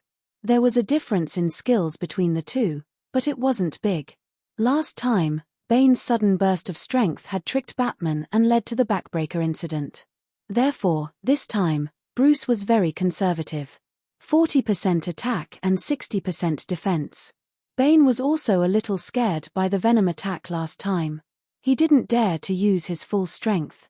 Anyway, the mission of the Owl Court was to hold Batman back. He didn't have to risk his life. Batman could guess what he was thinking. Thinking to himself, he raised his hand and threw out a smoke grenade. Bane reacted quickly. His first reaction was that his opponent was going to run away. How could he let that happen? He used the throwing technique that he used to fight in underground boxing and pounced on his opponent's waist. You were fooled. Batman's smoke bombs were all feints. He had already expected Bane's pounce. His left hand slammed forward, grabbed the breathing mask on Bane's face, and tore off the mask with force from his wrist. The severe pain made Bane run out of the smoke range in a few steps. His mask wasn't put on. It was surgically connected to the facial nerves. Now that it was violently removed, the nerves were seriously damaged and affected the operation of the brain. For a moment, he was muddle-headed. Batman saw that his face was covered in blood, his eyes were cloudy, and most of the skin around his mouth was torn. He knew that he had won. He pounced on him and gave him a good beating. He tied up his old enemy with his own special rope and hurriedly called Thea to ask her about the situation. Thea's situation was definitely not good at this time, but it wasn't that bad either. After all, the big zombie couldn't fly, and the power of the skateboard was almost endless. In response to Uncle Bat's question, she also said that they should think carefully before they come. This guy was invulnerable. If they wanted to take pictures as a souvenir, they should wait. At this time, her cooperation with the Heaven's Eye Society's military helicopter was not bad. Like a relay, they pulled the big zombie from the south to the west. Now, they were moving towards the north. In the communication channel, she could only say that they could still hold on. They should think of something quickly. After asking for her location, Batman didn't look at his comrades. He quickly got on his Batfighter. His equipment had a GPS. He had already found it a few days ago when Bane was in seclusion. The supersonic Batfighter quickly rushed to the battlefield. He was shocked when he saw Solomon Grundy for the first time. This thing didn't look like a laboratory product. It looked more like a natural product. How could there be such a thing near his own Gotham? He believed what Thea and the others said about it being invulnerable. However, in order to test it himself and obtain more data, he still fired a dense rain of bullets with the autocannon. Chapter 125. The Batfighter could be considered as the most advanced aircraft on Earth. It was fast, powerful, and easy to operate. In the future Battle of Dawn Justice, even Doomsday would not be able to catch up with it at full speed. Now, facing Grundy, the Bat Fighter could completely crush it in terms of speed. Even with Thea's extraordinary dynamic vision, she could only see a series of shadows flashing past. After that, the Bat Fighter opened fire rapidly, and a large number of bullets rained down on the zombie's head, eyes, heart, and other vital points. Solomon Grundy was completely defenseless against the Bat Fighter that appeared out of nowhere, and was howling in pain. The intense fire lasted for half a minute, and bullet shells fell to the ground like raindrops. Metal bullets, fire bullets, armor-piercing bullets, and all kinds of bullets rained down on the zombie. From time to time, there were some explosions and Grundy's screams that reached Thea's ears. She was indeed poor. Uncle Bruce had spent at least a few $1 million in 30 seconds. He was really a man. The scene was filled with smoke and flames. The few of them flew further away and carefully observed the Bat Fighter. Raw, the zombie staggered out of the smoke. It could be seen that the various bullets had caused some damage to it. Its right eye was blinded, and its arms and shoulders were damaged to varying degrees. There were many bullet holes on its pale skin, but there were no penetrating wounds. This meant that the bullets had been blocked by the layer of muscle. There was not a single drop of blood on the wound, and it was still squirming, trying to repair the bullet holes. It seems to be recovering, and it's not slow. Thea turned the detection function on her glasses to the maximum. She was a little disgusted by the white, dead flesh, but she still reminded him. "Does your freezing have any effect on it?" Batman naturally saw it too. He was also helpless. The recovery speed was too fast. In just a few seconds, the blinded eye had already grown back. His Bat Fighter was mostly used for traveling. It was not a fighter, so it did not have that many bullets. Part of it, but this guy is too strong. It can break free on its own. In order to let him see clearly, Sia quickly rushed up. When she was 200 meters away, she shot an arrow. The arrow pierced into the shoulder of the big zombie. The freezing effect was not bad, but it was quickly shaken off by the zombie. Batman studied it for a while. It seems to be able to suppress its recovery speed. What he said was pure nonsense. Any atomic structure could be frozen, and if it was frozen, there was no way to recover. Thea cursed silently but did not reply. "Do you have any good ideas?" Batman didn't say what he thought. Instead, he asked her from the perspective of a senior looking at a junior. The best way was to call a few especially fierce ones to fight it, but Master would definitely not do that. Laser weapons won't be very effective against it, and nuclear weapons can't be used easily. I think we should find a place to freeze it and bury it deep underground. To be honest, this idea was similar to what Bruce had in mind. His plan was to find a valley to lure it in, block both ends, and then pour high-speed cement inside. It was hard to say who was the wiser one, but it was all a trick to take advantage of the zombie's weakness of not being able to fly. Both of their plans were reasonable, but they also had shortcomings. Thea didn't have that many arrows, and there weren't enough valleys near Gotham. Just as he was considering which plan to use, Catwoman's voice sounded in the communication channel. "Talon ran away, but we caught Mr. Freeze together. Can we use his freezing ability?" Catwoman's voice was definitely not calm. It was easy to guess that they had spent a lot of effort to capture Mr. Freeze alive. This was good news. Thea's freezing arrow could only be used in emergencies, and it didn't last long.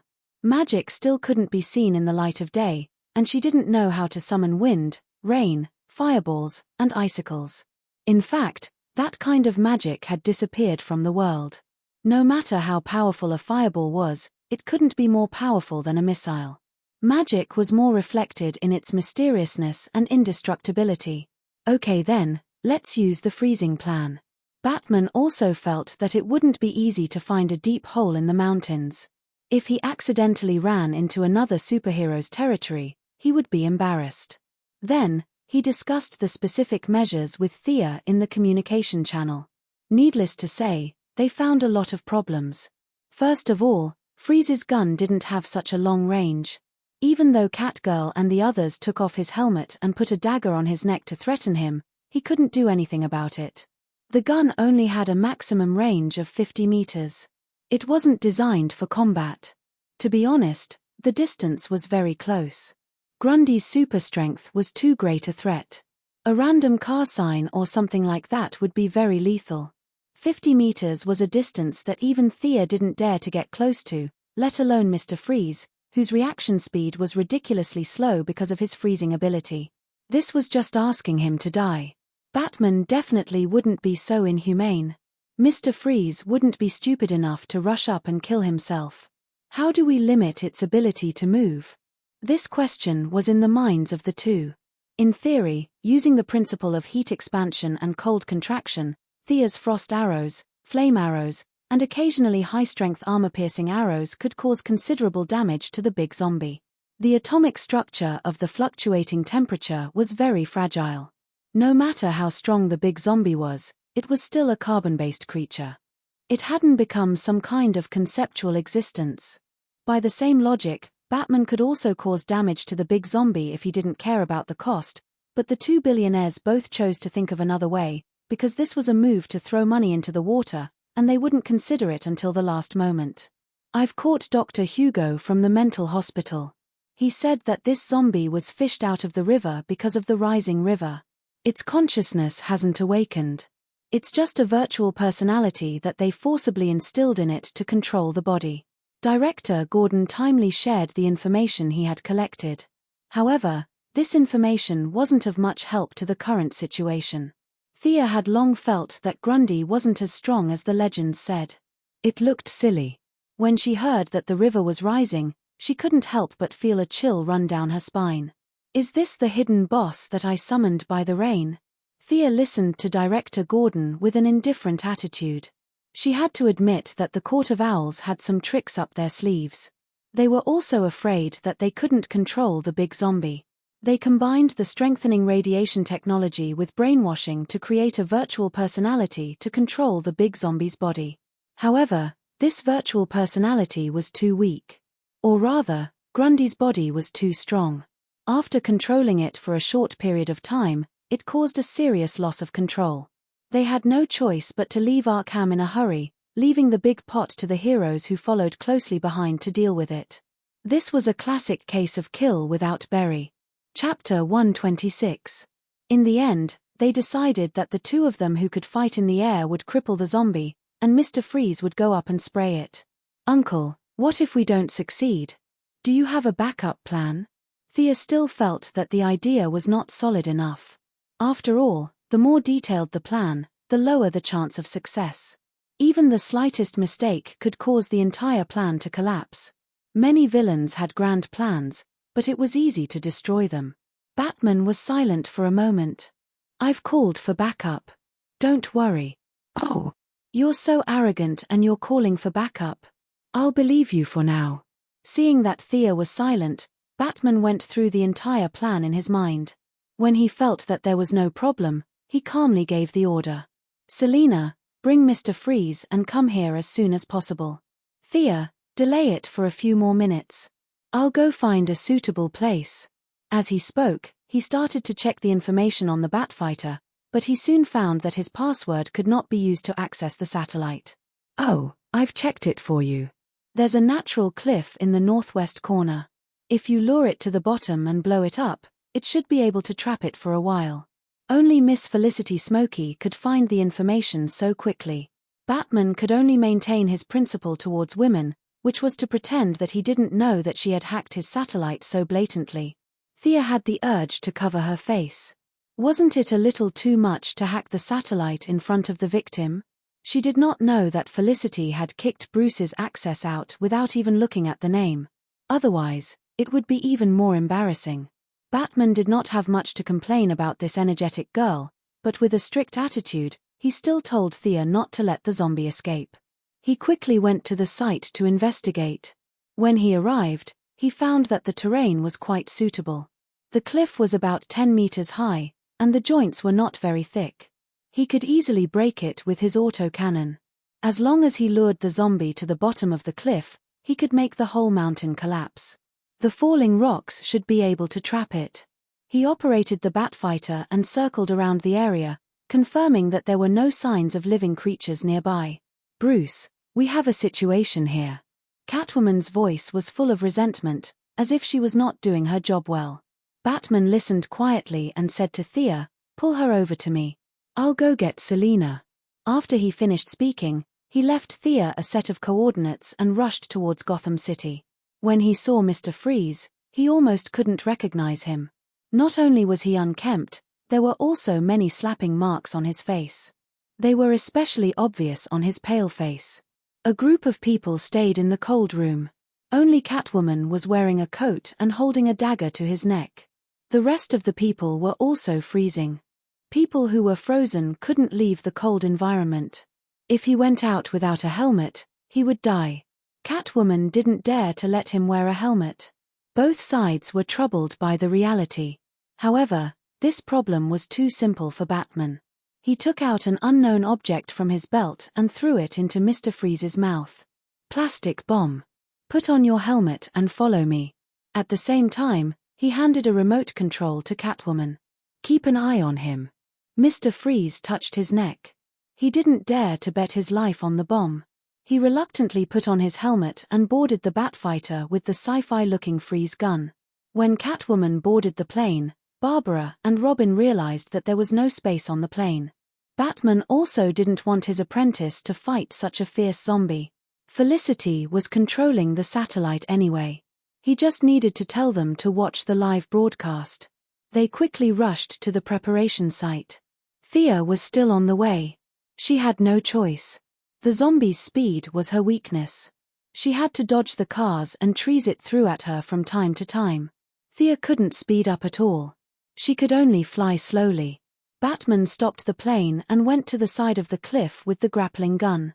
He set up a large circle of bombs and threw a remote control to Catwoman. He made eye contact and left the two at the scene. He flew to Thea alone. Mr. Freeze looked at the two remote controls in Catwoman's hands. His eyelids kept twitching. "Sister, you won't make a mistake later, right? Please don't make a mistake." At this time, Thea was still pulling the zombies aggro. The Sky's Eye Society's military helicopter had returned early because of the lack of fuel. When she saw Batman coming to pick her up, she didn't say anything and just left everything to him. It would be a lie to say that she wasn't tired. She concentrated on moving from the center of the city to the south and circling around the city for a few hours. She attacked at night, but now it was dawn. Not to mention the consumption of arrows, she was not as focused as before. She was still in this state after the awakening of her bloodline. With the help of the sun rune, she could more or less absorb some sunlight to recover her strength. Otherwise, she wouldn't have been able to hold on. She flew quickly to the preparation site. This was the first time that Thea saw Mr. Freeze up close. Their eyes were definitely not friendly. Last time, her canister plan didn't cause much damage to Mr. Freeze, but all his armor and weapons were destroyed. This time, he was wearing an old model. He was not afraid of frostbite because of his special body, but he couldn't avoid the freezing effect. Ordinary people could defrost by heating, but he couldn't. He couldn't even touch it at room temperature. He could only defrost it in the freezer. What kind of environment was the freezer? The defrosting speed was as slow as a tortoise's. Luckily, he had a special body, so it took him 10 days to get out of the ice. His chest was stuck to his back, and he almost starved to death. Thea didn't know about his painful experience. She was just curious about his armor and freezing spear. She secretly thought that she must study his equipment carefully when he was locked up. Bang! The sound of air exploding from afar woke up the three people who were silent. "Is that a bird?" Catwoman, who was naturally sensitive to fish and birds, asked curiously. "That's an airplane." Mr. Freeze, the cryogenic scientist, despised Catwoman's ignorant and incompetent look. "That's Superman." Felicity, who was remotely controlling the Wayne family's satellite, immediately discovered the identity of the intruder. She screamed like a diehard fan, her voice so loud that it made everyone's eardrums buzz. Thea was speechless. "That's enough. Can you not be so exaggerated?" The person who came was wearing blue tights with a Big's logo on his chest and an obvious red cape. It was obvious that he was Superman. His face was strong, and his expression was full of sunshine. He seemed to be the embodiment of positive energy. He stayed in the sky far away and didn't come down to greet them. Sia felt a lot more at ease now. Both of her legs were still there. Wouldn't that little zombie fall into the bowl with a handful of her hands? Thea's sharp spiritual power sensed a strong sense of peeping. She looked up at the sky reflexively. That sunny guy was looking at her with shining eyes. Damn. I just said hello, and you're peeping at me. What is he looking at with his X-ray vision? This guy doesn't have any weird fetishes, right? Thea subconsciously hugged her shoulders. Chapter 127. After thinking for a while, she understood that this guy was not using his superpower to look at girls. He must have noticed something strange about her and took a peek. Sia harumphed heavily. Her secret had been discovered, and there was no point in hiding anything when dealing with this group of cheaters. Her golden blood was so obvious that it would be difficult for her not to be discovered. Next time, her combat uniform had to be equipped with an X-ray protection function. There were too many people with X-ray vision these days. If she met a few perverted ones, she would be at a disadvantage. However, when she glanced at Superman in the sky, she saw that his face was full of uncertainty. In the end, he did not say anything. He just greeted Thea thoughtfully and did not say anything further. Could it be that this guy did not see it? Ancestor Merlin's bloodline was very powerful. It came with a shielding function. Thea did not know if her guess was right. She thought to herself that she should try to get some information out of Big Chow later. Thea's thoughts aside, in less than 5 minutes, the few of them saw a small black dot on the horizon gradually approaching. The Batfighter was afraid that the zombie could not catch up, so it did not dare to drive too fast.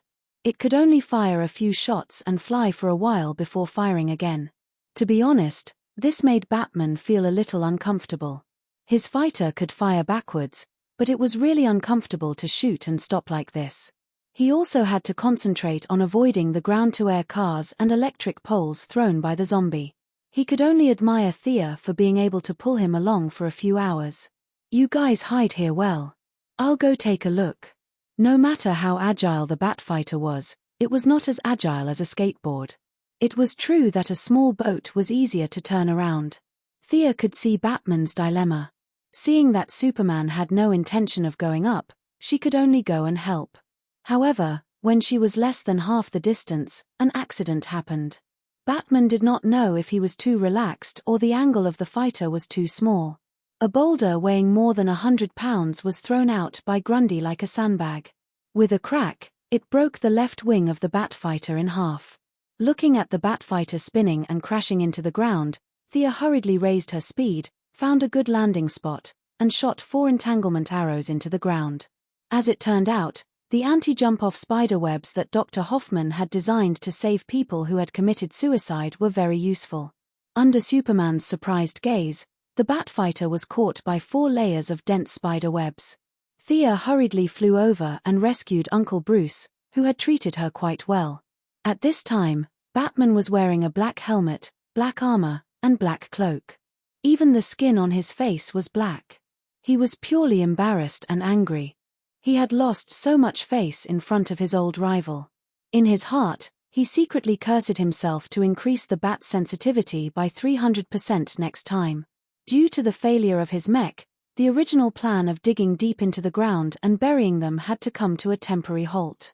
At least, these few people could not carry out the plan. Fortunately, the reinforcements who wanted to laugh at their old rivals finally decided to step in. Superman did not act rashly. Instead, he used a long-range attack to test his opponent's strength.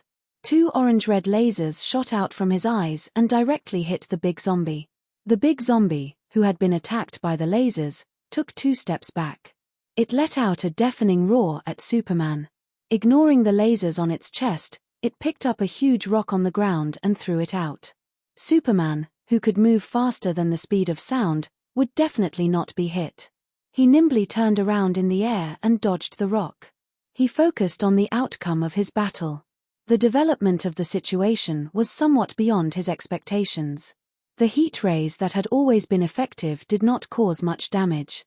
At the same time, the enemy's strong self-healing ability also shocked him. Was this guy really an Earthling? This self-healing speed was almost on par with us aliens. Superman believed in the principle of not fighting blindly if he could kill, so he did not waste any time. He pulled his left hand back to his waist and raised his right fist high. Then, he rushed towards Grundy. The distance between the two of them instantly shortened as he flew at supersonic speed. Although Grundy had been brainwashed and could only move by instinct, his body's natural reaction was still there. Facing this punch, he did not retreat. Instead, he roared and raised his huge fist to meet it. Boom! There was a loud explosion at the place where the two of them collided. The huge force squeezed the air in all directions. The trees and rocks that were closer to the two of them were instantly smashed into powder by the powerful shockwave. Catwoman and Batman were experienced and had already found a place to hide. Thea also quickly increased her altitude to avoid the powerful shockwave. This kind of strength was too unreasonable. No wonder Batman did not like Superman. You have such great strength. You make us, who have worked so hard to train in martial arts, feel ashamed. No matter how good we train, it's useless. Thea thought that she was broad-minded, but this was the first time she had seen such an inhumane battle. She was so King jealous. This showed the importance of reincarnation. Fortunately, Superman was not omnipotent. His body was too strong, and his talent points were all added to his strength, speed, and vitality. His magic resistance was frighteningly low. As long as he had a little bit of success in his magic, he could use mind control to make this guy in the red cloak kneel down and surrender. With that in mind, she felt much better. In terms of life form, at least she was much stronger than her master, who was still racking his brains. Sia also relaxed and focused on this rare battle that Gotham would witness once in 100 years. Superman had already determined that the enemy's strength was about the same as his through his continuous probing. However, his opponent did not have the ability to fly. This seemed to be something he could make use of. He started to use his mobility to fly around Grundy. Although the big zombie tried his best to fight back, the effect was minimal. Superman's fists still landed on his head like raindrops. The battlefield of the two became bigger and bigger. Trees and mountains were destroyed by the aftermath of their attacks. The originally flat ground was also trampled by the angry Grundy. Thea flew high and focused on the battle. It could not be helped. She did not know which idiot taught Superman how to fight. He especially liked to grab the enemy and throw them out like bowling pins. After that, he would poke at the side and pose with a cold face. As one of the grandmasters of combat, Thea did not understand. Was there a need to do this? The damage from the fall was not as good as a punch. Throwing the enemy out was just giving up the early advantage. Grundy might have thought that it was fun after being thrown around a few times, so he started to play the throwing game with Superman. Superman would grab Grundy's neck and throw him out, and Grundy would grab Superman's cape and send him flying. The battlefield was getting bigger and bigger. Thea had already descended from the sky. It was more dangerous in the sky than on the ground. She hid beside Batman. Uncle was very experienced. He had already hidden in a shallow pit and watched the scene of the battle. This was probably the reason why so many people hated Superman. He did not pay attention to the environment. The originally beautiful place was now like a wasteland after a nuclear war. The next apocalyptic movie could be filmed here. Thea only had one word left for Da Chow: brainless. The battle lasted for 10 minutes. Although the big zombie was at an absolute disadvantage, Superman was still unable to take it down. This made him a little anxious. He saw an opening and went to the side of the zombie. He punched the back of its head.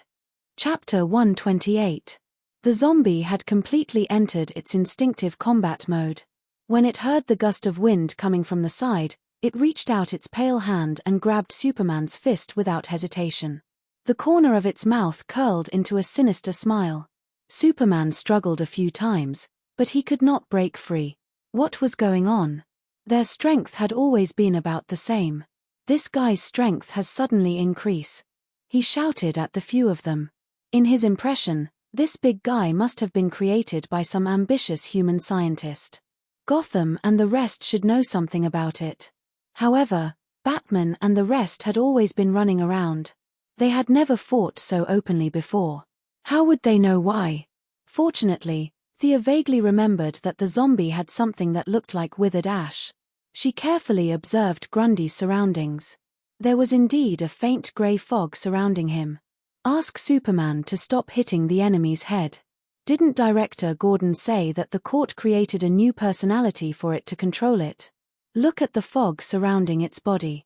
I suspect that its strength has increased. This means that the old personality is about to awaken. Thea summarized her analysis to Batman. Fog. Why don't I see it? Old Master looked around for a long time but did not see any fog. This is bad. Am I the only one who can see it? At that moment, two little people appeared in her mind. The black Thea grabbed the white Thea and slapped her. Slap, slap, slap. Who told you to talk too much? Who told you to talk too much? Thea wiped the non-existent sweat from her forehead and did not say anything. Batman looked at her with confusion. Then let's use our method to imprison it. After that, he picked up a device and whispered a few words. Superman was stunned for a moment. He then changed the angle of his attack and started hitting Grundy's legs. Oh, you two even have a special communication channel. Thea thought to herself. Their friendship was really strange. They were fighting against each other and cooperating at the same time. Batman whispered a few more words. Then, he turned to Thea and said, "Bring Selina and the rest up there and freeze it." Okay. Thea did not say anything else. She pulled Catwoman and Mr. Freeze and flew towards the demolition site. Superman had given up on the zombie's head after receiving their instructions. Instead, he attacked the zombie's legs and arms. The grey fog that was about to take shape seemed to be restrained by something. It retracted back into the body intermittently. In terms of strength, Superman had the upper hand again. Superman at full power was not just for show. With punches, kicks, and heat rays, Grundy's limbs were broken like a sandbag. No matter how strong his recovery was, after such a long battle, the speed of his cell repair inevitably slowed down. Come over here. Dartsow, who was radiating sunshine, waved at the people on the skateboard. Hurry up and get down, Catwoman ordered Mr. Freeze as she gestured with the remote control. Although he was very unwilling, Mr. Freeze had no choice but to jog and jump off the skateboard. Catwoman was not satisfied with his dragging speed. She even kicked him hard. When he got close to Grundy, he did not care about its roaring mouth. He aimed at the zombie's head and pulled the trigger. Visible frost quickly covered the zombie's skin. Mr. Freeze also knew that if the zombie escaped, the two flying in the sky would not be afraid. He would be the first unlucky one since he was the closest and the slowest. Superman also had frost breath. Perhaps in consideration of the overall situation of the cooperation between the two sides, he breathed out frost breath after Mr. Freeze. Seeing that they were so lively, Sia also shot a frost arrow in the spirit of killing people. Mr. Freeze was very motivated.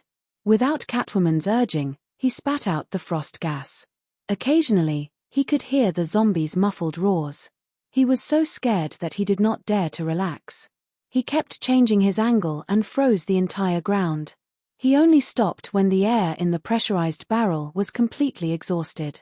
He took a few steps back and watched the development while panting. Batman was not idle at this time. He changed the Batfighter with half of its wing broken into a Batcopter. He pulled a square metal box from Wayne Enterprises that was 10 cubic meters in size. It was made of solid tungsten and could withstand a temperature of 3,000 degrees. He covered the frozen zombie with the box. After that, he poured a stream of high-speed cement into the gap in the box. Looking at Solomon Grundy gradually being buried and disappearing, Thea felt a little pity. As a beginner sorcerer, she felt a very strong power from the zombie. This power was not the power of the body, but something of a higher level. She could not explain it clearly. If she could study it, she believed that it would improve her ability. Unfortunately, now was not the right time. It was not good to do anything in front of Batman and Superman. Moreover, she was very weak. Even if she obtained the power from the zombie, it might cause more trouble due to her lack of control. You are Sister Kara Danvers? Superman flew to Thea and asked in an uncertain tone. He always felt that this girl was very strange. His X-ray could not see through her at all. All kinds of abnormalities could not be seen by others, but he could see a lot of sunlight entering Thea's body every minute and every second. After coming to Earth for so many years, this was the first time he saw someone who could absorb sunlight. Because he could not see how he looked when he was basking in the sun, he was not sure if Thea's reaction was the standard reaction of Krypton. From the sunlight, he naturally associated it with his cousin Kara Danvers, whom he had not seen for many years. Batman, who was originally in a daze on the side, suddenly pricked up his ears. "What do you mean? You and Superman are also relatives. Also, you are Talia's sister. Does this mean that Talia is also an alien?" Just as Batman was thinking about whether to strangle his son when he went back, Thea's face turned green. "No, absolutely not. Hero, you have the wrong person. How can you people randomly recognize relatives? You recognize relatives in front of Batman, and your reputation will drop by thousands in an instant. What's more, I am not. I'll leave first. Contact me if there's anything." Hearing her denial, Superman did not say anything. He coolly said goodbye to Batman and nodded at the others. With a standard takeoff motion, he broke through the sound barrier and disappeared from their sight. Batman's expression was normal as he chatted with Thea for a while. It was all nonsense about whether she was tired or not. Damn it, Thea was a little depressed. Her reputation must have dropped, but fortunately, it was not by much. She could only ask Catwoman to talk to him. If she could not do it alone, she could ask Talia to help. No matter what, she had to get her reputation back. What do we do next? Looking at the big zombie sealed in a 10 cubic meter box, everyone, including Mr. Freeze, heaved a sigh of relief. This unkillable and extremely strong guy was not easy to deal with. At least for Gotham, where victory was decided by intelligence, this big guy was too reckless. It could easily flip the table, regardless of whether it was a hero or a villain, they could not accept it. Bury it on the spot. The old master's deep voice was transmitted to their ears through a voice changer. This kind of digging and burying had nothing to do with the heroes. Gordon, who was known as the #1 bug in Gotham and could not be killed, quickly appeared in their field of vision. He brought a lot of workers and digging equipment with him. After a brief introduction, he started digging on the spot. Batman meant that the deeper, the better. Of course, Sia didn't want it to be so troublesome, but she had no reason to object. In the end, the person in charge of the construction said that since they didn't lack money, they could only dig 10,000 meters at most. They wouldn't be able to go any further with the drill. Originally, Thea wanted to take a look at the situation, but when she heard that they had to dig 10,000 meters deep, she immediately fled. Could there even be oil? How long would it take? She used the excuse of going back to rest and flew back after saying goodbye to the others. Chapter 129. Catherine, come down and play with us. Mom, it's so dark here. Come play with me. *TCH, I won't let you go even if I become a ghost. In a gorgeous bedroom, a middle-aged woman with a face full of fear suddenly woke up from her sleep. No. Don't come here. As the ticking sound of the clock echoed in the quiet room, she finally realized where she was. She looked at herself in the mirror, her face was ashen, and a trace of fear appeared between her brows from time to time. She rubbed her forehead. It's the third day and I've had nightmares. I can't live in this *TTY place anymore. She angrily pressed the call button on the bedside table. Her loyal subordinates would escort her to another safe place. However, after waiting for a full 3 minutes, it was still quiet outside the door. She could only hear her own heavy breathing. She knew she was in trouble. She took out a pistol from the bedside table and looked around vigilantly. Hi, Maram, good evening. She suddenly heard a greeting. Without thinking, she shot at the window where the voice came from. The person was shot and fell to the ground, which made her sigh in relief. However, before she could calm down and think, she saw the same person appear at the window and greet her with the same tone. Hi, Maram, good evening. When she took down the third monster, her nerves were stretched to the limit. Although she was not a killer, she was trained in marksmanship. Her shots must have hit the other party, but it seemed that the other party was not hurt. Who was this person? Or was it something else? She tried to calm herself down and held the gun tightly, trying to comfort herself. When the monster appeared at the window for the 4th time, she did not shoot rashly. She wanted to know why the monster was looking for her. The monster, covered in black fog, came to the window and saw that she did not attack. Instead, she looked at him vigilantly. He knew he was one step closer to success. He jumped into the bedroom. "Don't come here." The middle-aged woman named Catherine pointed her gun at the black mist figure with trembling hands. No matter how hard she tried to cheer herself up, she was still scared out of her wits when she saw such an abnormal phenomenon. How could a normal person be shrouded in black mist? It was hard to say if this guy was even human. However, she was soon surrounded by an even greater fear. She did not have the heart to think about the black fog. The man in the black fog stretched out his smoky arm and snapped his fingers. "Give me the gun." Catherine felt that there was something wrong with the other party's IQ. "Why would I give you the gun for no reason?"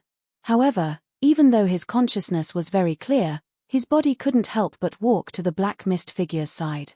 His limbs were stiff as he handed the gun over. This abnormal scene almost scared her heart out of her chest. She felt as if a taut string in her head had snapped in an instant. Her rationality and logical thinking had all disappeared. She was finished. She had done too much evil, and it was finally the day when she could be free. 30% fear, 30% unwillingness, and a little disbelief. He trembled as he stood in front of the strange man in the black fog. The black fog monster that appeared here was naturally Gotham's good friend, Thea. After solving the Grundy incident, she also knew that her trip to Gotham had come to an end. Whether it was to help Moira in the election or to learn more knowledge, she needed to return to Star City.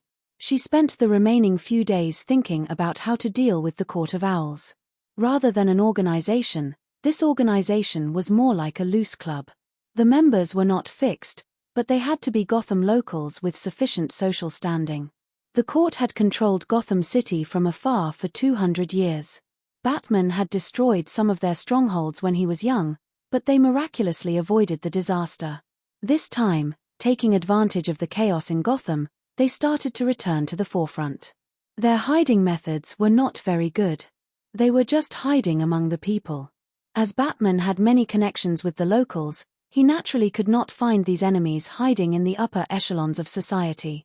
Thea did not have this problem. She only needed a breakthrough. She did not need to find everyone. 3 days ago, she activated the nano-tracker in Talon's body. The woman she tracked was the court's liaison officer.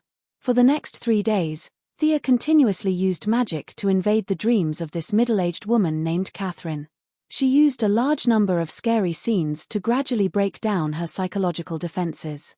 Finally, she completed the preliminary control today. Of course, she would not say that she was thinking about the mind control spell to deal with a certain muscular man in a red cape. There must be a misunderstanding. Thea sighed. Although the casting process was bumpy, it was finally completed. If Merlin knew that his descendant took 3 nights to cast such a simple dream entry spell, he would definitely come out from the depths of the multiverse and throw a fireball at her face. This was the trouble of not having anyone to teach her. Thea knew that she was terrible, but this was her limit. She had to memorize the contents of the hidden map, the engraving method on the dagger, and various unreliable theories on the internet. She finally managed to cast the spell. In order to make the spell more effective, she even created 3 clones to send her to her death. When she thought that she could escape, she would kick her down, causing her to completely lose her mind. Of course, this was not a spell.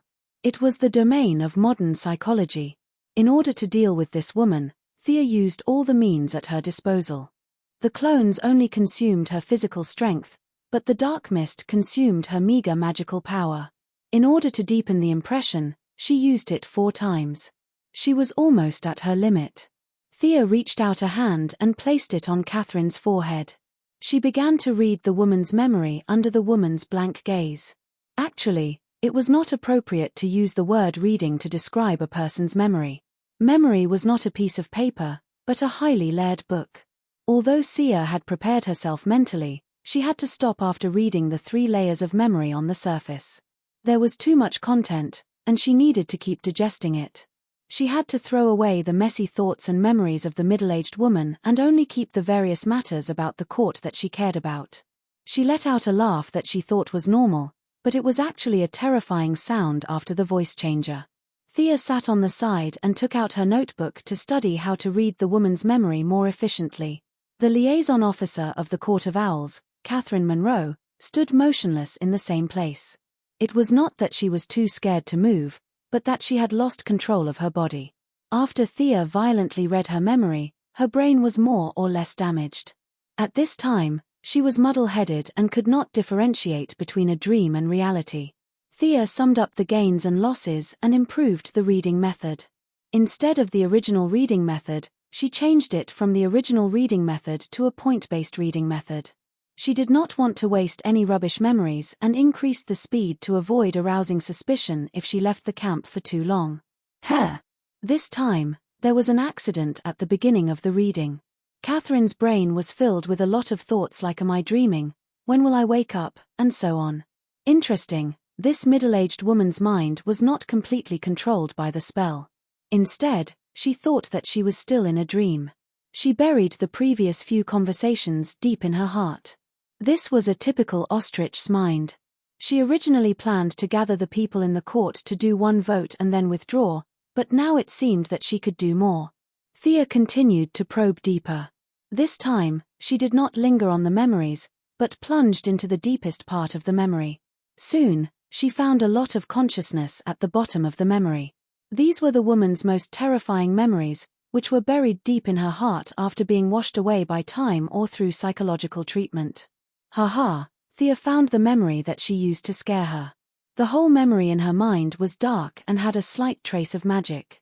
This mass of memory was trying its best to devour the terrifying memories around it. When it completely wiped out the surrounding memories, the middle-aged woman named Catherine would be frightened to death. Her breathing would be disordered and her heart would stop. Of course, Thea could not let her die. This woman's will was not strong, and she was in a high position. This was a weapon that she could use to control the court. Yes, she originally only wanted to sell the hammer, but now that she saw another possibility, she immediately changed her plan. She wanted to control the Court of Owls. Whether it was for the family's wealth or to set up Gotham, these so-called upper-class people were too useful to her. Furthermore, with their help, she might be able to find a way to further her magic training. Thea began to consciously modify the nightmare that she created. Because it was more or less tainted with her own magic, the memory did not reject her. Following the steady output of her magic, the old grey memory was replaced by a memory with magic. This new memory was modified by her into a very old-fashioned obedience contract. This middle-aged woman named Catherine Monroe would acknowledge Thea's orders from the bottom of her heart.